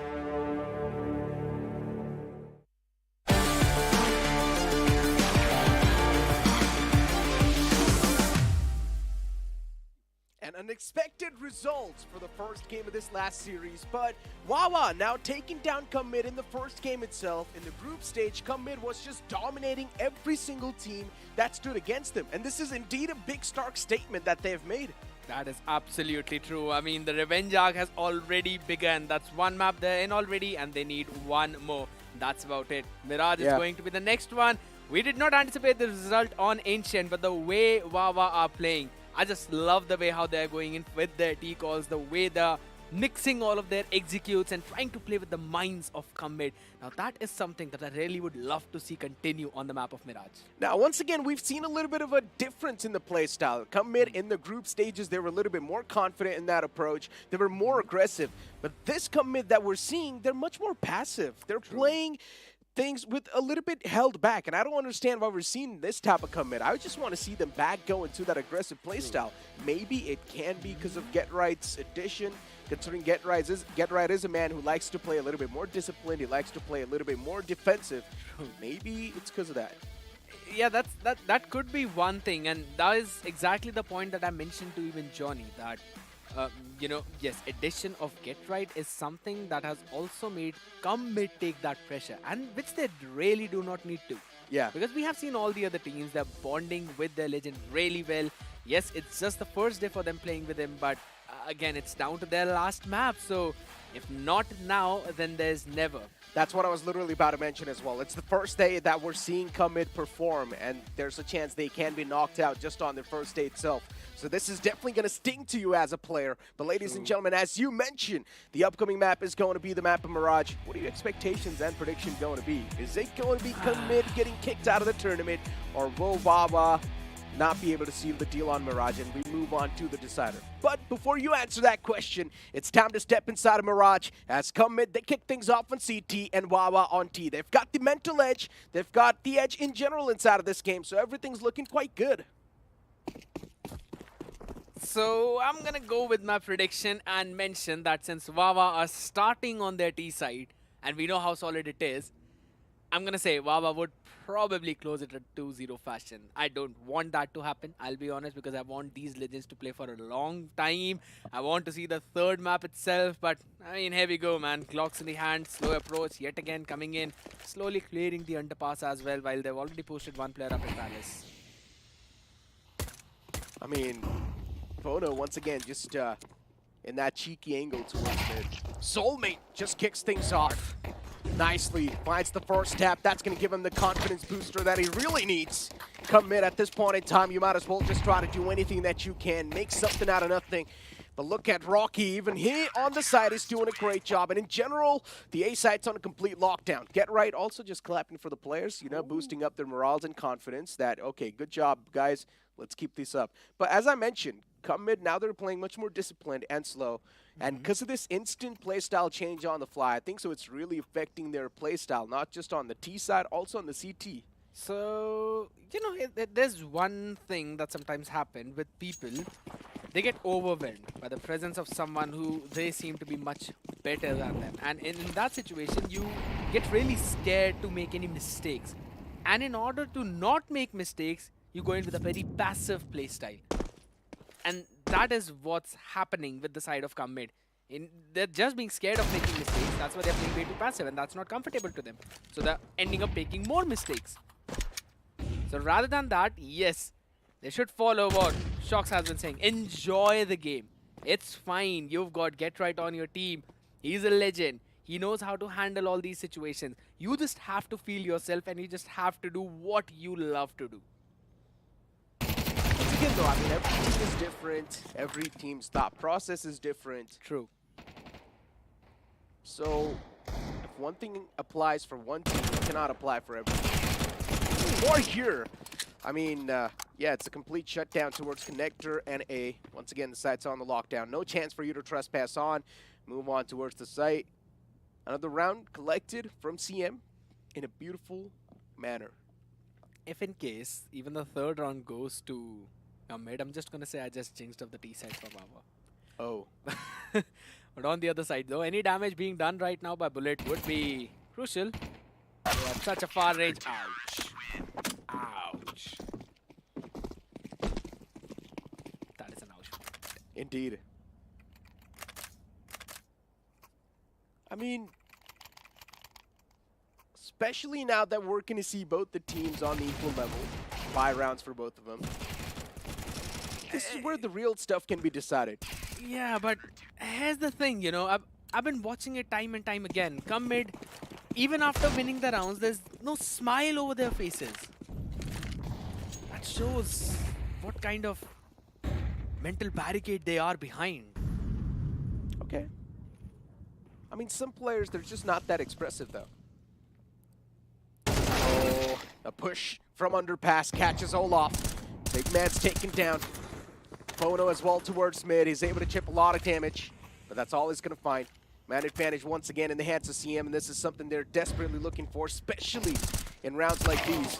They start off with an advantage, but then later on, that advantage slowly and steadily starts to fade away, and this is what I exactly mentioned. It's taken down to a 3v3 somehow, even though CM, they had such a big advantage off the bat. And in this 3v3, Freaky's low, so that can be a bit of a sigh of relief. But still, nothing much can be said just yet. What a call. What a call from Vava. Getting an entirely empty site. Scum mid just moved in towards B. They were winning their own fight, so they just decided maybe Vava going towards the B side. Now, that is a big problem. Yeah. But again, Vava is the team that has no idea that the site is empty. And once again, they've also got a lot of time. 30 seconds on the clock almost to make that 25. But, yeah, I mean, slow and steady clears. Just keep on clearing every single angle. Get as much as map control as you can. And, yeah, just settle down and play for the post plants. They've pretty much got the entire side on the cover. 2 players to come, Rocky and Soulmate. Soulmate especially, he's been feeling himself today. Yeah, he'll come in, they lost the first map. Still, Soulmate is not a man to be underestimated like that. Absolutely, but yet again down to just last 1v2. How much can Soulmate do? Good question. And the answer is nothing much. Imsmuji from Wawa as well. He's been a man who's been recently popping off. Especially at the end of group stage when we saw the Pakistan region. Imsmuji was the man who was getting a lot of the MVPs. So True. he sort of has the momentum. And Olaf Meister's addition is also helping this team a little bit more.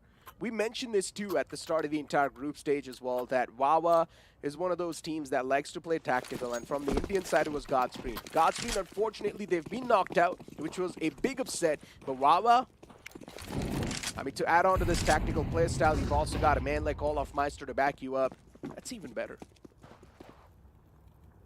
That's true, and you know, I just love the approach coming in from Vava. They realized that there could be someone pushing up through the connector in mid, and for that they had a trap setup with the Molotov as well as the frag. So if in case there would have been an approach by come mid in to take that mid space, they would have just met with their demise. And that's only because of the fact that it is an eco round, wherein teams decide a lot of times to just push up one part of the map.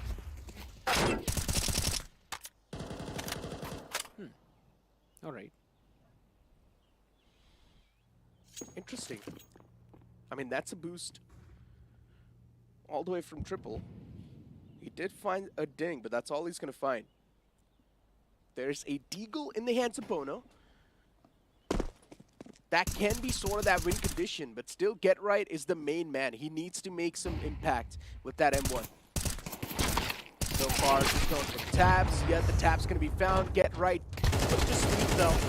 Behind the bench as well, gets cleared out. B-site just like that's going to fall in the hands of the attackers. Wawa getting the plant down as well. It's a 2v4 upcoming. While Olaf Meister and Executor, they're quite softened up, but still going for a 2v4 is a little bit too much, so you might as well be the wise one and back off and go for the save. Because you look at the creds of Get Right, I mean, he's got no dollars in this wallet, just 300. So of course, he'd be making sure he gets a drop. Maybe HSB is just going to drop him that M4 of his. On the other side, though, quick upgrades on the weaponries, and they'll be moving backwards. Wawa making sure that all 4 of their players are surviving. Getting the equalizer on board is important for them, and they've been able to do that. So, once again, the problem is the slow play style. You're giving the players of Vava to execute their set plays. Yep. And that time is sort of essential in general for Wawa. But if C-Mid, they're going to start playing a little bit more aggressive, Wawa, they're just not going to have enough time to think about things. The only reason why Wawa is able to be so comfortable and roam around all across the map for such a long time is all because that no one's being that aggressive as they were in the group stage. And I feel like CM should definitely try and bring a little bit of variance in the pace. That needs to be done, but yet again, they just seem to be holding their angles, and that's about it. Every single part of the map is being watched in. Apartments, yes, it's open, but Get Right is just there on site, making sure that there's no one making those crosses. Mid is basically under lockdown. All of cat control has been taken. Connector being watched in as well, so they're kind of pinpointing the location of the players. That's a good pick. Bullet has been taken down.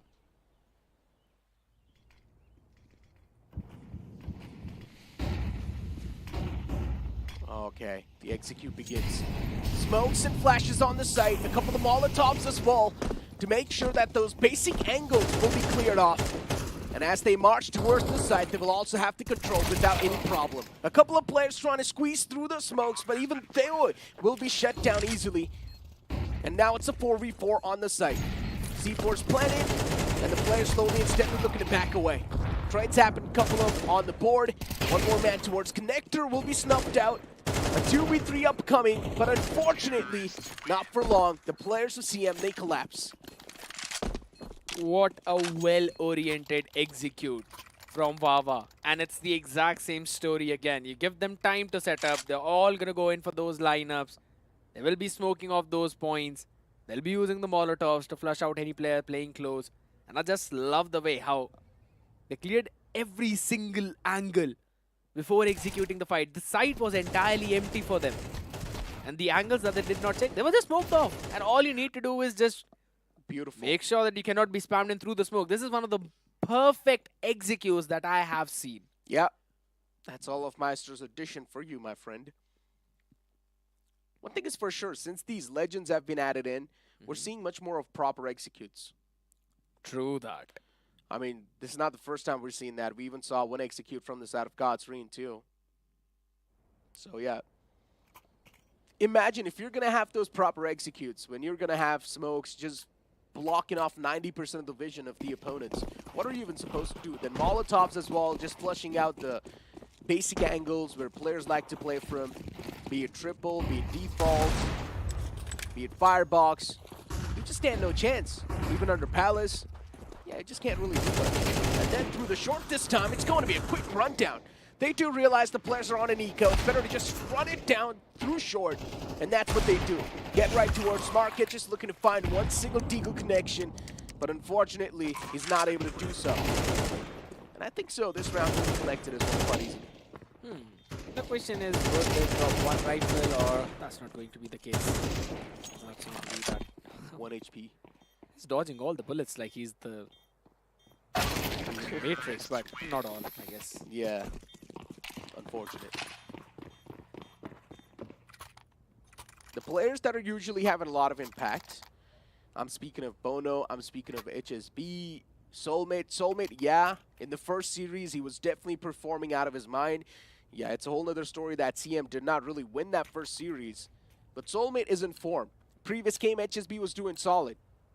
But Bono, he's still a little bit iffy. And I want to see that old Bono from the group stage back. Just the pressure, HSB though. Oh, he blocks off that smoke. Oh, this is brilliant. But unfortunately, it just doesn't work that well. Yeah. Some chip damage. He tried it. Just didn't work out. The man is right underneath the window. Went for the trigger discipline play. Catches the first. But the second one, it still returns back with the trade.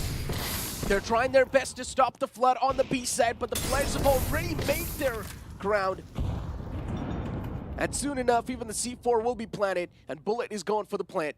Bono with the op in his hands is still just holding towards Market, and Freaky is going to play a Ninja. Oh, this is going to get a little bit exciting. From the flank is Soulmate. He starts striking a couple of players down. Freaky should be the playmaker from that Ninja spot. If he finds even 2, that can be huge. But he has already done his job in Smooth G. He plays that phenomenally well, and he also saves the day for his team. Somehow, come mid, even though they were on the verge of winning that round, they still somehow mess it up.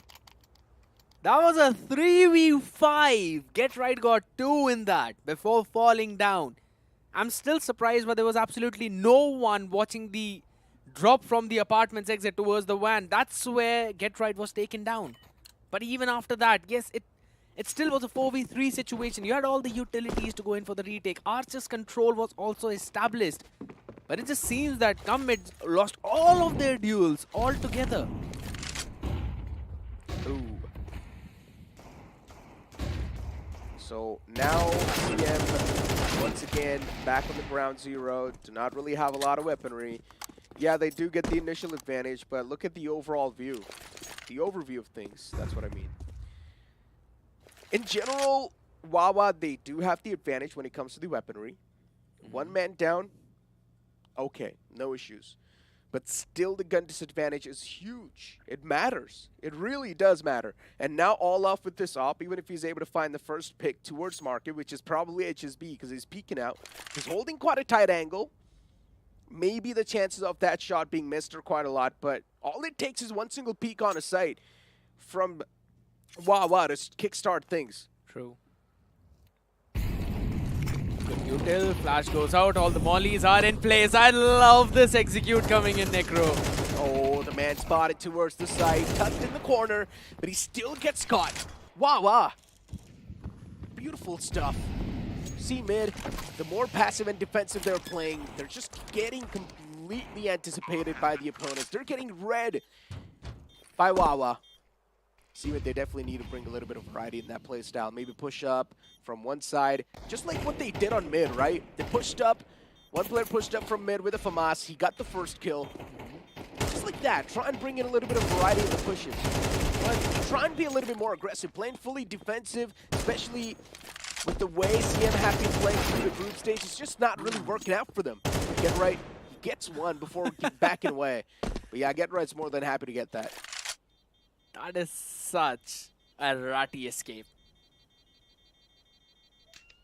It wouldn't. The way all the legends, you know, they kind of even move around, making sure that they're constantly jiggling while also moving backwards. Every single point that you always watch. But again, just one day with the guidance of Olaf, and that's the kind of execute that we are seeing. It is phenomenal to watch how Wawa is also maturing along the way. I mean, it feels like a systematic dismantle. Yes. They're systematically taking off player by player. They're just dismantling them part by part. And once again, a quick execute towards mid. And this is the variety that I'm talking about, that we're seeing from Wawa. Sometimes they're playing completely passive. Sometimes they're just pushing it, gunning it down, W keying towards mid. And this variance is really catching the players that come mid off guard. They just do not exactly know what to expect at what round and what site will be executed at what round. There's just so many question marks the players that come mid are fighting, so many demons they're fighting in their head. They're all crumbling under the pressure of their own mental barricade.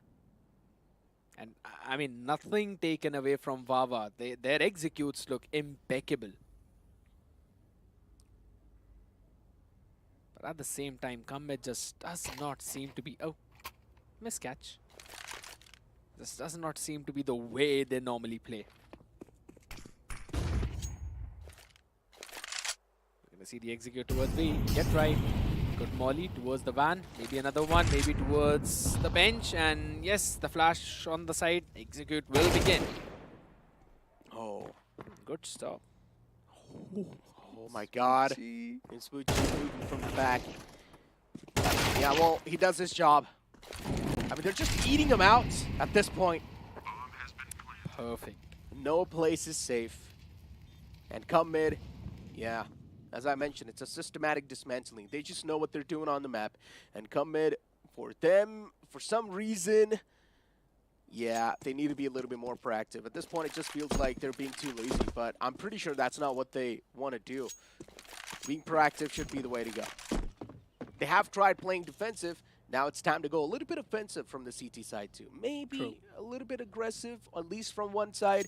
Try the push and pull strategy. Even that can work. So in the early round, we clearly saw Wawa again going in for their mid approach, which you also pointed out that they are changing things. And after doing that, they just posted Insmooth J in that position. And he was left to do whatever he wanted to do. Exactly. And that lurk timing was just perfection. And that's because that was enough time needed for Wawa to continuously regroup towards the apartments and then go also use the utilities. And I love the pause between the utilities too, because they wanted to bail out any defensive utils as well. So any mollies or frags or flashes from the CT, they would have been used up. And then they would have gone in for the execute on the back of Insmooth J's lurk, which he was able to establish towards the CT. Again, such a picture-perfect gameplay from Wawa. This is one of the reasons why this team was invited with such an experience on board. And also now with the guidance of Olaf, it just seems an entirely new team, man. Yeah.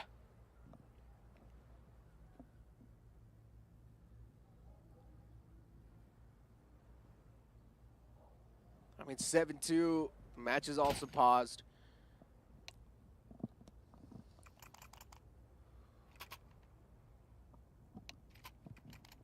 And with how things have been looking like, HSB with the op in his hands. Okay, we're seeing that switch up because Bono's op is not able to find the reply. So now maybe pass the op on towards HSB. We're seeing that switch up. We're seeing a little bit of a change.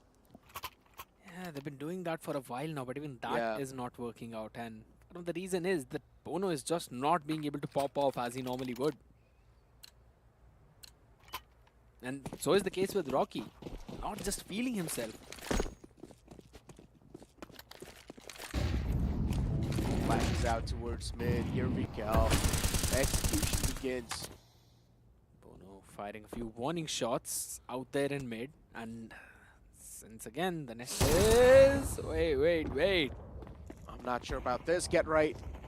Yeah, that's way backs away. No, this is too risky. But he actually set the opera up. Good shot. Beautiful stuff. A good set play that came in. Oh, Soulmate? Soulmate 2 is pushed up close, but he's not going to burst out mid. There's no way he bursts out through the smoke, but he's actually going to do that. He replies to the demons in his head, and he gets picked off. Does not check the back at all. A free pick towards mid to the T's, and that's what they exactly needed, the opener. Bono is up close as well, inside a connector. He finds the perfect timing on the opera, shuts him down. Olaf Meister out of the game. It's a 2v3 upcoming, and Bono just keeps on exploring towards mid. Freaky makes it a 1v2, but it's still quite difficult to execute. I mean, he's got the C4, so that's the bright side. But would he be able to pull off this clutch? Will he anticipate the position? Get right on the lurk. HSB towards the arches. Freaky has got a load of utility. He's basically got a full loadout. On the other side as well, a couple of flashes. Oh, exploring the site. He's actually going to find it a free as well. Oh, wait a second. There's no noise being made at all. I mean, with that smoke, maybe the intentions will be given away. And yes, they have been. You see the man towards short, instantly awakened. And Freaky, yeah, I like this. Be a little bit proactive. Good Push one. up towards market. Find the first guy. Make the controller 1v1. But unfortunately, the Molotov. And then the op as well, just holding that angle. Okay, that was a good one from the side of CM. These are the team play that we like to see. But then there was also one angle let loose towards mid because Soulmate pushed up through the smoke. That was actually a very good play coming in. Because again, you needed a perfect timing on the back of it and get right. He's a legend. His senses will always tingle. He knew that since it's a 2v1 situation, we will be seeing Freaky pushing up to try and isolate the first duel, and you always just end up pushing in towards the CT. And he was ready for it because he was on that rotation. So going with that flash first and then using the molly to flush out the player, playing aggressively, only for him to either fall in his own crosshair or towards HSB. And he even hid behind the pillar, not giving him a full 1v1. He had to move backwards. Yeah. Good round coming in from the side of C mid, but now got to replicate it again. He's out. Nade inside of the apartments. Yeah, one man just instantly squeezed off. Another one from the short will be found as well. Good stuff. And just like that, the entire round's going to fall in the hands of Come Mid. Finally, the players are now awakened, and the team play seems much more better. It's all about the communication. And from CM, the communication now seems a little bit more fluid. But for Wawa, this might be a wake-up call for themselves because their momentum has been destroyed. But they still do have enough money to go for another buy. I mean, momentum is destroyed, but not the economy. But at the same time, if you're looking at the AWP investment, that's also coming in. Olaf Meister. So this should potentially be another slow approach by the side of Wawa. Got the AWP, you would want to play it slow. You want to get that pick. But where would they find it is going to be the question. Wawa, whatever they were trying to do has now been figured out by CM. The variety in the play style has been figured out, and look at what Wawa is doing now. They're playing this one so safe and so passive. Freaky. Yeah, he's gonna lose his patience and also his head. Freaky taken down in quite a freaky way because the man was pushed up. It's taken down on 4v5. Bono towards short as well, playing a little bit proactive, but already a man squeezed up. Look at the amount of space that Smoochie has found. To find out that trade onto one man and get so much space on the map is completely worth it. True. As a T side, all you need is the sight in your hands and a couple of picks to clear it out. But look at the setup as well. 3 people. Big. Oh my god, the flash was huge! It blinds off the player in the back, and he just turns around and slaps the other man down as well. And just like that, the site crumbles apart in the hands of Wawa. Site taken over, Get Right all by himself. He gets a 2-piece at the back of his teammates. And now it's all down to Bullet. In a 1v3, the also defuse is being stuck. This is not good for Bullet. Somewhere downline, Bullet himself knows that it's done. The first half is going to be 7-5. CM, they somehow are still alive inside of the series. It's not a complete one-sided game so far. Just one pistol round away to get that equalizer for themselves. So, yes, a very good comeback being pulled up from the side of C-Mid. And it was all on the back of that one specific round in which Freaky did not close out that 2v1. But what a retake. I mean, this just feels right. Get right. You know, getting back on the way he used to be in his prime. So, finally being able to step up, and his teammates too. You look at Bono, you look at HSB. Yes, they're also now slowly finding the picks that they need. But this T side is going to be even more difficult to pull that comeback on. Ooh. Freaky. Hello there. Are you really going to go for that against Glocks? Yeah. I mean, the players have already went towards the A, and all of Meister. Yeah, now this is a little bit too risky. Freaky able to find the first, the second one as well. And still the players are going for that peek against the USB in that range, and they just don't stand a chance. That's why, with the Glock, you're just supposed to gun everyone down. Even CM on the T side, they're playing so cautiously with the Glocks. This is for the first time we're seeing. And because of that, they're really getting punished. This is not the CM we've seen in the past. Usually, they just like to barrel stuff their opponents. Usually.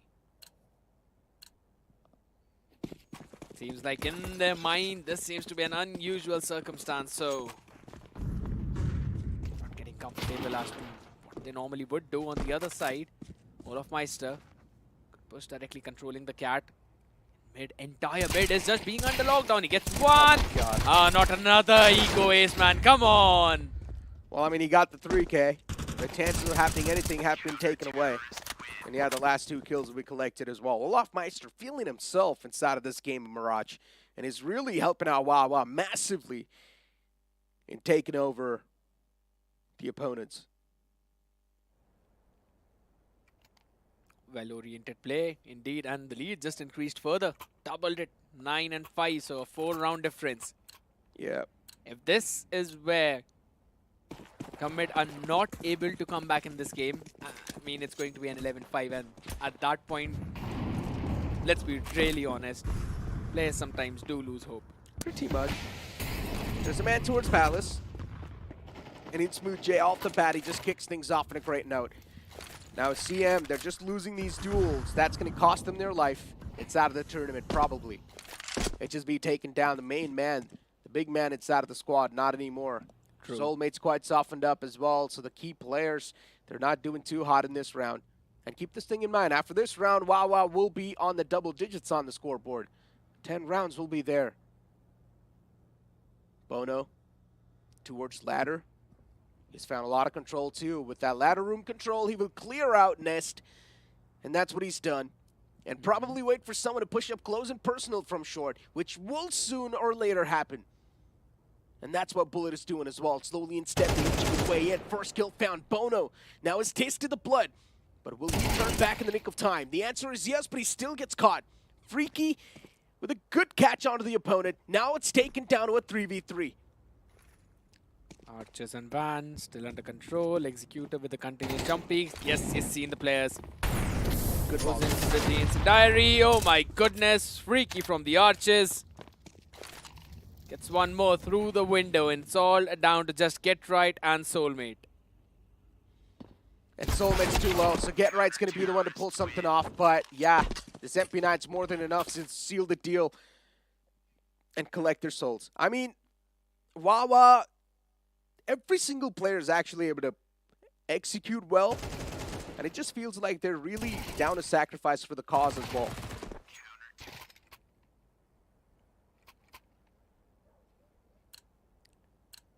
All 5 Deagles? No.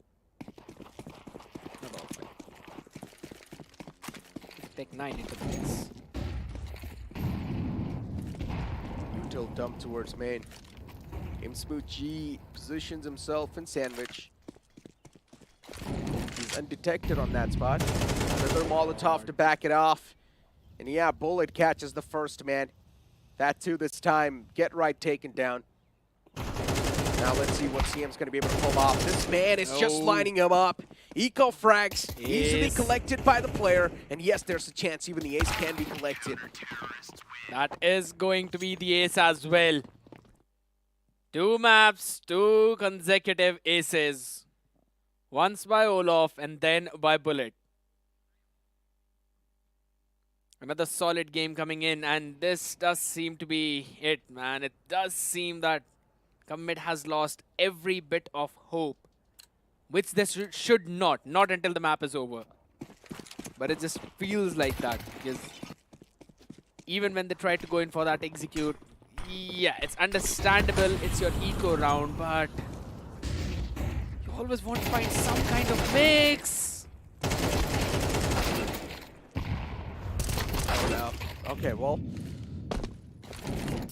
with the way we're seeing some of these kills happen on the board, it's quite interesting. It's a 2v3. An Executor is still up. And we know what Executor is capable of. We've seen this man's enough highlight plays in the group stage. And these 2 players now, all they need to do is just wait. It's just a guessing game at this point. Oh no, not a good start at all for CM. Insmooth G gets the man down, and now things are equalized. It's a 2v2. Oh wait. You know, towards A, HSB has already found the great marker, and somewhere down line, HSB is Walt's looking for to catch him off guard, but Insmooth G is trained and he's prepared. His crosser was directly onto his skull. Rocky as well now starting to wrap all the way from the back. He will get his hands on the C4, but his position will be compromised as well at the same time because the players know the C4 was towards the T-spawn. That is such a smart move from Vava. Quickly doubling up. But wait a second, they've just slit.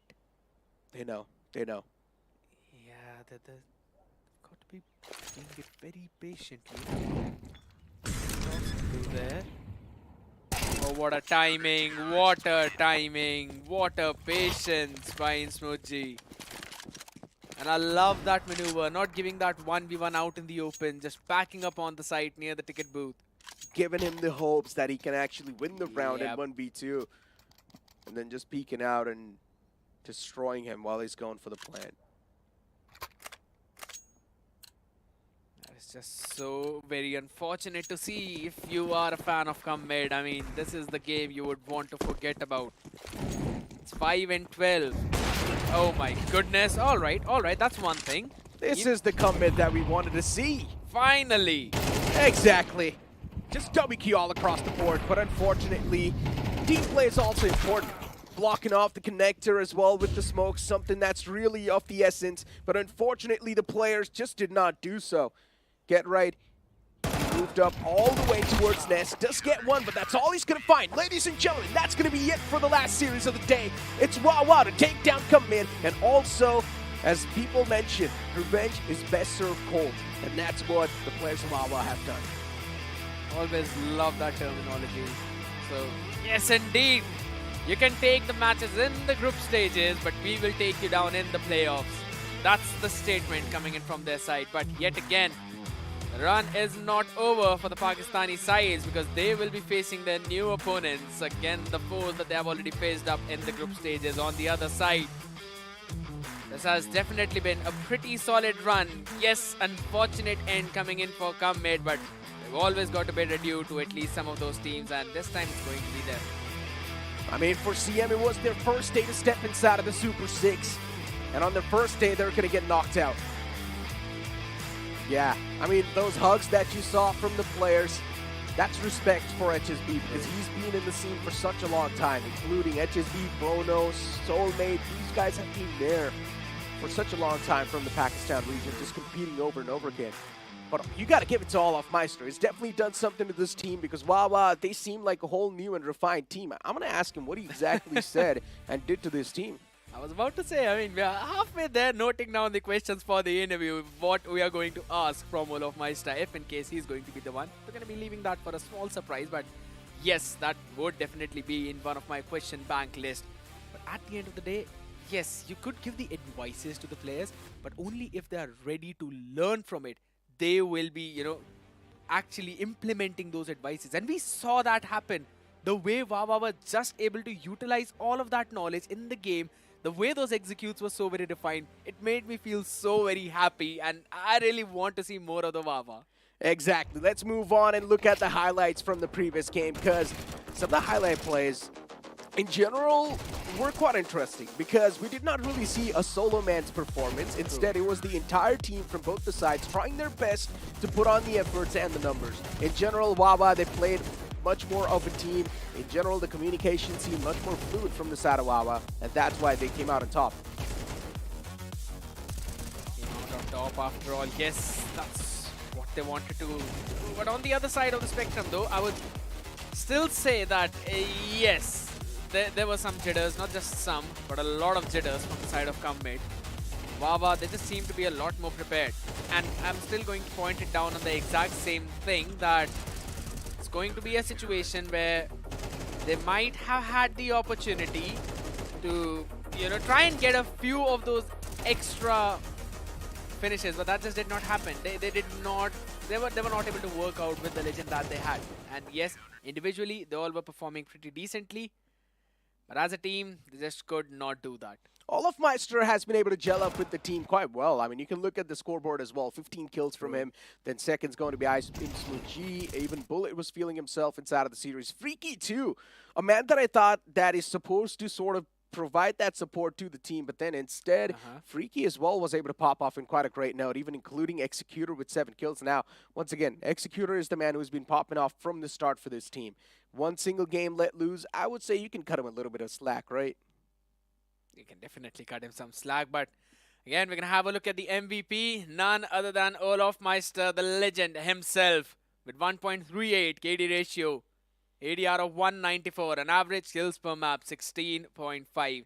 You might not see a lot of kills, but these are all the important kills. Exactly. The impact fragger, I would like to say. In general, he's the legend and once again proven his worth in the team of Wawa. As we have a little bit of a comparison between the players. It's going to be Bullet and HSB. HSB, one of the best players that Pakistan region has to offer. Unfortunately, it did not really work out in CM, but yeah, you can see towards the KD ratio, 0.97. But then Bullet, it was just doing miles better, 1.96, ADR of 174.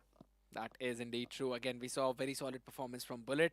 And this is the game that he was feeling himself, you know. It was being set up around him, and he was also performing perfectly. But there's quite a bit of an information, right? Exactly. Ladies and gentlemen, it's time for us to move on inside the interview. It's time for us to welcome Olaf Meister on board. Olaf, welcome on board. How you doing, man? Today you seem quite pumped up and happy. It was fun today, man. Nice to play. Yesterday I played without sleeping, so I was playing when I was awake for like 35 hours or like 30 hours, you know. So that was a little bit different, but yeah, it was a lot more fun today. Yeah. I mean, it was really fun seeing you play as well, but it just seemed that the previous time, yes, you've already mentioned that you were sleep deprived, but also today, when we saw Team Wawa alongside with you, it seemed way too refined. Were there some talks going around as well? And if yes, then what were the guidance that you actually gave them? No, I mean, we swapped out a player. I think they're going to rotate players for every game. And I got to play the op this round, and that was a little bit more like easier for me to do. And then I can rotate and try to help out in a different way. So I think that helped out. And then we had a little bit talk about trying to talk a little bit more English. You know, they sometimes I don't understand what they say. So it's good to, you know, understand what they do, even if I'm not on the side of the map, so I can play on it as well, you know. Yeah, Olaf, now, to be honest, I've been following you since I was a little kid, you know. Now I'm of course quite grown up and big, but you're also known as the Boostmeister, and whenever I see you perform on the map of Overpass, the first thing that pops up is that, you know, from the spawn going all the way towards the waters, getting that ace 2 with the scout, that boost, that legendary boost. And now, considering CS2 is much more of a newer game, have you been finding out some of the boost on these maps, these newer maps? We will see later on in the tournament. Maybe we bring one out. You okay, now you just got my hopes up, man. Looking forward to it. Of course, Olaf. Thank you so much, though, joining for this interview, man. Really means a lot. Thank you so much. Thank you, guys. Thank you. Well, that was Olaf Meister, and seems like we're probably going to see some new Olaf Meister boost, or the Boost Meister, back inside of the game. I mean, he's one of the players who has inspired millions out. And you are one of them, yeah, right? You were talking how you're so very excited for the interview, if possible, with Olaf. And you were mentioning about how he was the one who made you start CS. But at the same time, it's basically a dream come true for you. On the other side, though, I really love the fact that even with the language barrier between Olaf and Wawa, they were able to pull off with such coordinated attacks. Now, that is really inspiring. Indeed it is. But you know what? Who else is inspiring? Another player that we've lined up for the interview, HSB from the side of Pakistan region. Now, he's been in that region for such a long time. So let's welcome on board HSB for this interview. And I'm, of course, going to be super stoked and excited to talk this man. I mean, we have seen him perform quite well in the group stages itself. Unfortunately, it did not really work out in the CM side, but maybe, hopefully, in the future endeavors, HSB is once again going to be back. Again, you know, we have had so many questions for him, and this is probably the time to basically call him on board so that you can answer a few of them for us. And yes, a few fanboy moments. Hello, HSB. How are you doing? Hello, guys. Hello. HSB, first of all, how was your experience inside of the draft? The experience was good, and playing with a legend was insane. We had a lot of fun. There were a lot of stories we heard from him, and a lot of things that go in a professional player's life on that big of a level. So it was fun, yeah. Of course, man. I mean, especially now that you have seen the esports scene grow up a little bit, even from Indian side, even from the Pakistan, in general, from the SA side, are you satisfied with the growth that you've seen so far? And like, what are your thoughts for the future? I think we would like to see more of these, and maybe this time like 5 versus 5, so we can truly grow and see the real potential of the South Asian scene. Because in my opinion, that's just my opinion, adding a legend maybe not for us, but for some teams, that could be like disadvantage or something because the coordination is off. Yeah. But True.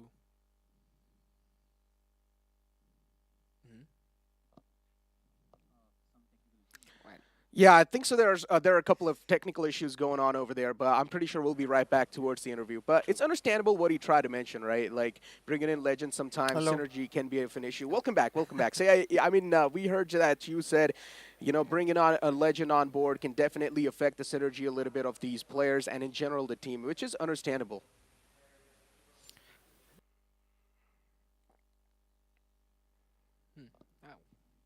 Yeah, That's unfortunate. it is quite unfortunate indeed, and hope we get that interview fixed up. But in general, as he mentioned, he wants to see a little bit more of these type of tournaments, which can help for the growth for the entire South I'm Asian back. region. And yeah, welcome back, welcome back. Yes, you can continue what you were saying. Maybe he's gone again. Oh no. Well, ladies and gentlemen, we're facing some technical difficulties. Happens sometimes, but you know what? We'll be right back after this short break. Don't go anywhere. Oh, wait.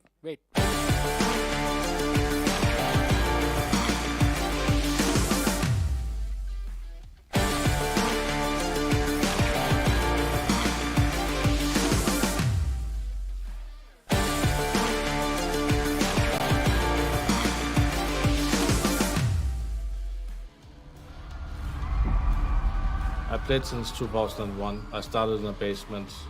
Now we're getting salary flying across the whole world. Giving that back to fans who made this sport a possibility, because if there's no viewers, I wouldn't live my dream today.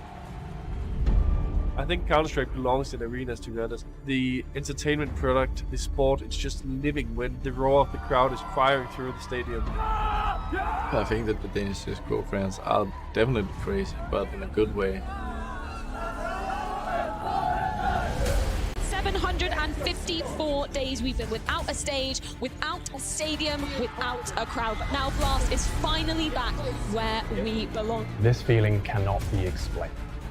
The electric atmosphere, the rumble of the stage, the roar of the crowd, all eyes on you. The wait is over as we return to the only way Counter-Strike truly could be played.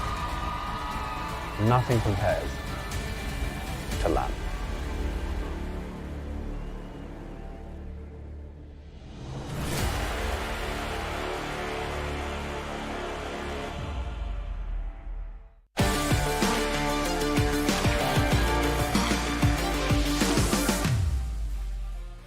Welcome back, ladies and gentlemen, after that short break. And yes, we will be right back up with the interview as well with HSB, because it felt like he definitely had a lot of words to say. HSB, once again, we're back. And yes, you can continue what you were saying. So yeah, I was saying their experience is very valuable, but for us to grow, we need to be on the front. So I think having more of these will definitely improve the region.